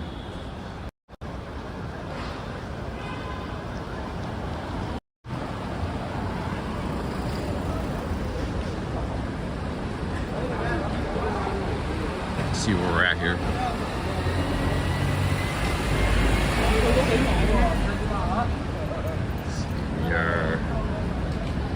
We need to go, where's the boat? Harbor Chill? It's like we get up here, we can walk to it. Here's Wan Chai Station. I kind of want to get a coffee and sit down. There's a McDonald's. We can go to 7-Eleven. Save some money. You get a Snickers at 7-Eleven. Get a coffee at McDonald's. I need some more money on my Octopus card. I think we'll do that, guys. I need a coffee, man. I don't like getting coffee at McDonald's. I prefer an atmospheric coffee shop, but looks like those are thin on the ground at the moment.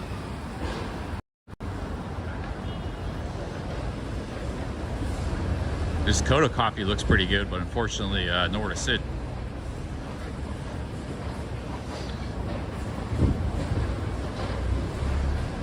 I could just get an iced coffee and keep walking. Oh, they're cheap.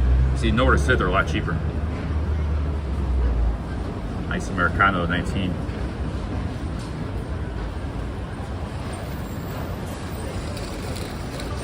I think I'll just do that, guys. Keep walking and get a real sweet iced coffee. Sweet salt caramel latte, that sounds good.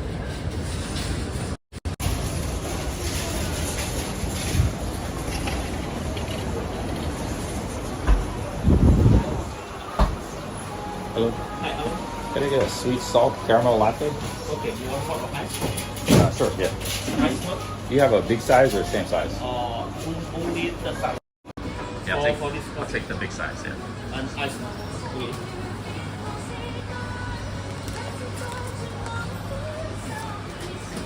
So, ice caramel latte. So, total coming 9. 29? Yeah. Okay. You need less sweet? Oh, I like it more sweet. More sweet, yeah.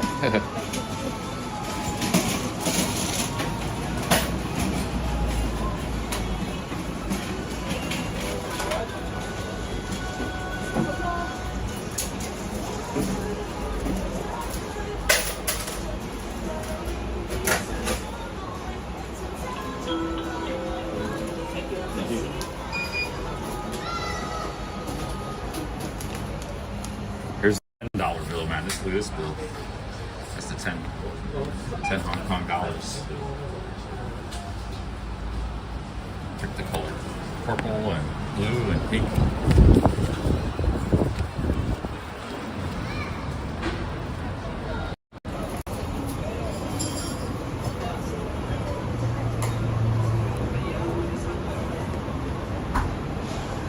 I heard Trump's getting rid of the Ukraine stuff. There could be peace there.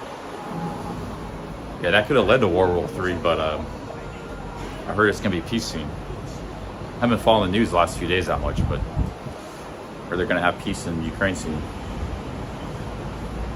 Isn't Zelensky in Washington, D.C. now? What's going on with that? You guys tell me, because I haven't been following the news.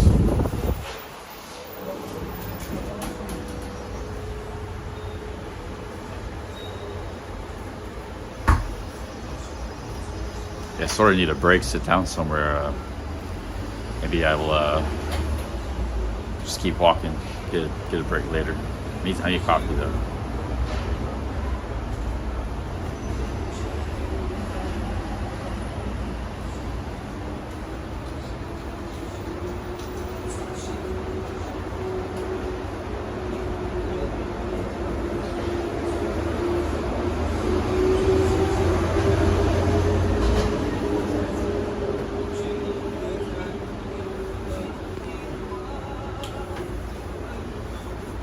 Well, if they don't want peace this time, I think Americans should just forget about them. You know, like let Europe handle it.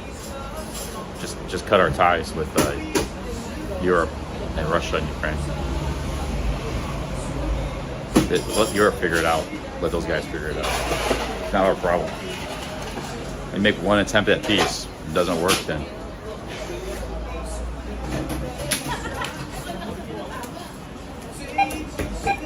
Thank you.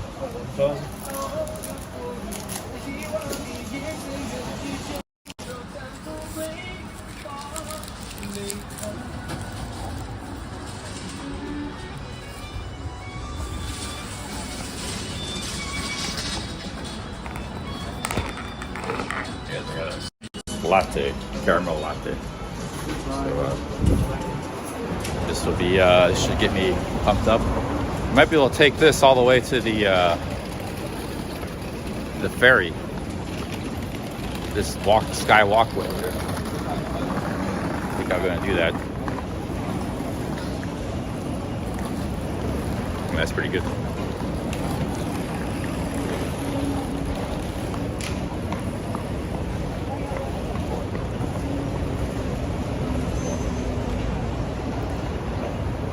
I want to ride the ferry. I could wait till tomorrow, but I want to ride it today. Probably going to end up in Kowloon anyways. I'll probably be living. Not living, but you know what I mean, staying there for a while.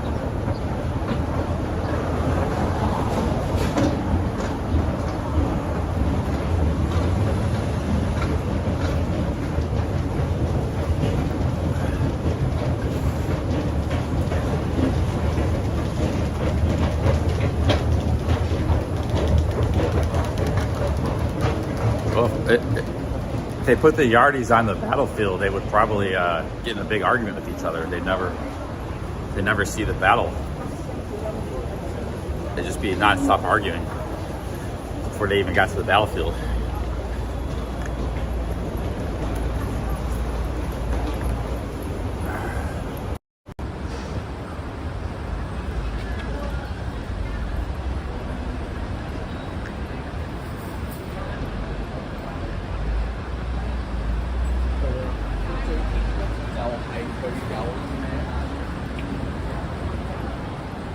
Look at this place, Ming Court Hotel. Bet you that's a pretty cheap place. That looks like an old school Hong Kong sort of hotel right there.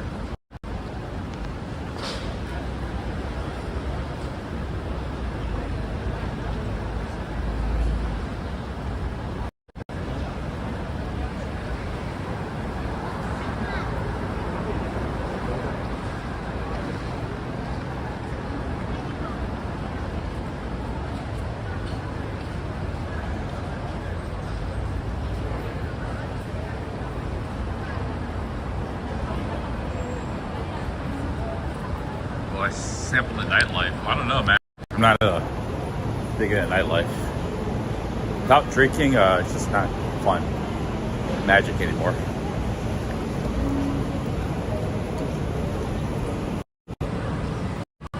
It's like, why do you go to a bar if you don't drink? Well, that's true, yeah.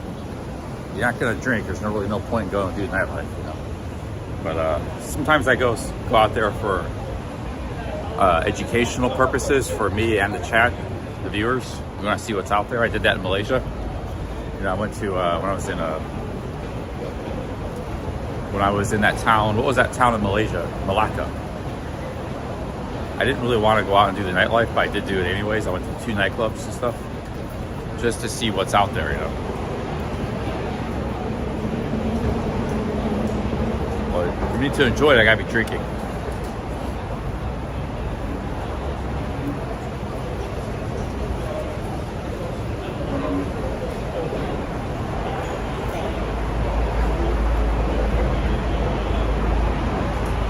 None of the pickup artists drink? Yeah, but some of these pickup artists, they don't even like partying. All they care about is women. Because I've known some of them. They don't like going out and having a good time. And a lot of those guys, because they're like that, they're not into the partying and the nightlife. They all switch to like online. That's why the online dating destroyed the whole PUA thing. Because when the PUA started, there wasn't that online stuff that much. But with Tinder and everything, they all moved up because that was to their liking anyways. They don't want to go out. All they care about is women, the PUAs. They didn't care about hanging out, party, music, have a good time. You know, you can do both. But a lot of those guys weren't into that. They're like video game nerds and stuff. So they go to the gym, they look good and stuff, and they work on themselves, but they're not into like socializing.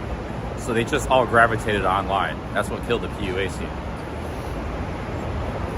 So those guys aren't party animals anyways, you know.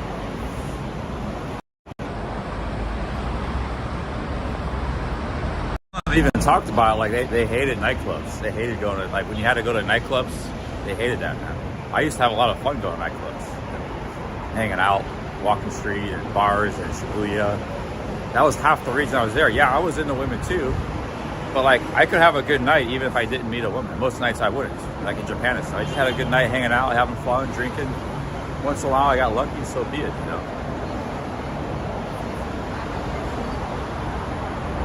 I was in the right place though, you know, so but I just enjoyed going out and drinking and socializing and having a good time, exploring the nightlife. But I said I only like doing that if I drink. I don't like doing that much if I don't drink.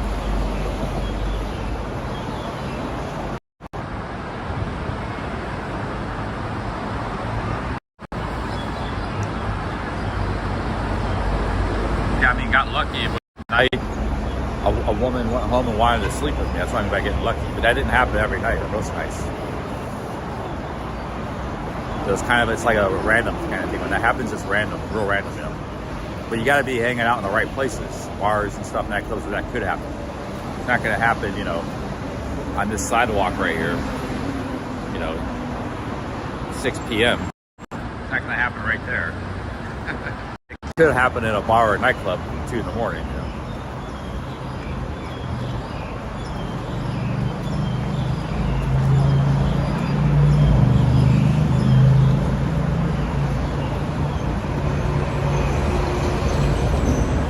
It's starting to get a little cold now.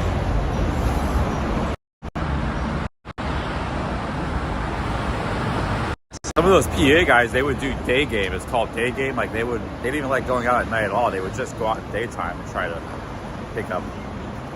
They actually got a bad reputation because nobody likes to be bothered in the daytime. People are at work, they're busy, they're doing things. So the nighttime is for that kind of stuff. Drinking.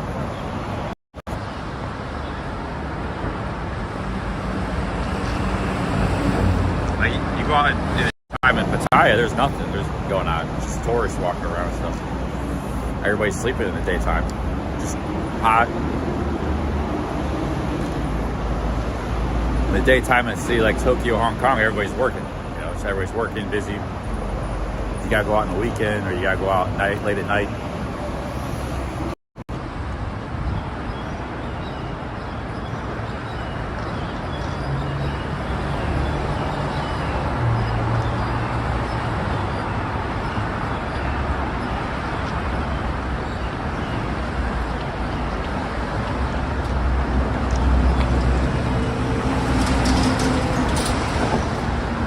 they got any trash cans in this city.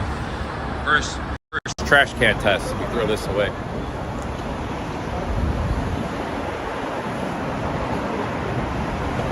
Wasn't the best coffee, not the sweetest. Prefer it to be sweeter. I added a little stronger coffee. Didn't have enough coffee flavor. Not terrible or anything, but just why would not repeat customer. Abolition of the MPF off-sitting arrangement. What does that mean? Hong Kong, they do the thumbs up. Must have got that from the British. Most Asian cultures don't do that. I noticed that already. They do the thumbs up a lot. I do that too. But yeah, they like. I was at that restaurant eating duck and rice. The lady was saw me filming. Was giving me the thumbs up. You know, the lady that worked there, the waitress. I see them doing a lot of thumbs ups here. They don't do that like in Thailand or a lot of Asian countries.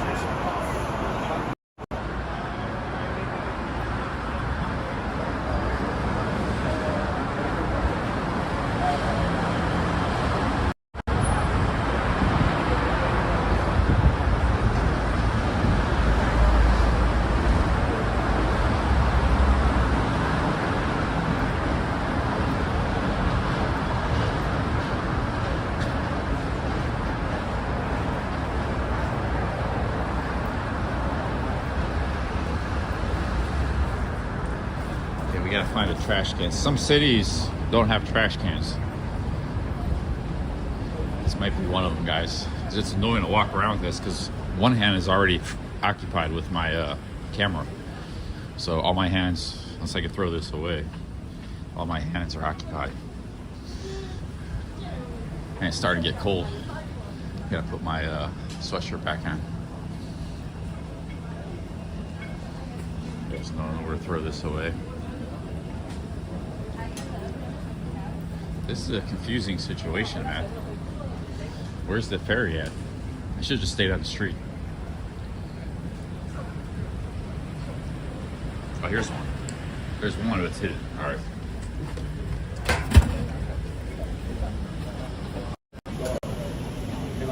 All right, I got rid of that, so that's good. Now we need to find the ferry.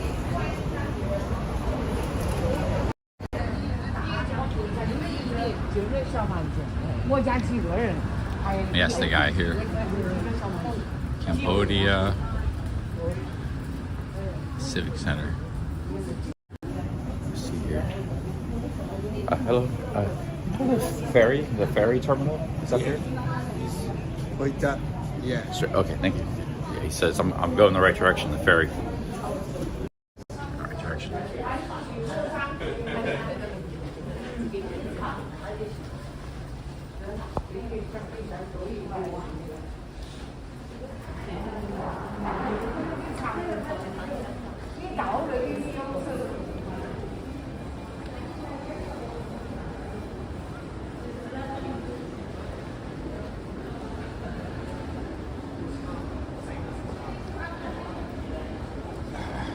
Some nice artwork here. Look at that. What the hell is that, dude?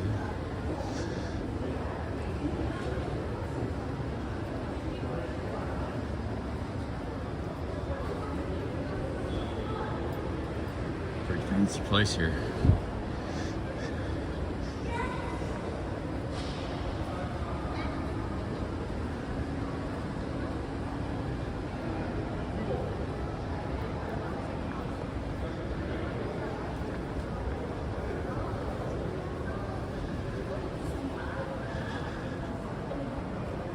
Oh yeah, here's the Wan Chai Ferry Pier. We're getting closer to the ferry.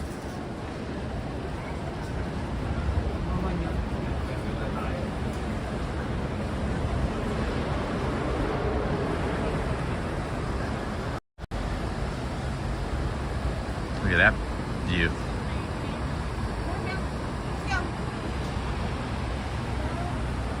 Yo, what's up, hedge fund?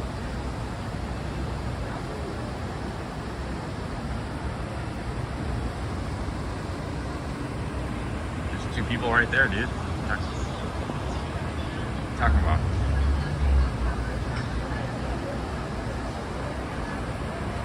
another person.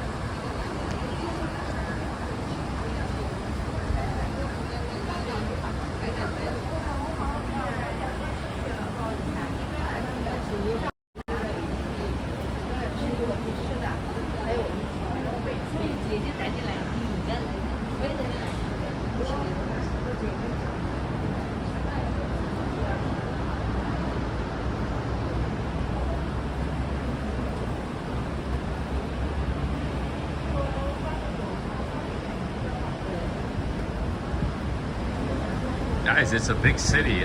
Every city has parts and different times of days where some of it's busy, some of it's not.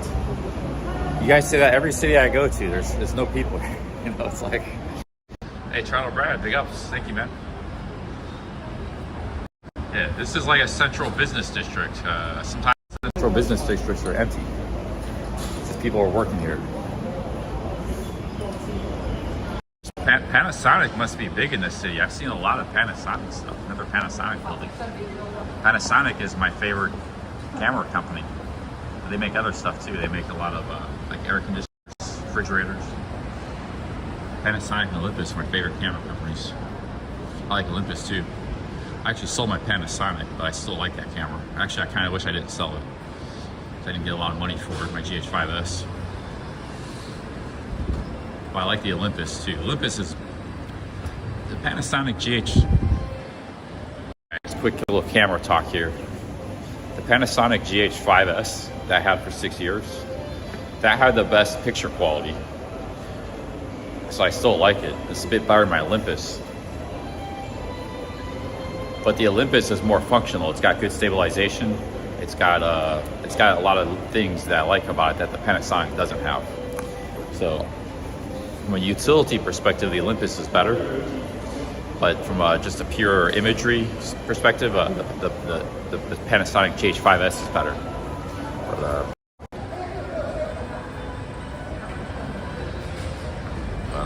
This is our Yo, Chris Mock with the Swedish 65. Thank you. Hope you enjoy Hong Kong. Yeah, I'm enjoying it, man. This is a fun live streaming city because it's not too hot. Walk around, enjoy yourself, check stuff out. Here's Pacific Coffee, guys. Chris Mock. I want to get another coffee. This place is kind of busy though. Okay, where's that ferry at? Renaissance Harbor.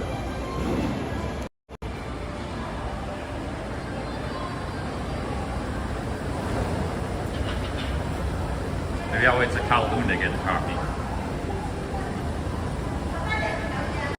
Yeah, thank you, Toronto Brad. Thank you, Chris Mock. Thank you, guys.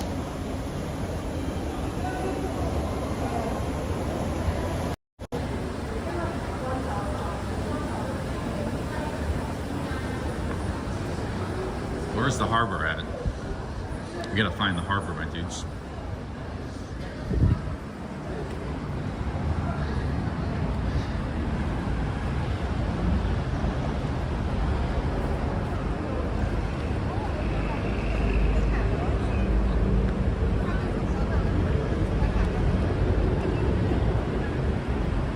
See, this whole area with these office buildings, this probably used to be like choco block full of tenements and stuff, but they probably demolished all that and built these big multinational corporation skyscrapers. Well, look at those buildings. That's like Kowloon style tenements there. You should go inside that apartment building.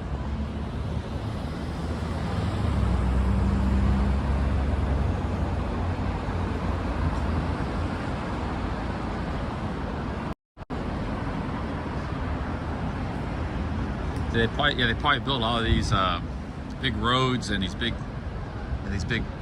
skyscrapers. We got places like this in America too, you know, in the cities. The skyscrapers, those places are always dead. The only time they're busy is when people are leaving work or going to work. Yep. Corner, thank you. Thank you, Poets Corner. Thank you, Poets Corner. Says big ups. Thank you, man. Yeah, it's too bad they couldn't make I'll tell you, one financial district that was pretty nice was the City of London. Because the City of London is actually really interesting because, well, not all of it's interesting. Some of it's kind of boring too, but some of it's like it skirts with the east side. So you got like the old London mixed in with the City of London financial. It's actually pretty cool, the City of London. But most cities, they're kind of like this in America too. They're like just these big roads and these big, you know, walls and stuff and concrete and glass, and it's just kind of ugly, you know. This is how most business districts are. But in London, there was quite a bit of like the old urban fabric mixed in with the modern. So you'd have like a skyscraper bank, but you have like these old buildings all around and people drinking in pubs and hanging out. The city of London was actually pretty cool. I walked all over there in London.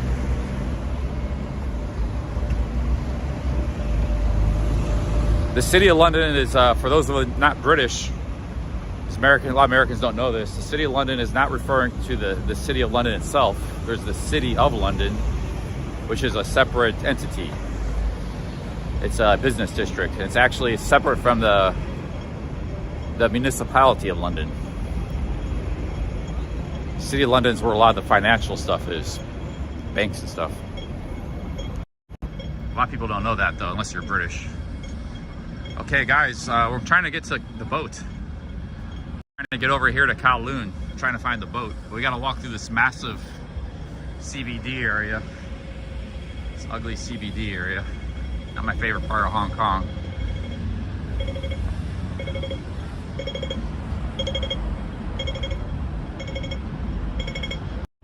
Also, some of New York can be pretty cool because New York has two CBDs. There's downtown, that's Wall Street, and there's Midtown. Midtown's actually a lot bigger than downtown. Midtown is massive, but there's cool parts of Midtown and downtown and just boring parts as well. So it depends where you are.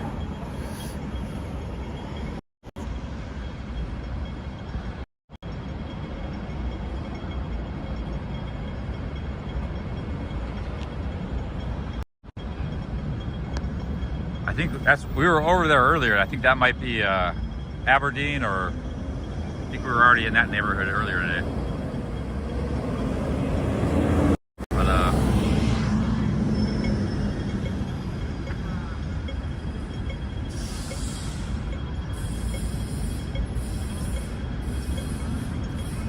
I'm trying to find the ferry. I see a big boat over there.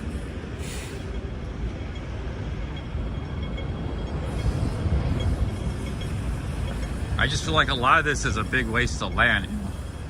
Like they could, in a place very short on land. This is exhibition center. This is the conference center, you know, the Hong Kong Conference Center.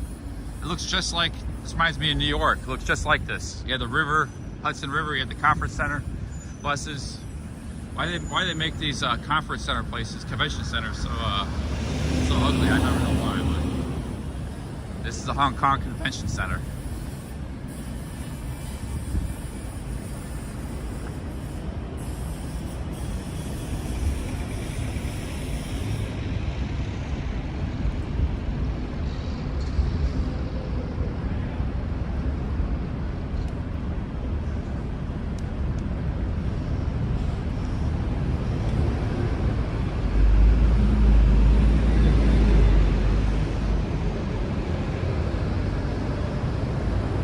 All right, guys, I think we're getting close to, I haven't seen the bay yet, any water.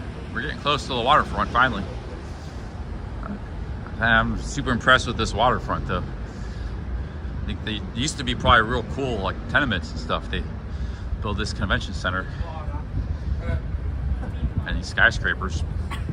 I wonder what was here before. Probably really interesting. New York demolished a lot of their waterfront, too. You know, as the waterfront used to be in a lot of these kind of cities, the waterfront was like real chaotic. There were docks, but that's what we like. We like interesting neighborhoods, busy. This is just like too overly planned. The old dock neighborhoods are gone, you know, both in New York and Hong Kong and London. London had that too on the river, in the East End. That's all gone. You got this crap. So I'm sorry, but this is not pretty, you know. This is urban planning at its worst. But you got that in every city, so it's not to single out Hong Kong. Every city's got this, but this is not pretty here.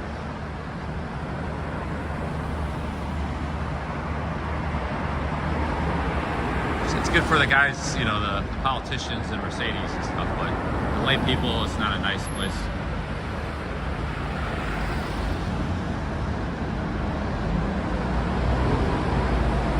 I can drive around real quick.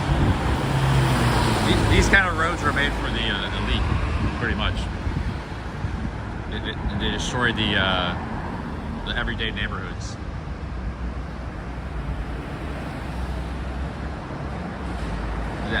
Every city around the world, just about. They can drive around real fast.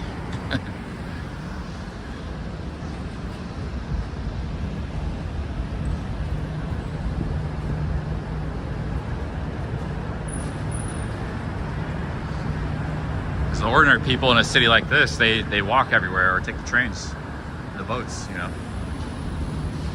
It's only the rich people driving anyways in these cities. It's like they built the roads for them. Okay guys, here's the ferry. We're getting close.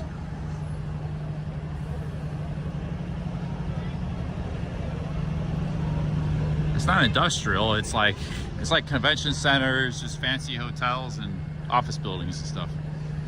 But at one time, this probably used to be like wharfs and docks and just a real vibrant coastal neighborhood.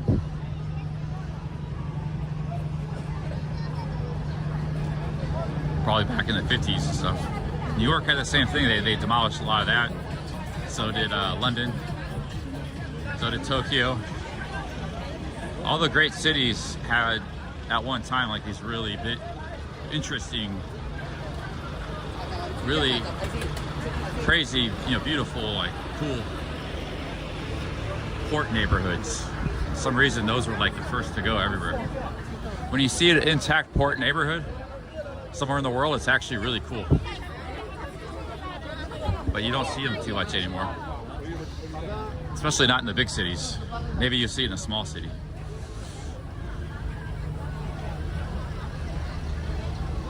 Okay guys, that's Kowloon across the river. So we gotta get across, we gotta get on the boat.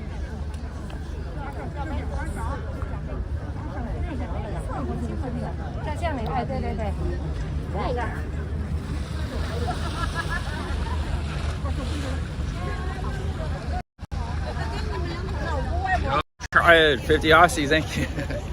Thank you, Tryhead, man, thank you. Thank you, Tryhead.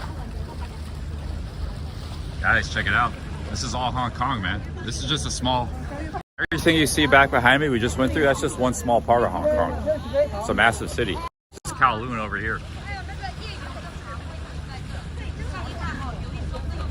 Thank you, Trailhead.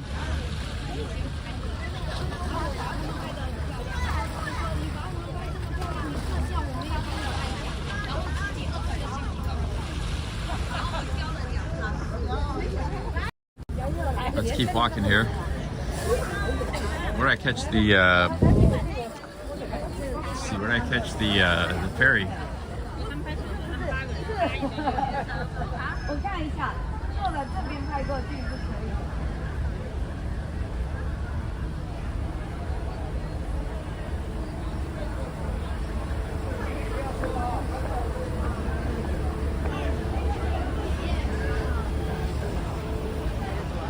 You know, one city that has pretty interesting coastal urban neighborhoods is Genoa, Italy.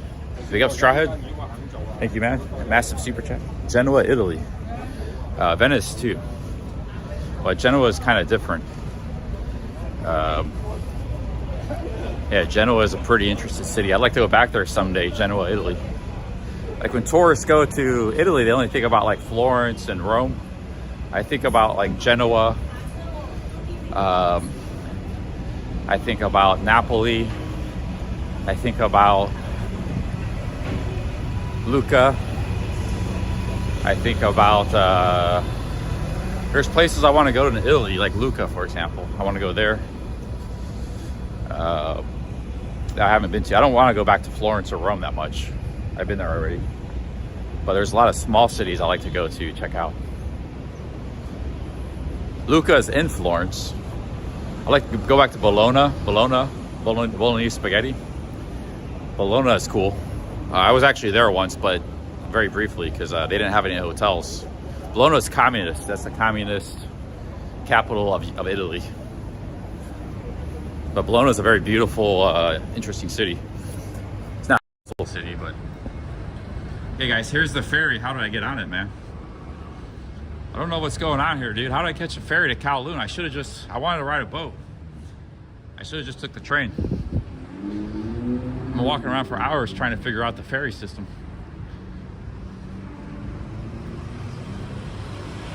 Thank you, Tryhead. I see a boat here. There's nobody getting on or off. That's a bad sign. So there's nothing happening here. I don't know what's going on here, guys.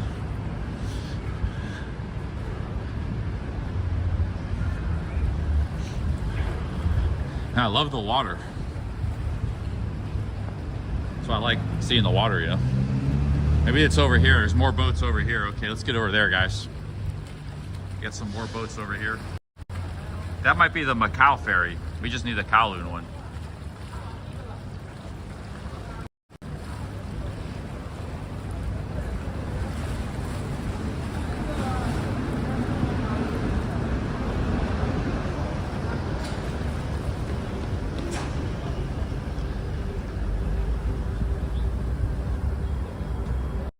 One of the best meals I had in all of Europe was in Genoa. I was only in Genoa for like one day, a long time ago, but it was a minestrone soup. I was in a bar, but it was like the only place that was open in that neighborhood I was in, so I just stopped in there to get some lunch. I was hungry. And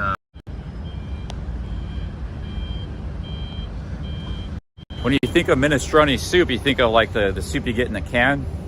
It's not even very good. It's got beans and stuff in it. There's nothing like that at all. It was like green. First of all, it was green. It wasn't red. And it was just like out of this world. It's like $3, €3 or something.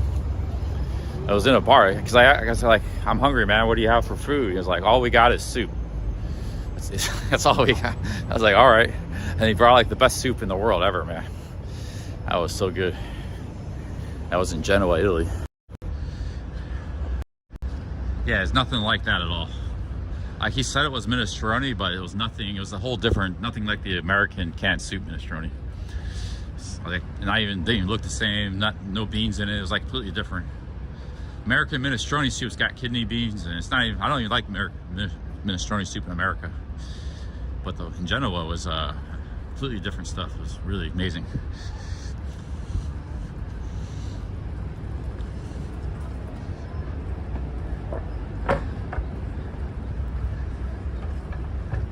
Okay, this must be the ferry to Kowloon. Hopefully.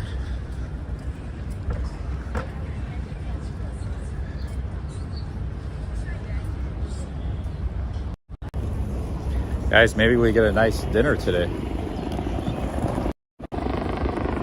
Oh.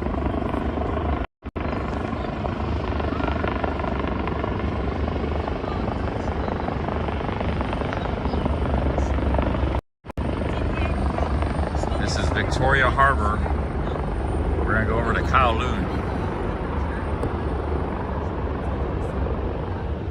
This is where we've been today, all in Victoria area. Oh shit, we just missed the ferry. That's it right there. That's going over to Kowloon. We just missed it. Well, I'm sure there'll be another one coming, but don't know how long.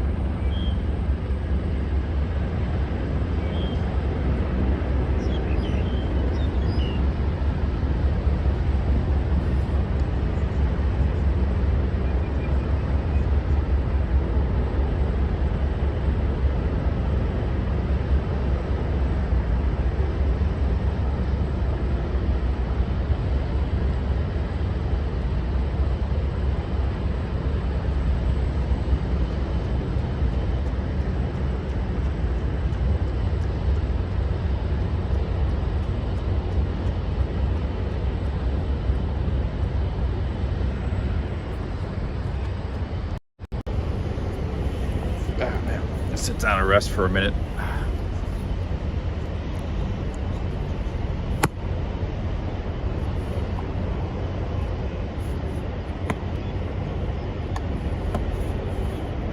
I kind of want to go to mainland China now.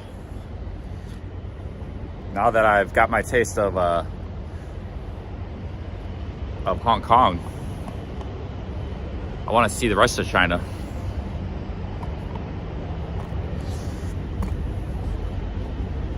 You gotta get that China visa, like that 5-year China, 10-year China visa.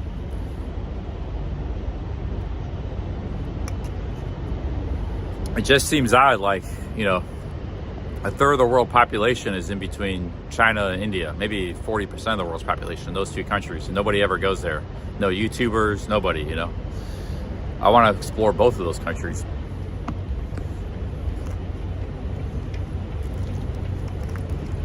Or a third of the world's population is in those two countries, China and India.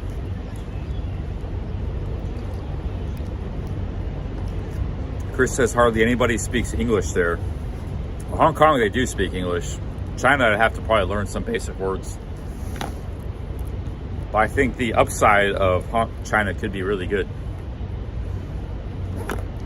In many ways, you know. But I don't know how expensive it is in China. This might not be cheap. India is cheap, but maybe China isn't. I'm gonna rest for a second, guys. Oh, man. Okay. Rest for a second. Long day of walking.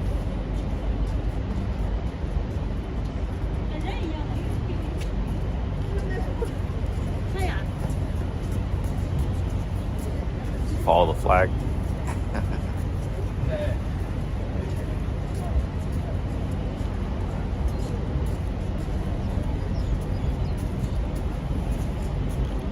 I'm just resting for a minute, dude. I can't rest for a minute. I'm taking a break.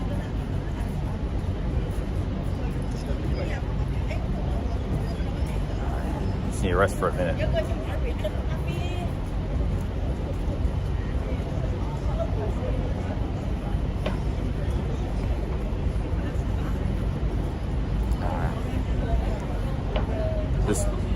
This tour group came by right while I was about to rest. There was nobody here before.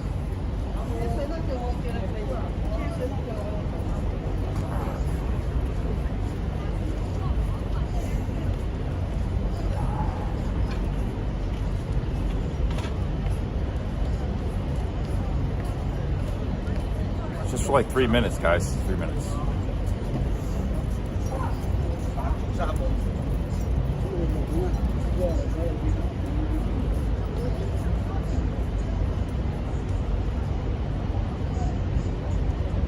A cool city, man.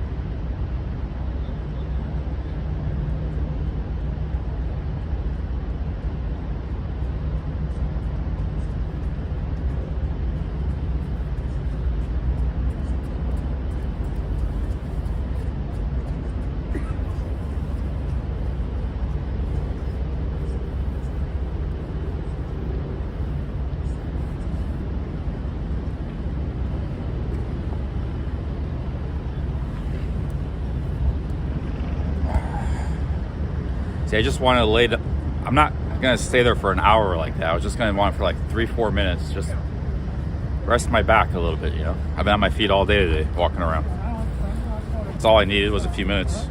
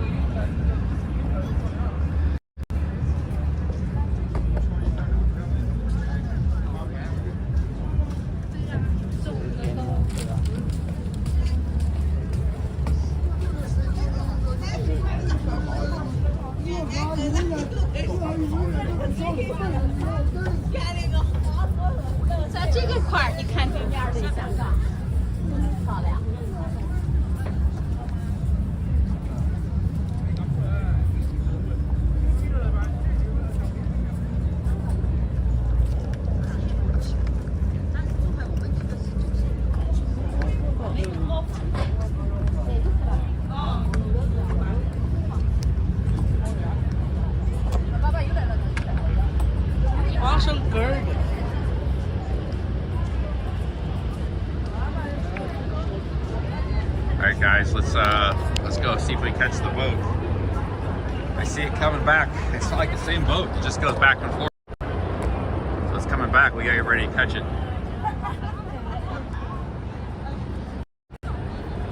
Probably it leaves every 10-15 minutes.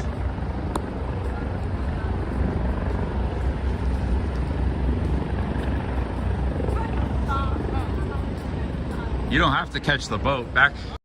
I think that the metro system they have isn't that old. Maybe it's like 30 years old or something. But so before you had to catch the boat if you wanted to go over to Kowloon. This boat's probably really old. But now they got the trains. You can go, trains go everywhere in this Hong Kong.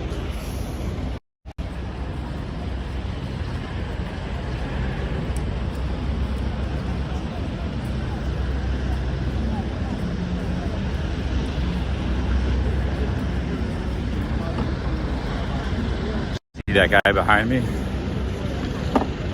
I learned two things there. You can fish, you can drink beer in public. He had a beer and he had a fishing rod. So they got a lot of freedoms here. A lot of countries you can't do that. America, you can't drink a beer in public.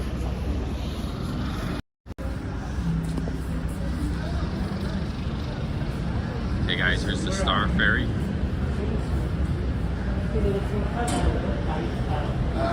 It's called the Star Ferry.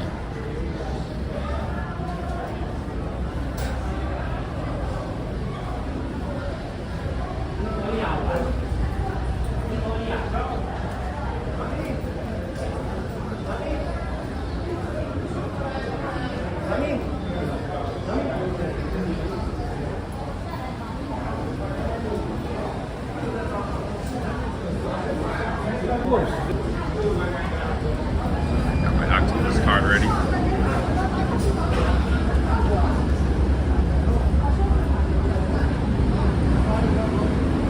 Costs 5 Hong Kong dollars, about 75 cents.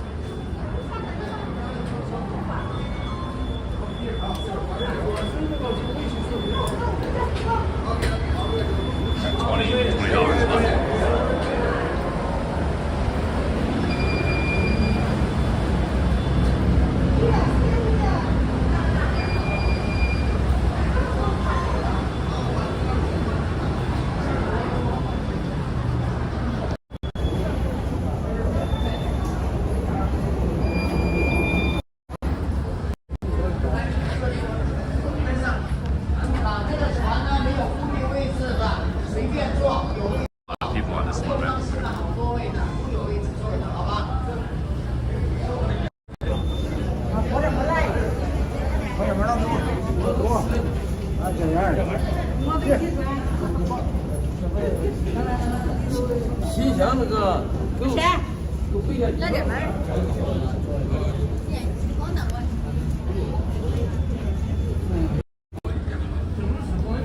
I think this is just like first come, first serve.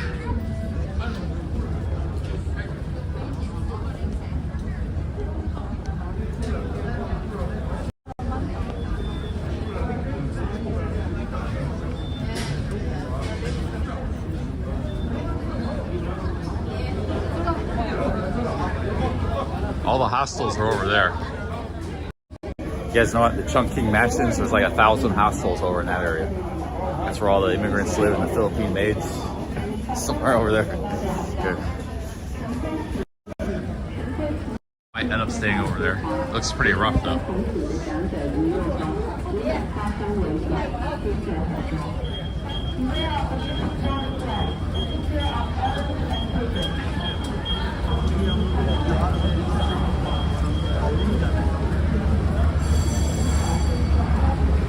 That's a pretty cool boat. It's a massive boat, man. Quite a lot of time.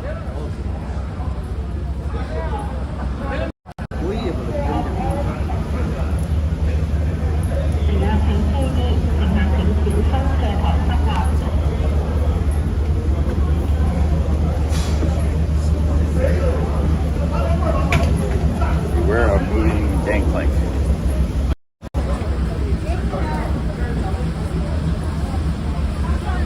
It's called the Star Ferry. This boat looks really old. Been around a long time.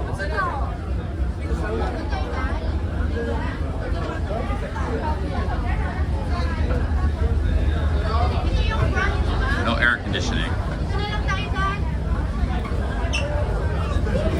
And the life jackets right here. I want to go downstairs.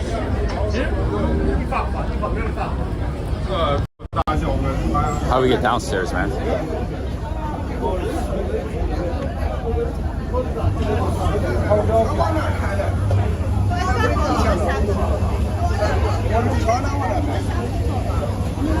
No smoking, $5,000 penalty. I guess you can't go downstairs. I don't know.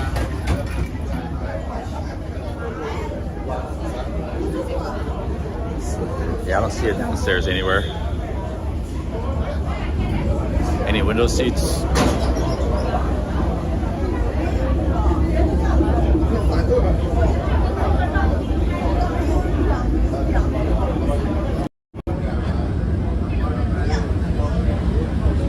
Can I stand? Am I allowed to stand, or I gotta sit?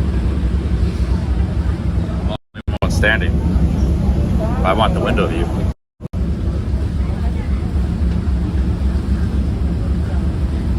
I'll just stand. When in doubt, err on the side of freedom. Learn about the world later. They teach you law.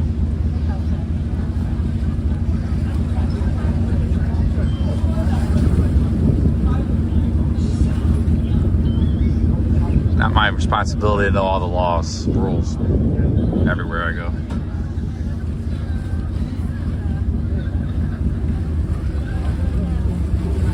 Yeah, it probably doesn't. That's why I'm saying I can just do what I want. There's a couple people standing. I'm not the only one. I want the window view, man.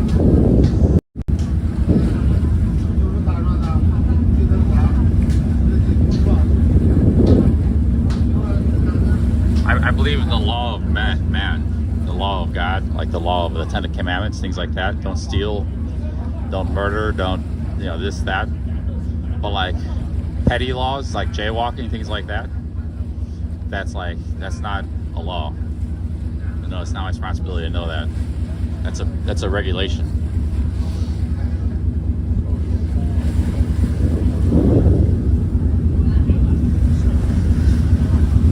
There's like a million regulations in America. You don't know every one of them. You don't know every one of them. Sometimes you learn them when you need to. That's all.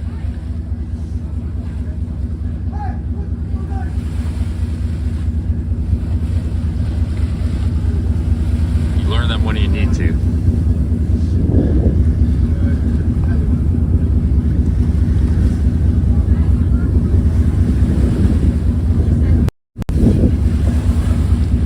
This is the beautiful Hong Kong harbor, guys.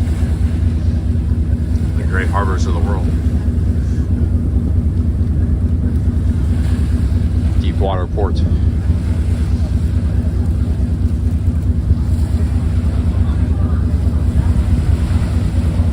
That's good vibes. No, it's not. I don't hate America do this, but America has a lot of regulations. That's why Donald Trump says you get rid of one. Every new regulation, you gotta get rid of 10 old ones.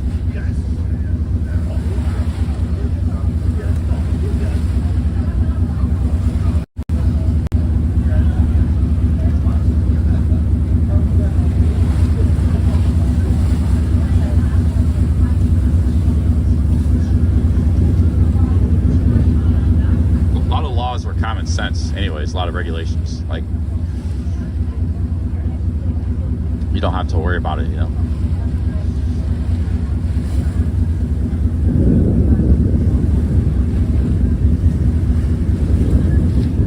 like don't smoke cigarettes in the match factory, don't smoke cigarettes. That's just common sense.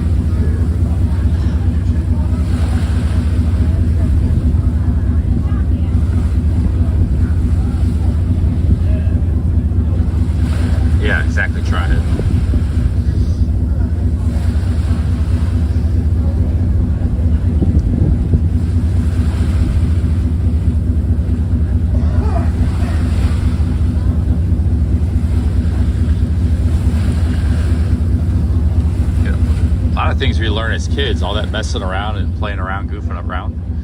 We get scolded. That's the importance of scolding. Your school, your parents, family. That you learn the limits of proper behavior. There's some people that didn't get raised good, they don't learn those limits, you know. They carry that with them as adults, really bad behavior. But you're a kid, you're goofing around, you're always playing around, messing around. Your parents, your family, or your community, your schools, your older brother or sister, they teach you those things. Don't do that, don't do that. Give you a smack or yell at you or ground you, punish you. That's how you learn proper behavior. You sure learn all that at a young age.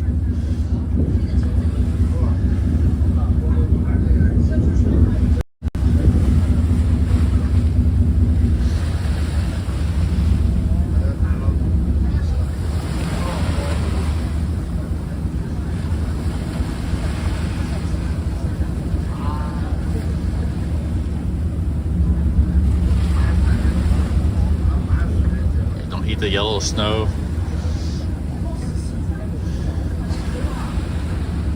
Don't stick your tongue on the frozen pole like in the Christmas story. You learn either through experience. You didn't get scolded for that. You learn through experience, trial and error, or you learn through scolding, you know.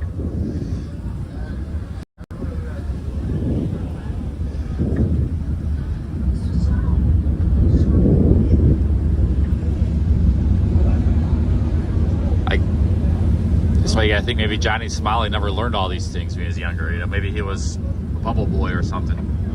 He just didn't learn proper behavior. You know, now he's running crazy over Japan and Korea.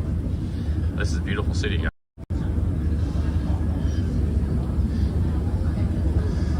You gotta look at a guy like that and almost take pity for him. You know, he didn't never learn his lessons.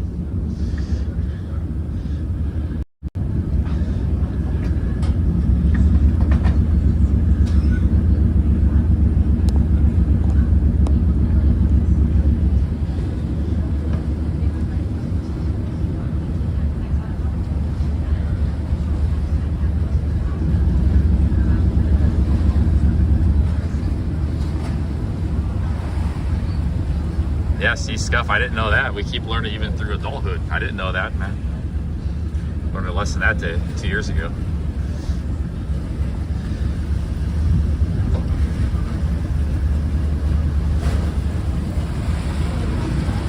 All right, guys. That was a quick ride, 5 minutes. Don't point at people, polite, you know, a lot of little things you just learn.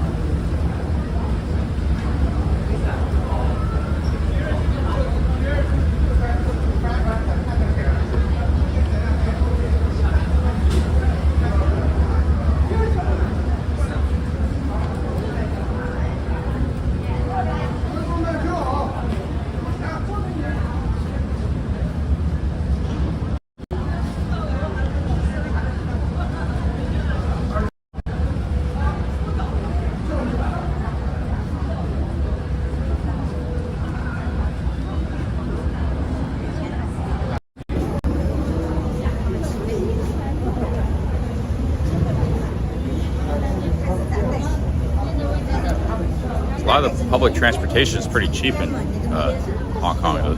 The Ding Ding buses are $3. The trams, three Hong Kong dollars. Those are 35 cents. Same as the Bot bus in Pattaya. The ferry is only 50 cents. A lot of cheap transportation. I wonder if they got the Ding Ding buses in here in Kowloon, or is that only in Hong Kong?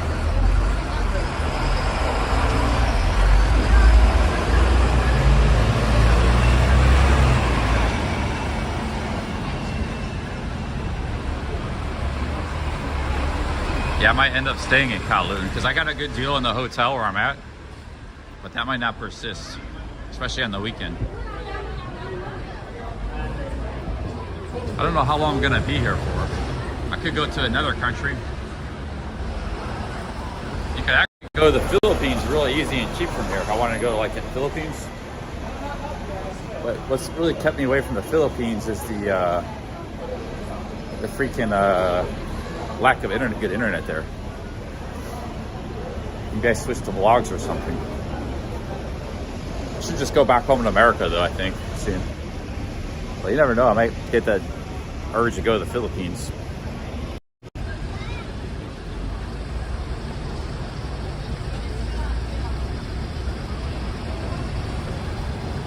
Actually, I wouldn't mind going to a mall right now. They got any malls around here? I I'm going to chill for a while. I've been walking around all day today. Need to go relax. Oh, this is cool. Pretty cool water. Hey guys, so we had a big problem. My internet looks like it just ran out of data. So I paid $10. Looks like I'm already out. Nothing was working in the stream too. I'm using the data. I'm using free Wi-Fi from the mall. So I gotta go to China Mobile and figure out what's going on. And by the way, here's the Chungking Mansions. It covers this whole area. It's like there's like 20 of them. Massive. That's where all the hostels are and the cheap places. It's called the Chungking Mansions.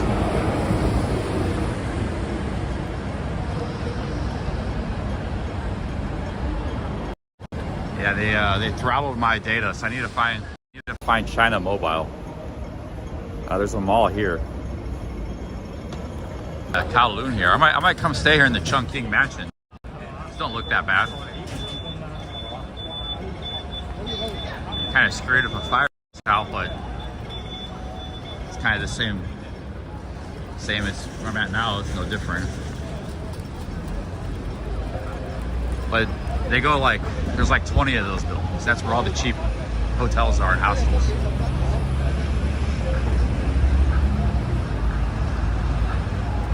Getting kind of hungry.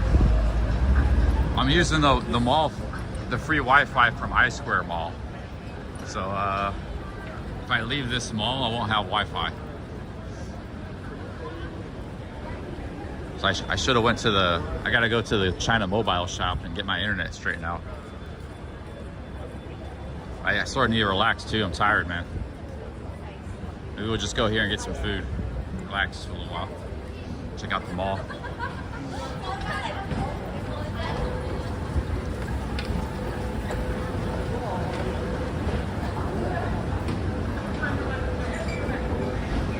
That looks good. Sichuan house. Get some Chinese food.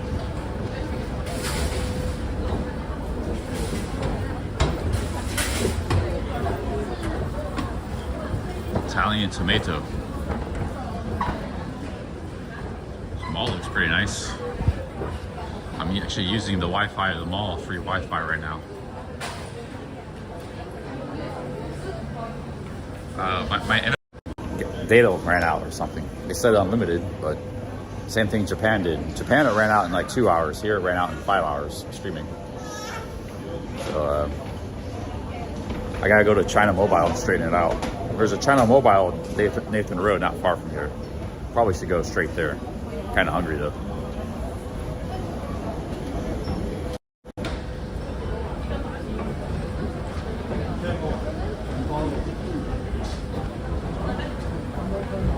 Yeah, Trowhead with the big 50 Aussies. Thank you, Trow. He's in the chat right now.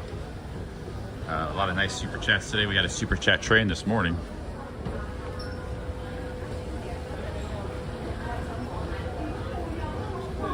So appreciate it, guys, because lets me come to these kind of places and stream. You know what? When I come to a new city, if I can just break even, do some cool stuff, see some stuff, I'm happy with that. Like in New York City, I broke even. My expenses were very high there. If I just broke even, that's fine. Yeah. So if I can break even in Hong Kong, that's fine. We did better than that today. Dim sum dinner shop. But you know, people have to enjoy my streams. If they don't enjoy it, then there's nothing there. Nobody's gonna super chat for something they don't enjoy. So my theory is, I've been doing this for 5 years. It's worked before. Just keep doing what you're doing, you know. It's not broke, don't fix it. This is quite a labyrinth here. I might run out of internet here because, oh, we got a 7-Eleven with beer. How much is the beer here? You got all these. I'm not gonna drink beer, I just wanna see the price. So they got a Carlsberg, 15, that's like $2. They got Guinness, canned Guinness for about $3. They got Japanese beer, Yabusu, that's all the Japanese beer down there. You got Asahi, that's $2.50. They got Heineken Silver, $2, so not bad. It's about the same price as Thailand, maybe a little more, but you got more selection here, more variety. Irish beer, whiskey highball. You got Stella Artois. You got soju. Got a nice selection there.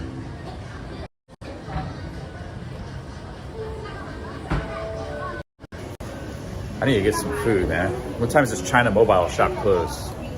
That's more important though. I get food later.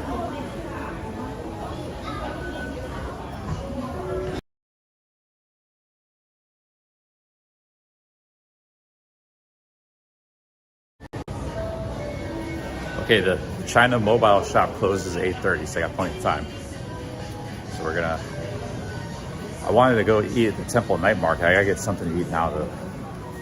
Let's get some noodles. Oh dude, I like udon. That looks good. 6th floor, 7th floor. It's Japanese food here. Shanghai Popo. The Popo. They got their own restaurant. Popo restaurant. Thai food. Don't want that. I like Thai food, but we've had plenty of Thai food. Something wild from the farm. Yeah.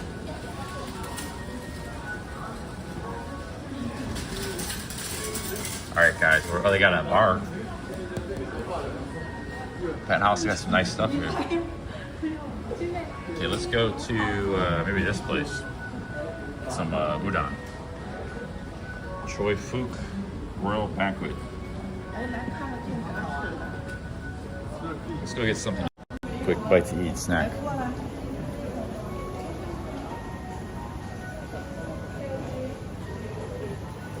Yeah, they got a, this is at the eye mall. They got an eye bar.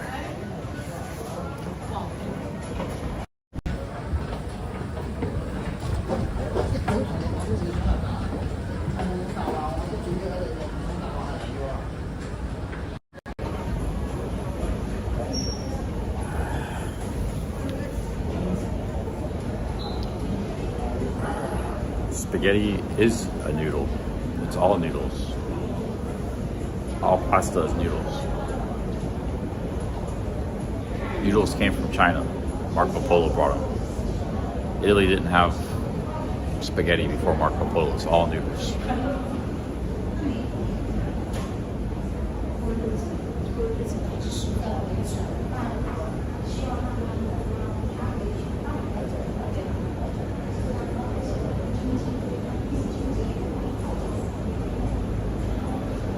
All pasta is noodles.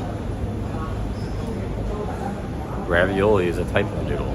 It's filling. They got that here too. It's called, different types of.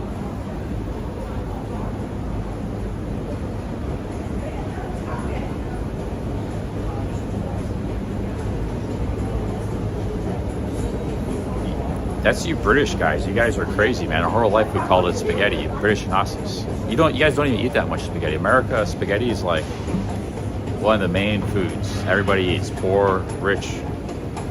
It's a very popular food. You guys just eat like a little spaghetti bolognese once in a while, like once in a blue moon. We eat spaghetti all the time in America. So get GTFO. Get the fuck out of here. Tell me what.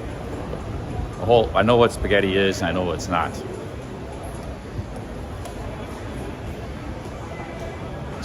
Spaghetti means the whole dish. It can also mean the noodle. It means two things.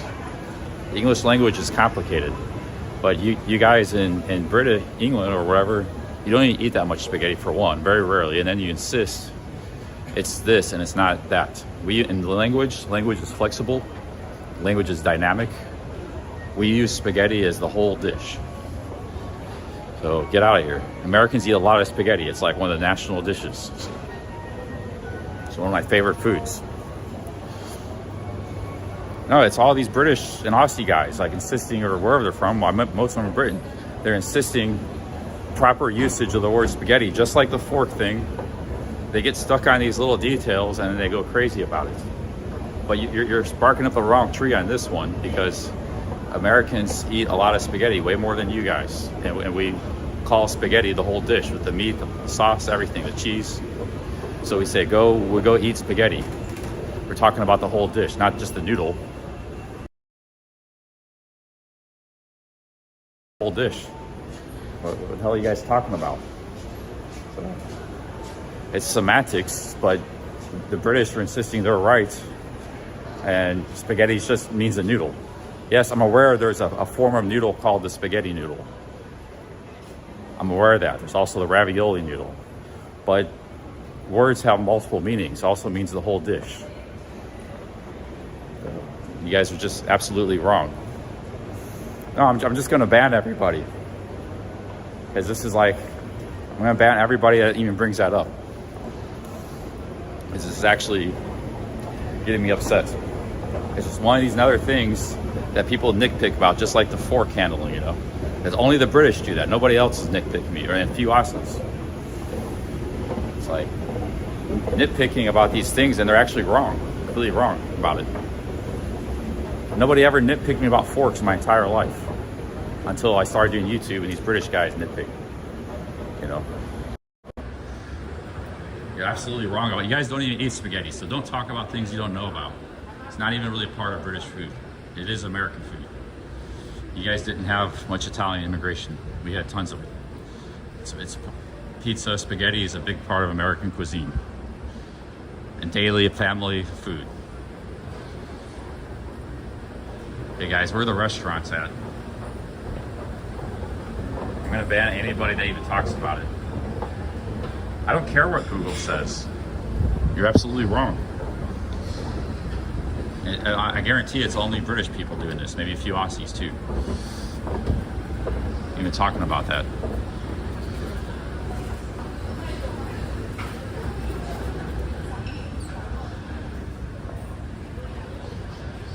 Okay guys, where's the food at? Here's the Chungking matches. Yeah, you guys got more Indian food. Yeah, you got a lot more Indian food than we got. I wouldn't try to question you about Indian food, but we got a lot more Italian food than you guys got. Especially, like, spaghetti specifically is like a national dish of Americans, Everybody's eat spaghetti in any race, nationality, in American ethnicity, we all eat spaghetti. One of the things that, like hamburgers, spaghetti, that's American food. Hamburgers comes from Germany, spaghetti comes from Italy, That's the Chungking Mansions right there.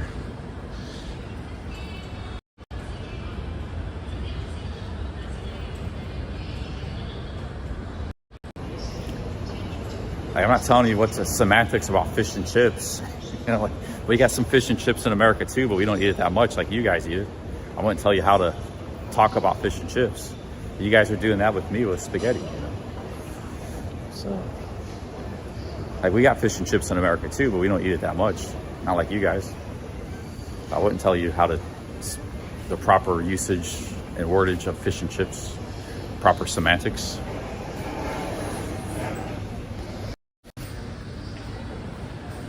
First of all, we don't even have chips in America. They're called French fries. We don't even say chips.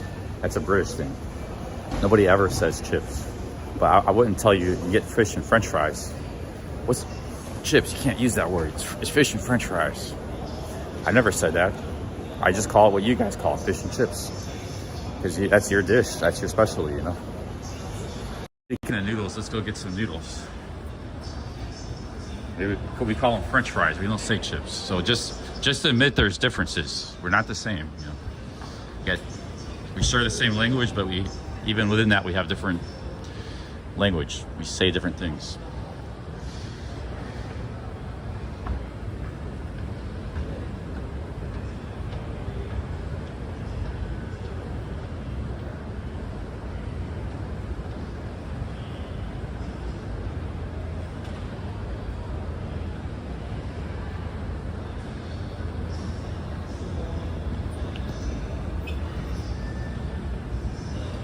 Guys, I ran out of internet. I ran out of internet, and I'm using the mall internet now. So I gotta go to I want to stream all day, all night. You know, I'm invigorated by Hong Kong, but I gotta get something to eat.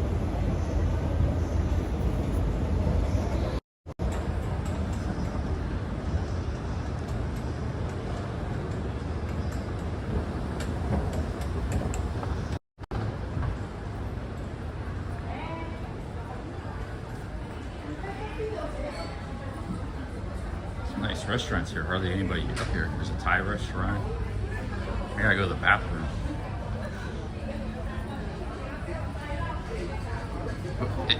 Chips are called potato chips. So like you you call them crisps. See, I didn't even know this until I heard. We don't know what crisps or chips are. Mean potato chips, like the crisps, like Lay's. We don't say crisps. And then French fries, you guys call chips. So it's like complete opposite world, you know. It's just the differences we have. It's a pretty cool view.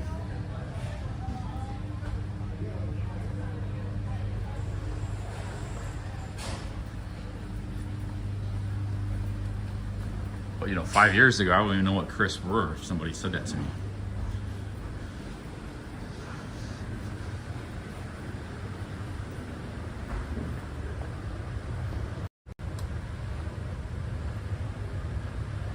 You guys said there's no people in Hong Kong. Look at all those people, man. It just depends where you are. Every city there's dead spots. That's the Chungking Mansions right there.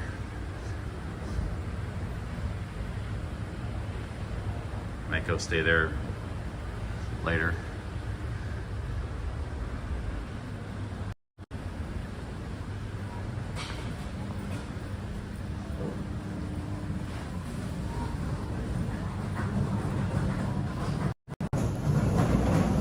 I don't know why we call them French fries. That's just what everybody calls them in American life. So, you know, it's kind of it. I do agree that is kind of a strange one, but some thick oyster soup. I want to get some seafood.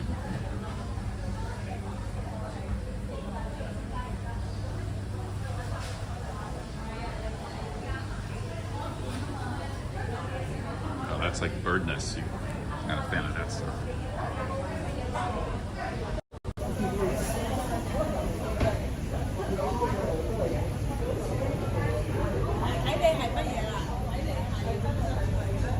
You get robbed if you stayed in the Chungking Mansions. That's where all the cheap hotels are. There's like 1,000 hotels in that area. This is actually one of the most valuable real estate places in the world. But they got cheap hotels because of the density, population density. Sometimes the cheap is the expensive, which is density.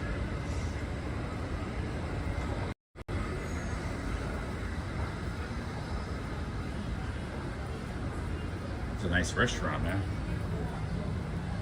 It's not too expensive either. I mean, look how nice this restaurant is. Shanghai noodle with pork. Maybe we'll eat here, guys. This looks pretty good. Use the bathroom first.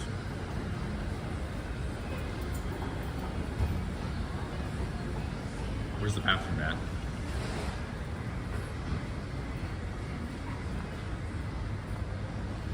Yeah, El Kabong has it. If I asked for more spaghetti, I'd end up getting a second plate of spaghetti. El Kabong is exactly right. I said more noodles specifically because I just wanted noodles and not more sauce and meat and cheese and everything else. But in that situation, it wouldn't matter what I said. The spaghettis, the noodles, it wouldn't have mattered because they didn't understand the more noodles. Nobody ever asked that. That's why they didn't understand it. If I said more spaghetti, I would just got a second plate of spaghetti. It's just a little communication difficulty, but it didn't matter what I would have said, unless you could say that in Thai, which I couldn't. I couldn't communicate that what I wanted, you know, which was I wanted more noodles. What I wanted, because I like to eat a lot of noodles.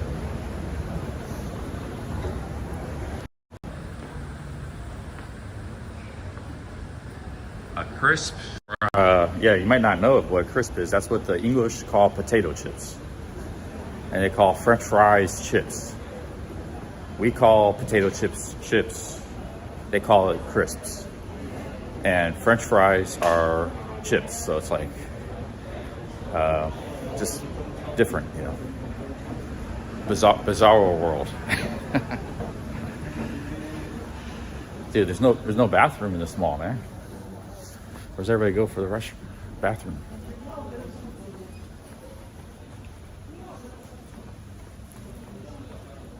Is there a bathroom back here?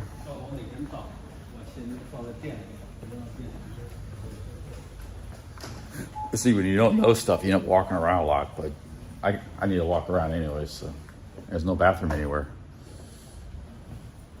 I don't even see any signs for bathrooms. Yeah, you guys, Australia and England got a lot in common, UK, but even though you're the other side of the world, it kind of shows you Australia's a lot very strongly influenced by UK. I kind of learned you guys got a lot. But I'm sure there's some differences with you guys too. Not everything's the same. I want to enjoy a nice meal, but I don't want to with a full bladder. I'm gonna ask somebody where the bathroom is. It's a movie cinema. Oh, there's a bathroom. It's kind of hidden. I see it now. You guys will be back in a minute. I gotta use the bathroom. I'm just gonna leave my phone here. Nobody's gonna take it.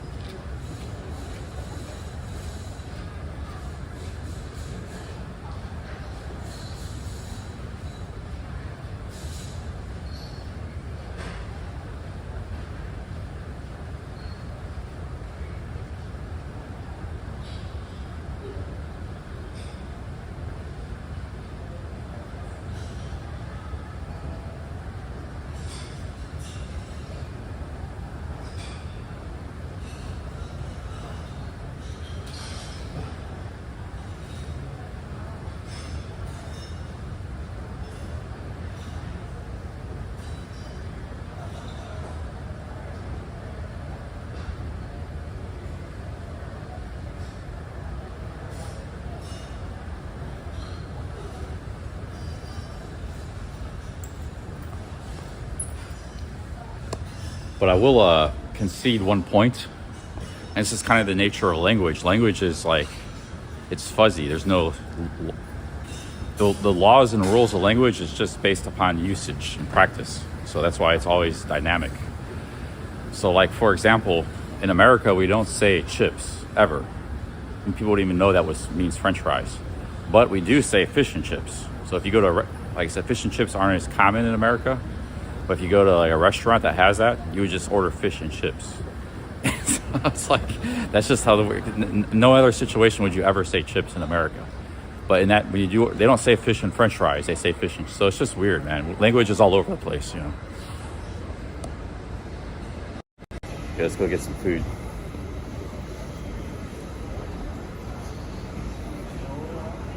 Hello, one.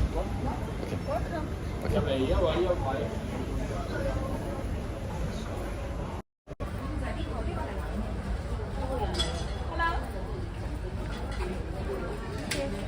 Guys, got a nice restaurant here, Shanghai Noodle. That's pretty good. Okay. Shanghai Popo.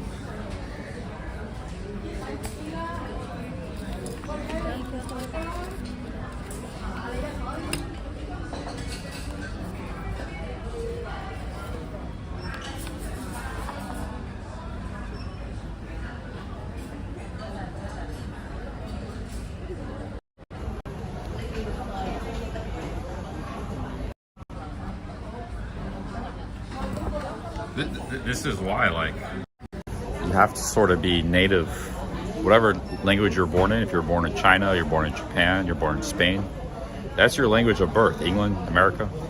Because language is so complicated and nuanced that even a lifetime of studying, you're never going to have the wit and the humor and the nuance that a native speaker is going to have, you know. Now, some people are like multinational, like Sean is Iranian and American, so he kind of has command of both. Or like somebody's born in America but to Mexican parents, so they learn the Spanish and they learn the English at the same time. It's possibly multilingual, but it happens at a young age. So they got influenced by both when they were young. When you're older and you try to pick up another language, you only ever do so at a basic level, you know. This is why kind of you're defeated in the first place. I don't even really think about it that much.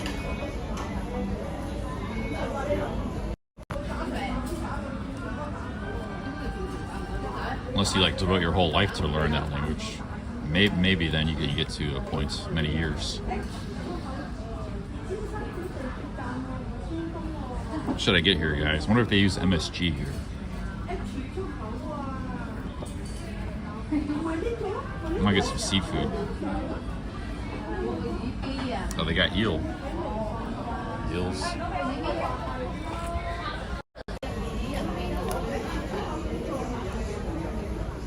Yeah, even in America, in both England, America, and Australia, they grew up the language, and sometimes they're not even that good at it. So it's like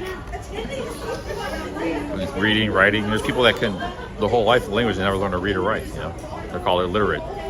So language is a very complicated thing. That's why you start when you're young, read books, things like that. Like I've never been a great speaker. I was always,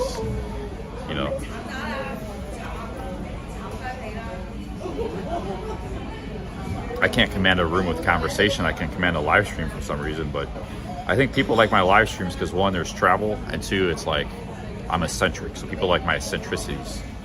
They're here not so much for the language, they're here for the eccentricity. I don't know what to get here, everything looks good. Ask her what the #1 special is.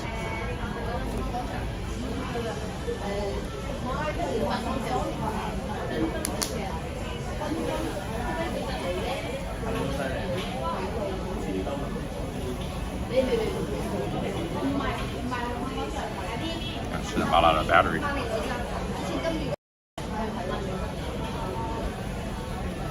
They got a different plug here. They got the English plug, so I didn't bring the adapter to my hotel room.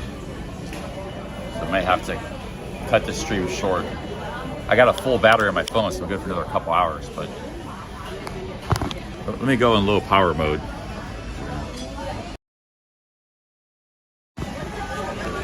Yeah, plus we have a good chat too. So like, yeah, good chat, you know.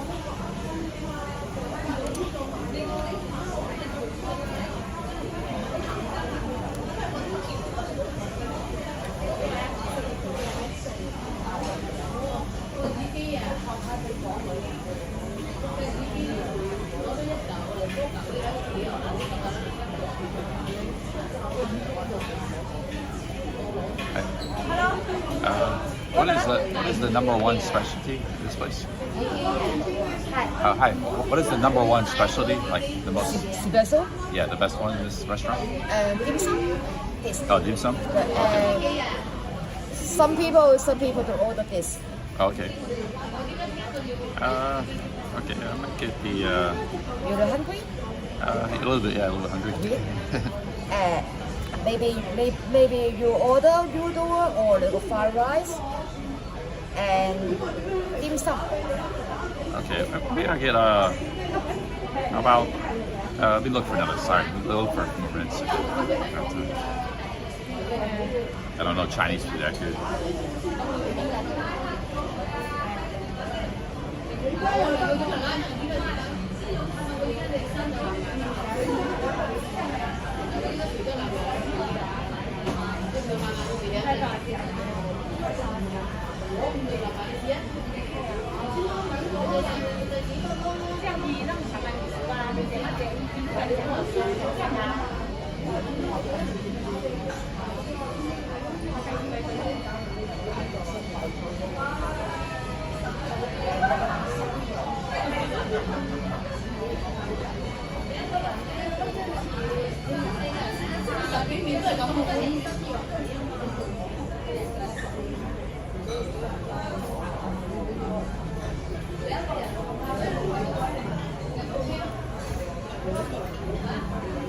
You know, you don't know anything. It's like you're scared to order. A lot of stuff might be good, but you also might get something you might not like that much.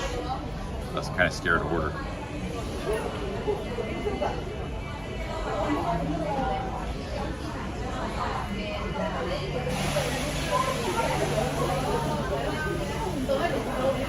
I'm just gonna get some wonton noodle soup and some beef.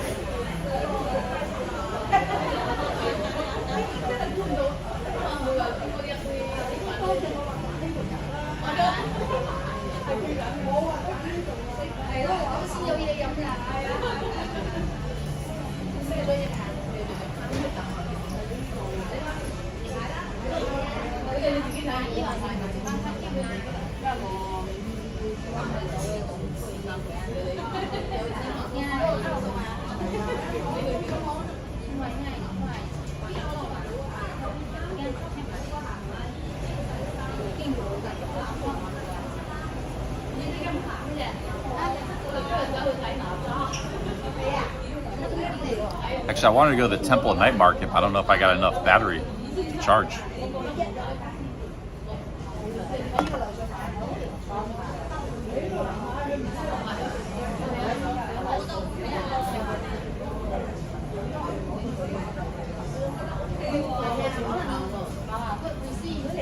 gonna get the wonton noodle soup.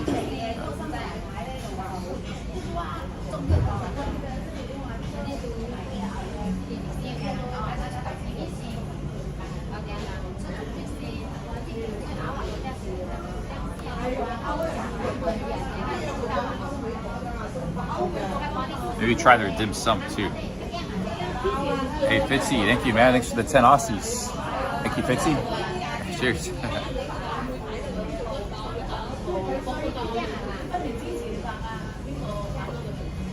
We're gonna get the dim sum and then get the wonton noodle soup.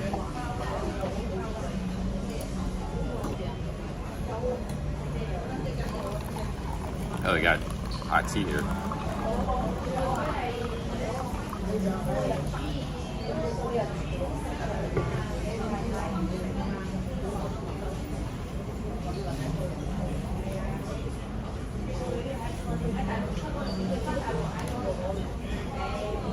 Do I have a VPN? No, I don't use it.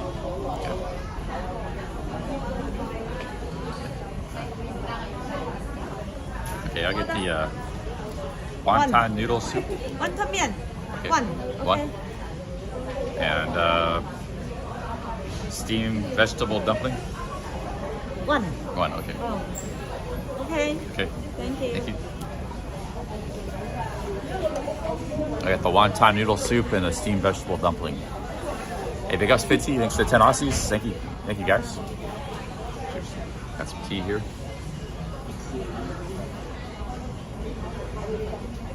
The problem with the VPN is it really slows down the stream. So if I had a stream in China and use a VPN for YouTube, it really messes up the stream, the VPN. It slows down your internet really bad.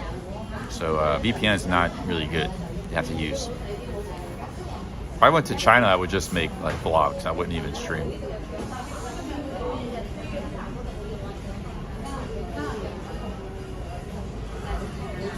Well, thank you, Pitsy.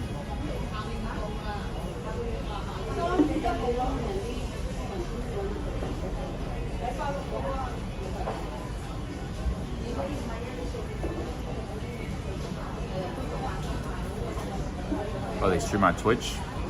Well, Twitch might not be banned from China. It's just YouTube and Google is. Twitch is like a small fish. They probably don't even care about Twitch. They didn't like Google though. China did, so. But you know, it's not banned here in Hong Kong because, like I said, it's one country, two systems. A lot of stuff that Hong Kong does its own thing, you know. Own immigration policies, everything. So they're under the Susan tree of China, but China just kind of lets them do whatever their own thing. Because 50, it's kind of like Puerto Rico in the United States. But actually, Puerto Rico's pretty under the thumb of American law. It's pretty hard. So it's probably not even like that. It's like, it's a good example.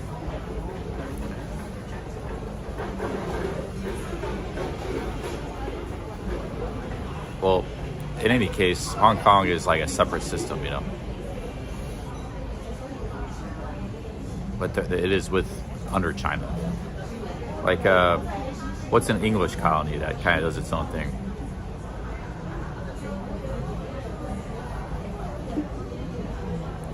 Has its own laws and policies.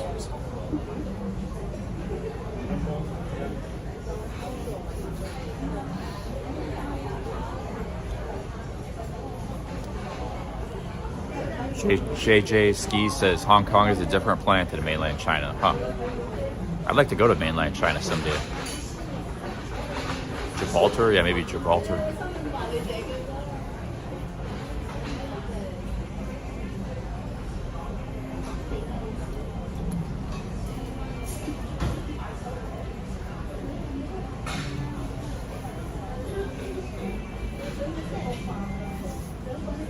Yeah, but I bet you too, it really depends where you go in China because China is massive. So like you go to Beijing or you go to Guangzhou, those are big cities. So one of the big cities are going to be different from each other. But they're also going to be different from like the small towns in the countryside, you know. So they don't even they speak Mandarin up north and they speak Cantonese in the south. They speak Cantonese here too. But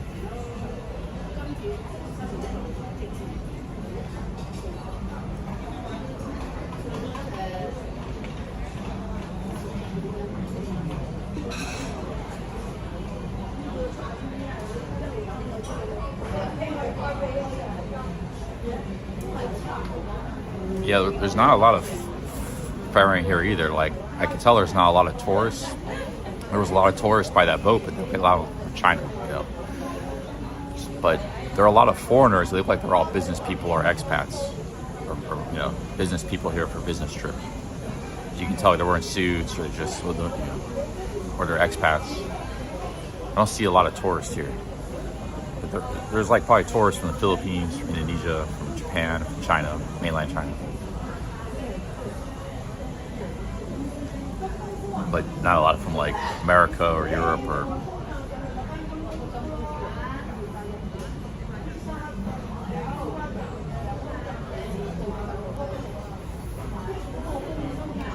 Yeah, that may be true.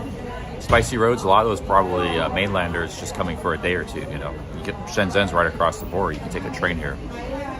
So these numbers don't mean anything. Because you can walk around the streets of Bangkok, walk around the streets of here, it's completely different. You see, like, there's just tourists everywhere, you know.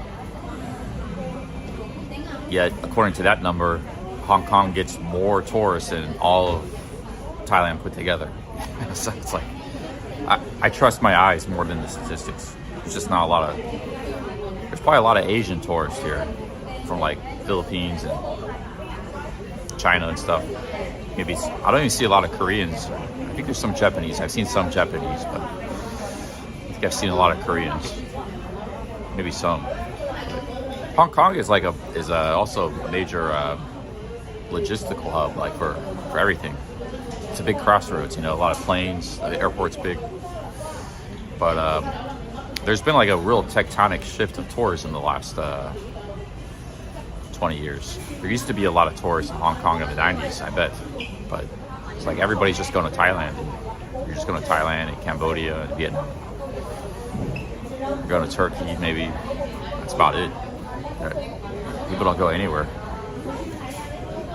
I'm speaking more like Western tours, Western tourism.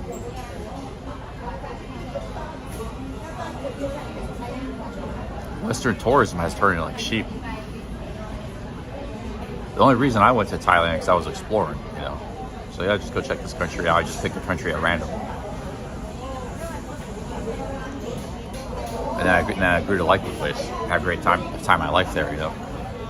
But everybody's just in this sheep mentality in the West now. I think the smartphones have kind of started to turn the West into sheep. They were a lot more individualistic before. Now, like Asia, Africa, and India, Russia, like more individualistic. South America, the West have become like a little bit sheep-like. At least when it comes to tourism, maybe other things too.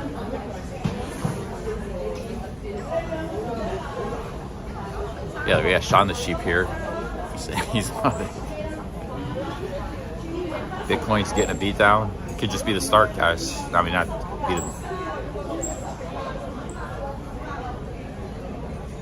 I don't know what to tell you because I'm not invested in the system, but it could get ugly. Or maybe it'll turn back around, who knows.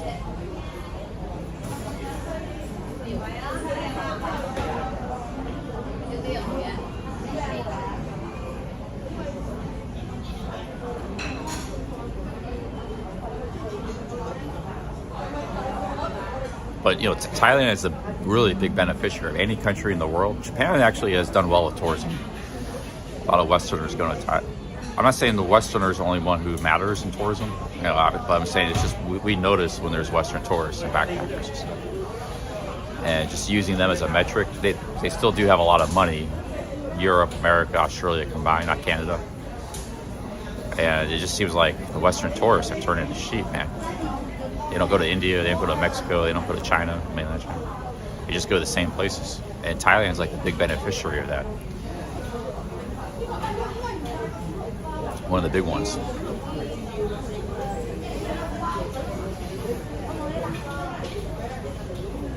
But even in Thailand, like there was no Western tourists in Isan. So even in Thailand, they just go to the same places. But I do the same too. I mean, I spend a lot of time in Pattaya, Bangkok, but it's just like what I lament, what I'm complaining about is like the lack of adventurous spirit. Where's the Wander Nirvanas in the world? Where's the Cheap Charlies? Where's the Gabriel Travelers? Where's the Harold Balders? People just going off wandering, checking stuff out, going different places. Nobody's doing that anymore. I mean, sometimes I do that, sometimes I don't. I've done a lot of that in my life, for sure. Thailand was a wander. That's how I ended up there in the first place. You know, just a spur of the moment travel. People have lost the art of travel in the West. It's like, oh, just go Instagram or go here, you know, because everybody on Instagram is going there. I think the phones really destroyed that. Where's the individualistic travel that existed in the hippie days, the backpackers, you know, stuff? That's still, you can see quite clearly with guys like Nirvana, Wander Nirvana, myself, Gabriel Travelers.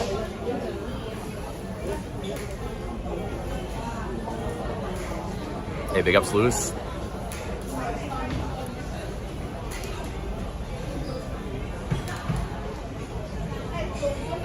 Yeah, I might go to Macau. You just gotta catch a ferry. I'm in Hong Kong, Lewis. But I'll probably go to Macau, but before I leave, day trip.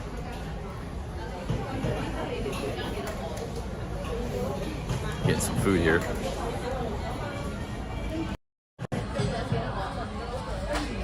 I got wonton noodle soup coming, and wonton noodle soup and some dim sum. Chinese food.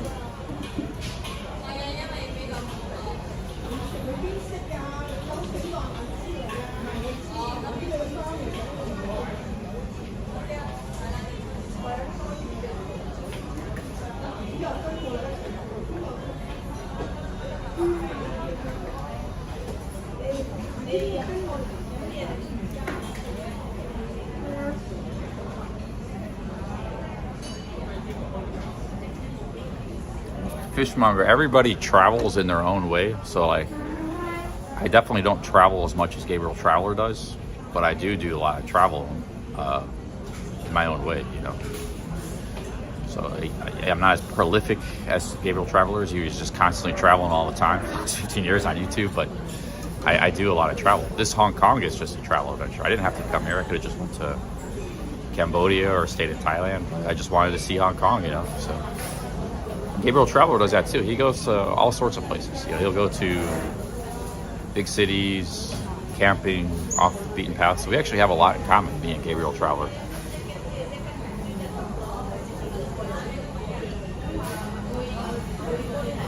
I've done a shit ton of travel in my world, 50 countries in my life. I'm even getting more diverse with my travel. Like now I do Appalachian Trail, mountains. You know, I've mixed it up. I'm getting more. I still like to go to hot spots like Pattaya, but I like mixing it up too. That's what like a lot of the great travelers do, you know.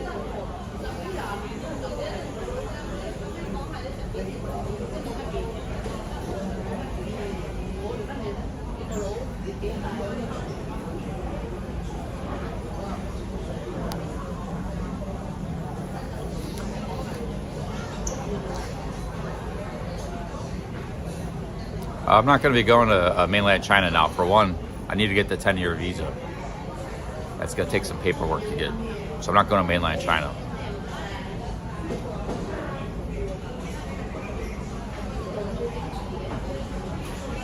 But I might really go into an extreme traveler, guys.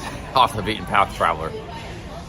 I mean, you think the best of Harold Balder, best Baldwin Bankrupt, the best of Sabbatical, all these guys, you combine them all in one, Gabriel Traveler. I'm gonna be the extreme version. If I get my camping gear, dude, you'll see me in like Siberia, middle of nowhere China, middle of nowhere India. I might just go down the rabbit hole, man. Kazakhstan, wherever, dude. You get the camping gear, I could be all over the place, man.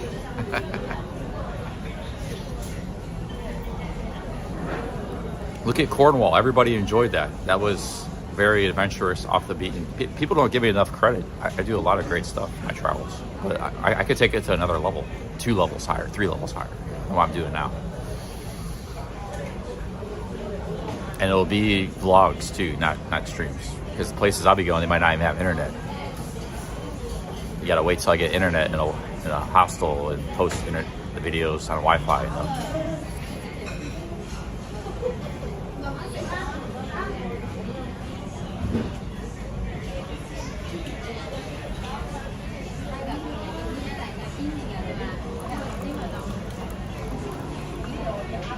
I like they give you a whole pitcher of tea. We're at the Shanghai Popo. Police got their own station here, our own restaurant. Shanghai Popo.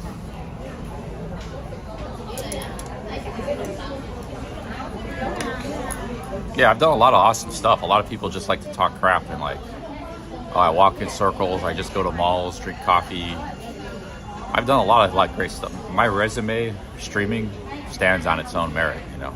People are gonna talk crap, but could I have done more and done better? Sure, but I've done a lot of cool stuff as a streamer, you know. But I could also take it up a notch, a couple of levels. I know how to do it. I've trained myself in the pandemic how to be an extreme traveler, you know? All right, this. Hey guys, we got wonton noodle soup. This is the wonton noodle soup right here. We got wontons. Let me get some chili sauce. I got some dim sum coming too. These are the wontons. Noodle soup.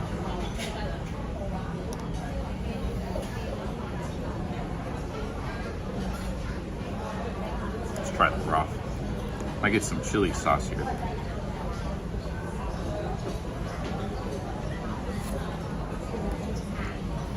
That's good broth. Get a little chili over the. Here's a dim sum.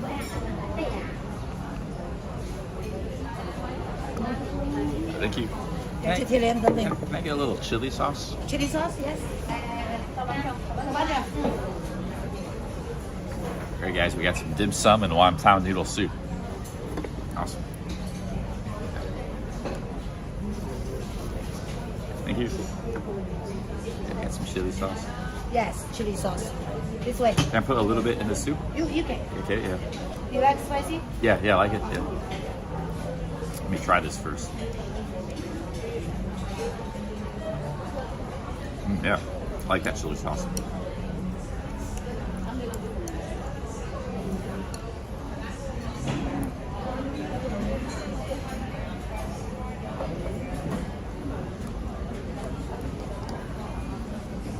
I'll give you one more chili oil. Oh, chili this oil. This is spicy. Okay. More. Okay.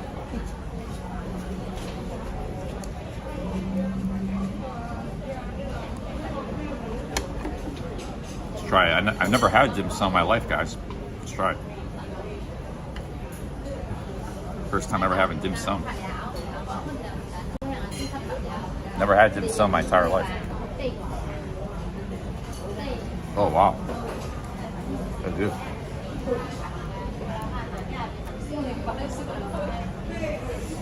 I got the vegetable dim sum. I usually get it with pork or something, but I got the veggie dim sum.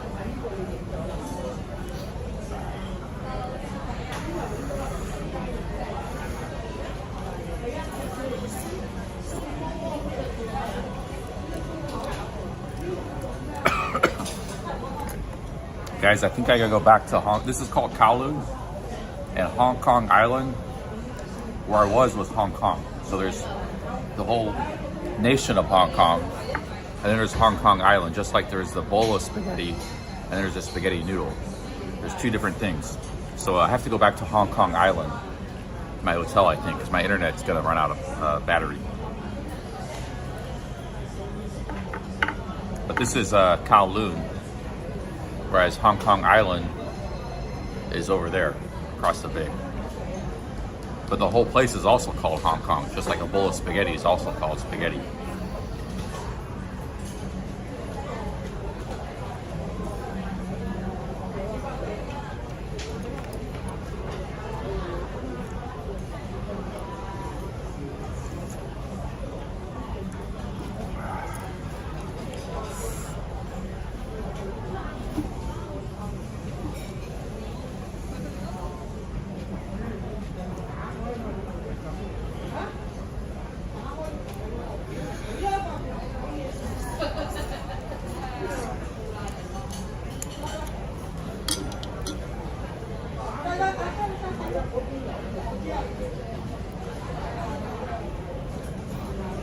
This might be about $15, everything.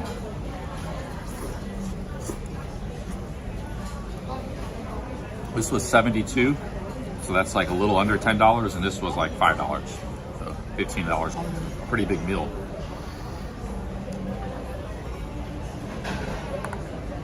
Yeah, the main island's called Hong Kong Island, but the whole territory is called Hong Kong.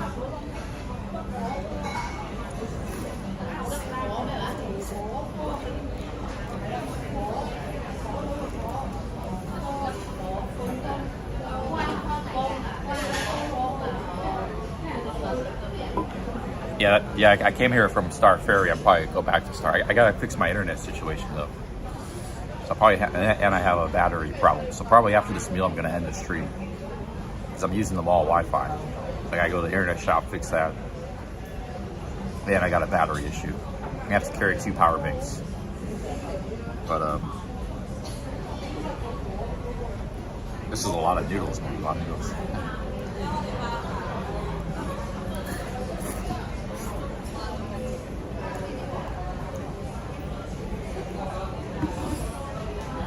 It's noodles and vegetables is what I want, pretty much. A lot of noodles.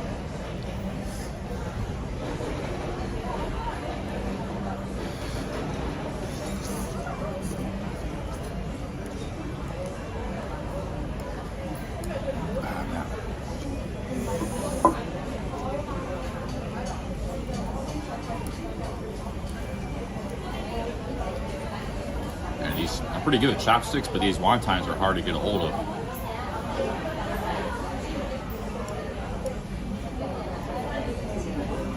They're slippery. They want to slip off your chopsticks.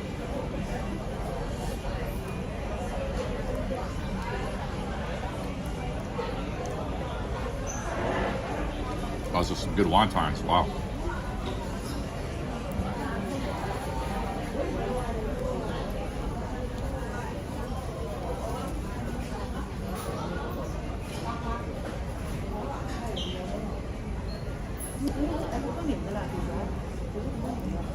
They give you a ton of noodles, man. This is a ton of noodles. They give you big portions of food here. That lunch was, they give me a lot of food, and this, I would have just got the soup if I knew they'd just give me this much. This is a massive amount of noodles. They're like me, they like to eat a lot of noodles.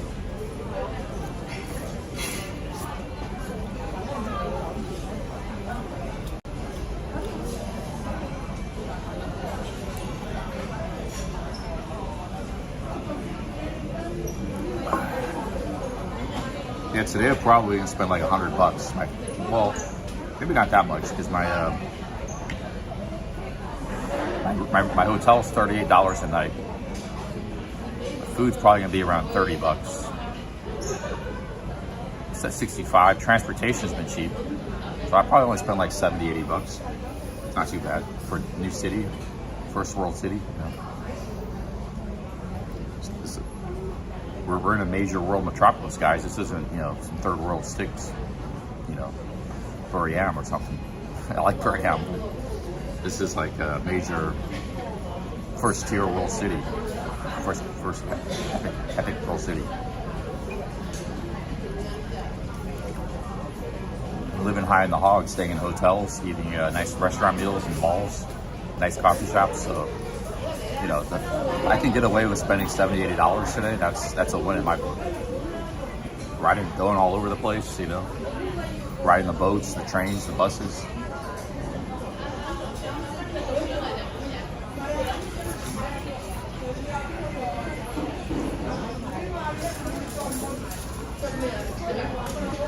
That's why I like to come to these cities, because I know I usually do pretty good with superchats. Went to London, went to New York, went to Chicago, now Hong Kong. There's a lot of stuff to see and explore. It's nice to walk around. So these sort of cities are really good for streaming.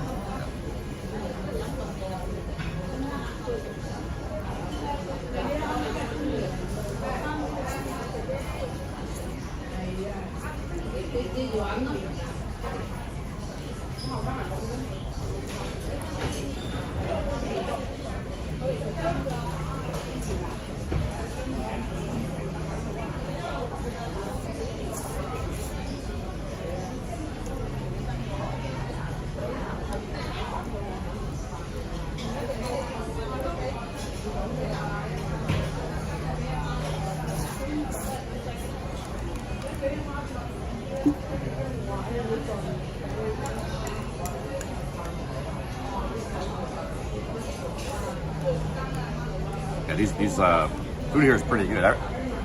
Everywhere food is pretty good, man.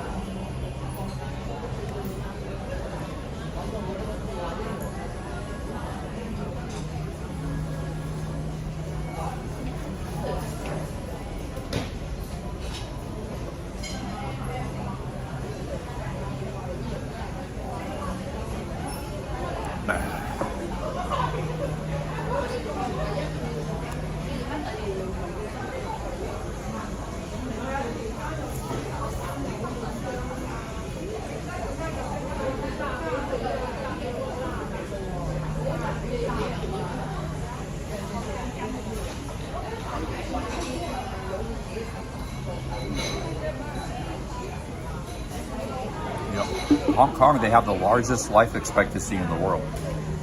They're the oldest living people on the planet. And it's also the highest population density in the world. So they just walk, turns out walking everywhere and eating rice and noodles, a little bit of fruit and vegetables, that's like the ideal lifestyle and diet. Everybody's thin here, and everybody lives forever. It's like, maybe their Chinese medicine works too. I've seen a lot of Chinese medicine shops.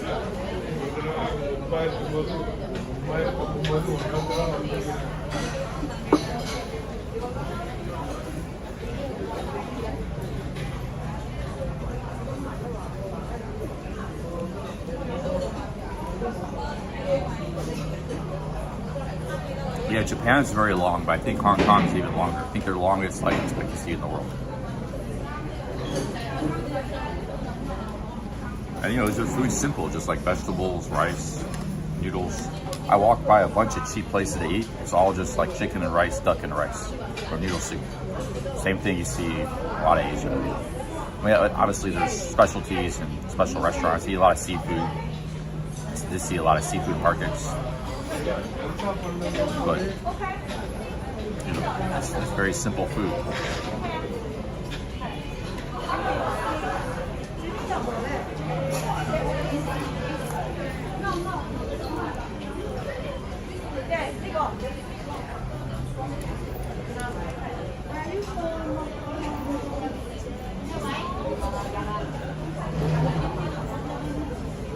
Well, it might be Monaco.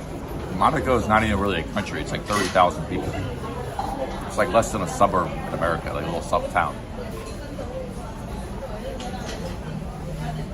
But if you exclude Monaco and Liechtenstein and the Vatican, maybe it's like Hong Kong's number one.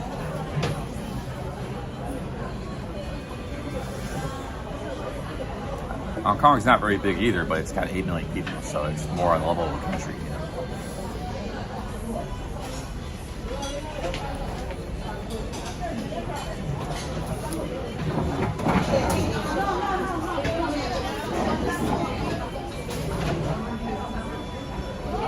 Hey, what's up, Greg?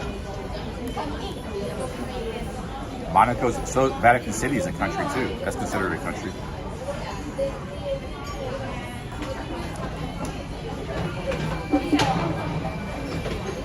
San Marino is a country. Anybody ever heard of that?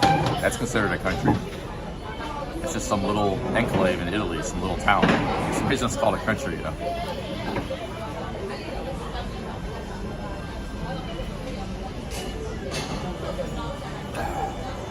Hong Kong raised 7th. Tell me the top 10, folks, if you don't mind, if you want to. I'm curious what the top 10 is. You can include Monaco or whatever. UK is 5 years. Yeah, the US life expectancy has gone down. It's not that high right anymore.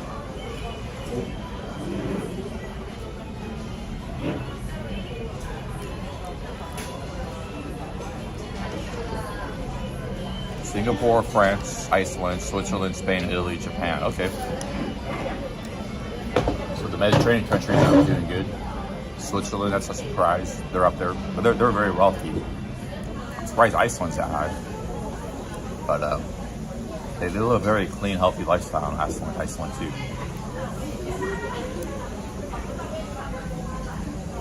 France, they got that red wine, man. That red wine is good. That works magic. I think France is also one of the best foods in the world. A lot of good food, man. So yeah, France is killing it.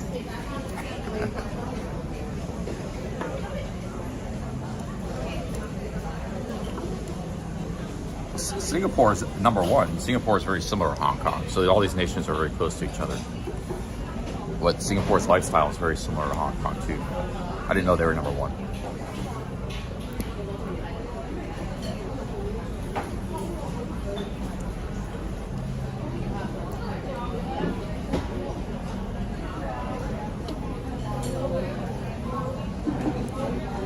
I've been to France before, but just very briefly. I was backpacking through Europe. Just to Paris and Marseille, just for a few days.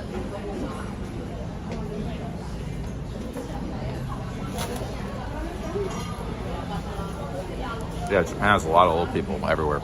They're still walking around like they're in the 90s.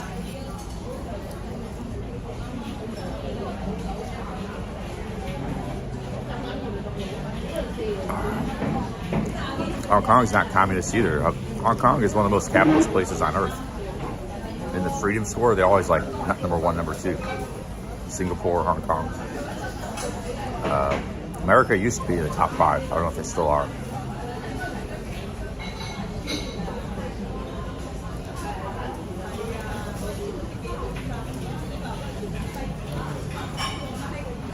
Oh, Bugs Life says, hang on, CC could be right. I just found this.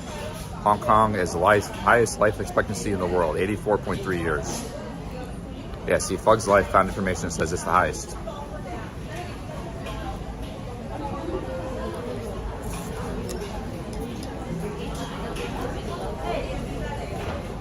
And see, that's average, because that includes like child deaths and infant mortality and people that get sick or something when they're younger. Yet they still average 84 years, so you have a reasonable chance living in this lifestyle here in Hong Kong, living in 90, 95. But I say just live like the Hong Kong people. You don't have to be in Hong Kong to live like them, eat like them. To live and eat like the Japanese and the Hong Kongers. You can do that anywhere in the world.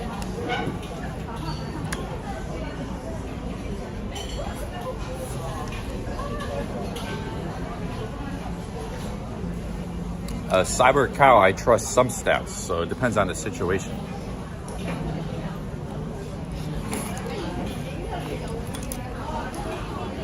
I don't blindly trust all stats. No, I can tell apart the good ones from the bad ones.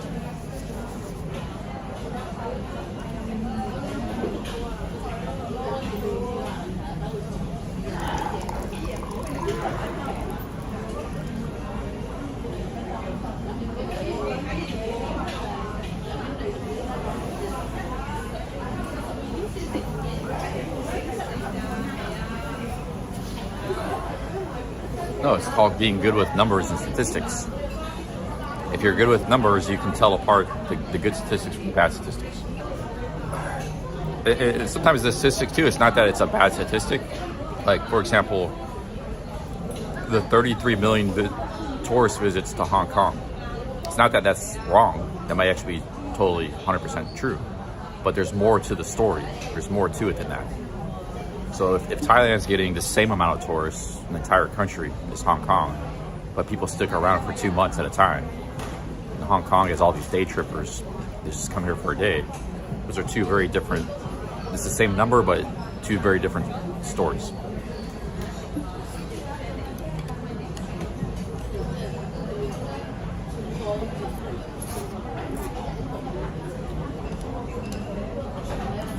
So being good with statistics is being able to see the nuances of it.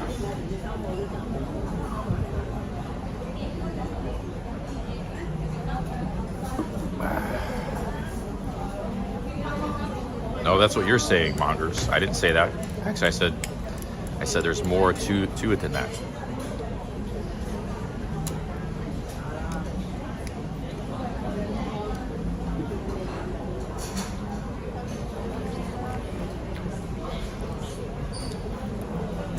Got wonton noodle soup.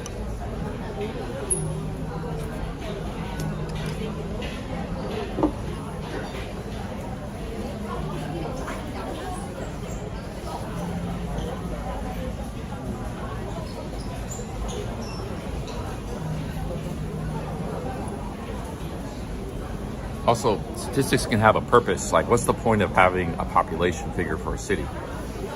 Well, the point is to know kind of how big is that city, right?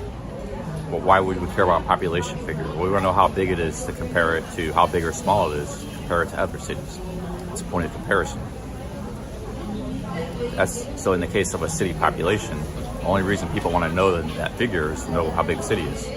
Then take a city like Pattaya. The official statistic for Pattaya is it has no people. Like nobody lives there. But you can just look around and see, okay, this is not true. There's a lot more people than that statistic says.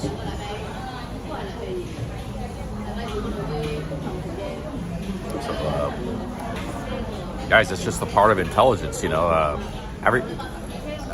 A measure of intelligence is being able to understand nuance, whether it's numbers, statistics, or language. You know, we're not rockheads. We all have intelligence.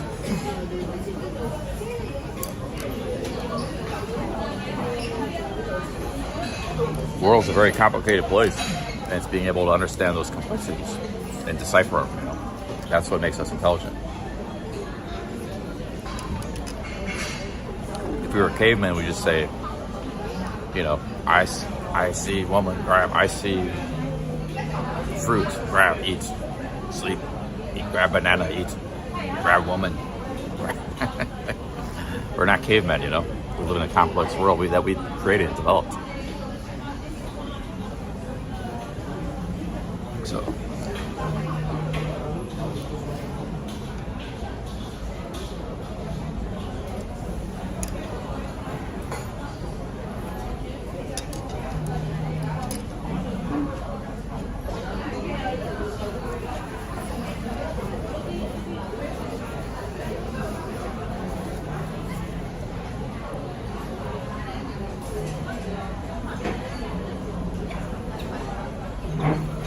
Hey, what's up, Scooby DJ?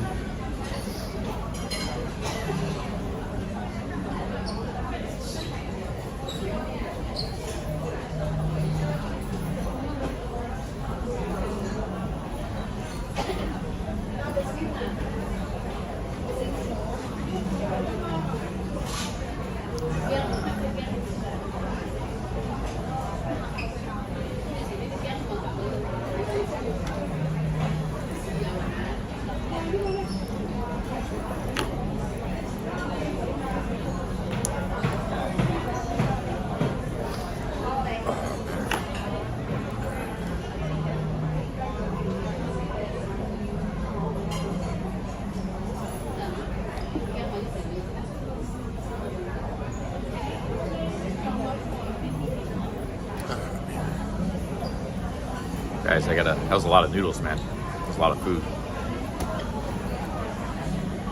But it's time to leave. I want to keep the stream going, but I got a big problem with the internet and the battery.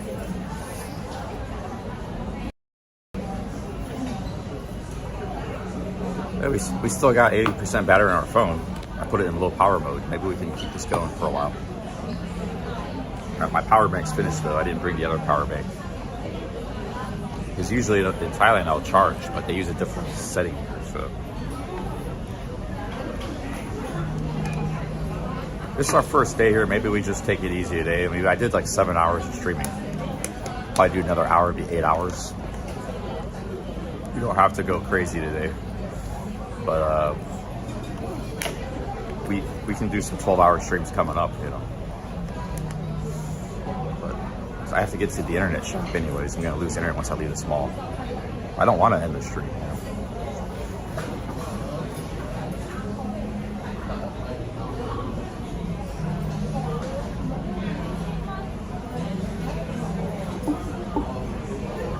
Yeah, I want to show you guys some of the like the view in the harbor, Hong Kong at night. It's very beautiful, things like that. But I can't do that today, so I'll just have to wait.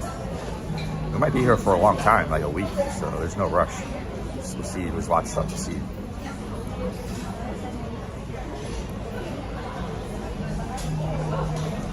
Empress, I actually want to be doing 12 hours of streaming. If I do 12 hours, I make more money. It's like an hourly rate. The longer you stream, the more money you're going to make. And sometimes I enjoy streaming a long time. I want to keep going, you know.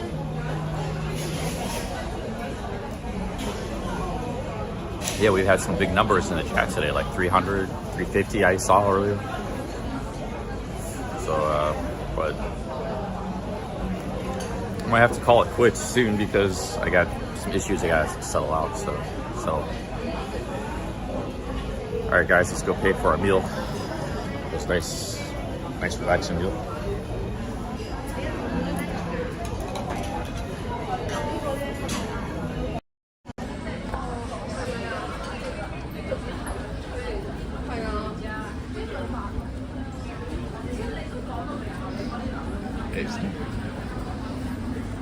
Welcome. 130. Okay, 130. Oh, it's not bad. It's like it's a little cheaper than I thought it would be.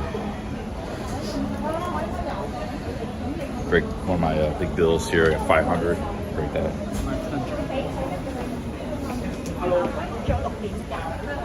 Thank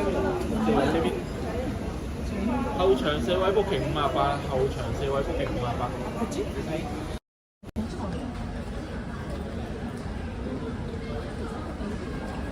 370. Thank you. Welcome.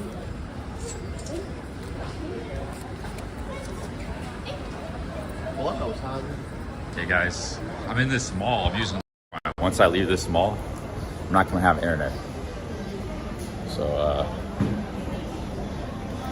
I'm just gonna probably have to end the stream.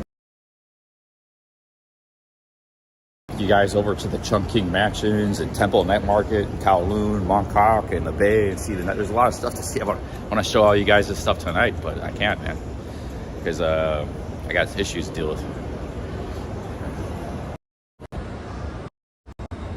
We'll do that tomorrow, maybe.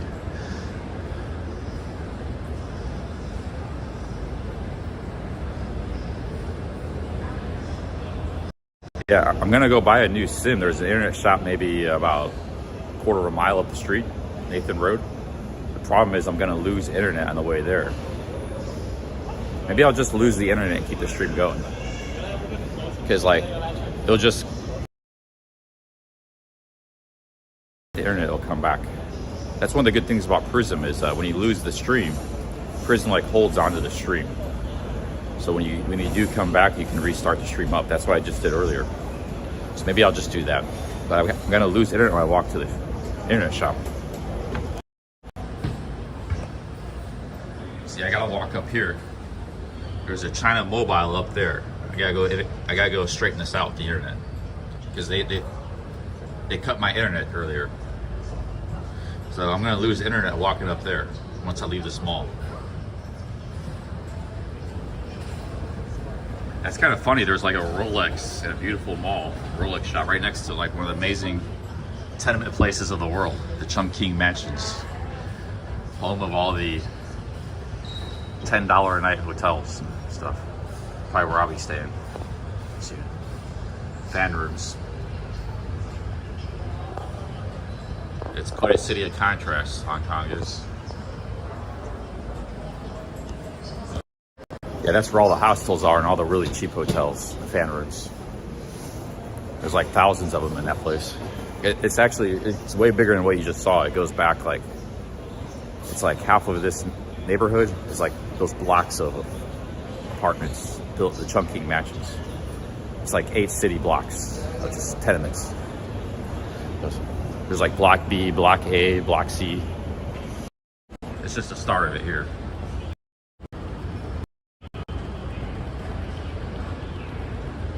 It goes all back in there.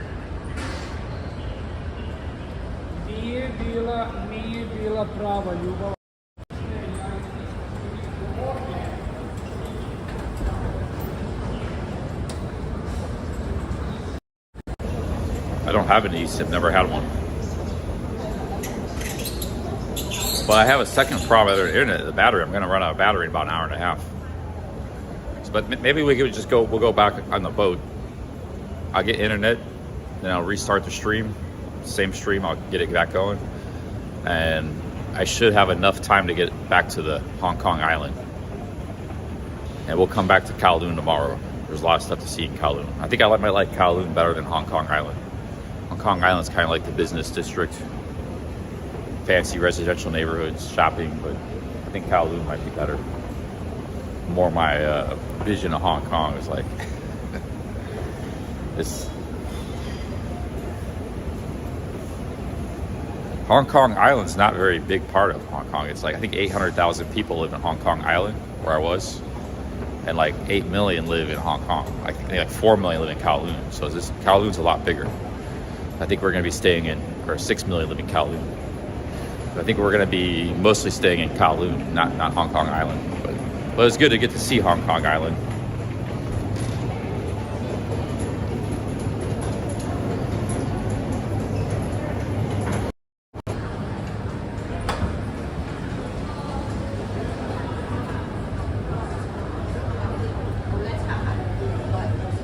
Yes, there's many.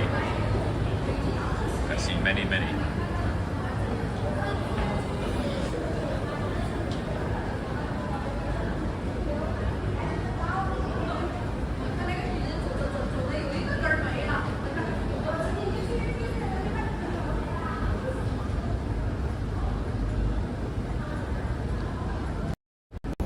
Well, guys, I got a great deal. I'm in a nice neighborhood. I got my own hotel room, own shower.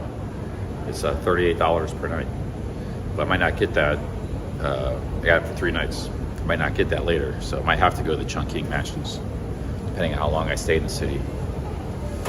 But I need to go to South Korea, but I don't really want to go there right now because it's really cold.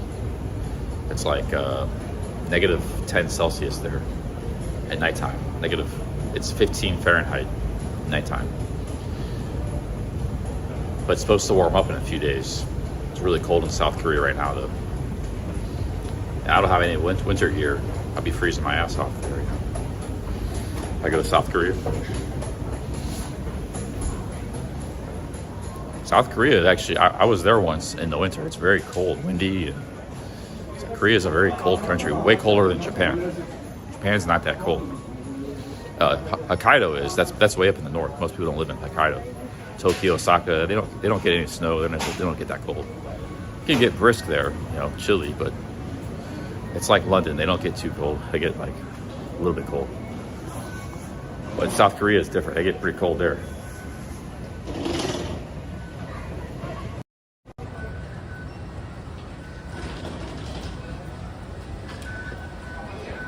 What happened? Ricky, we're having lunch. He bought me and a subscriber. He's a subscriber of both of us lunch. Derek, Canada. So he bought us lunch. Really nice lunch. Nice restaurant. He spent 3,000 baht, $100. That's like really good Thai food. I told Ricky I would go back to that place once I go back to Pattaya, because that was like really good Thai food, man. It was a little expensive, but if you get the hankering for some quality Thai food, that's a good place to go. Terminal 21.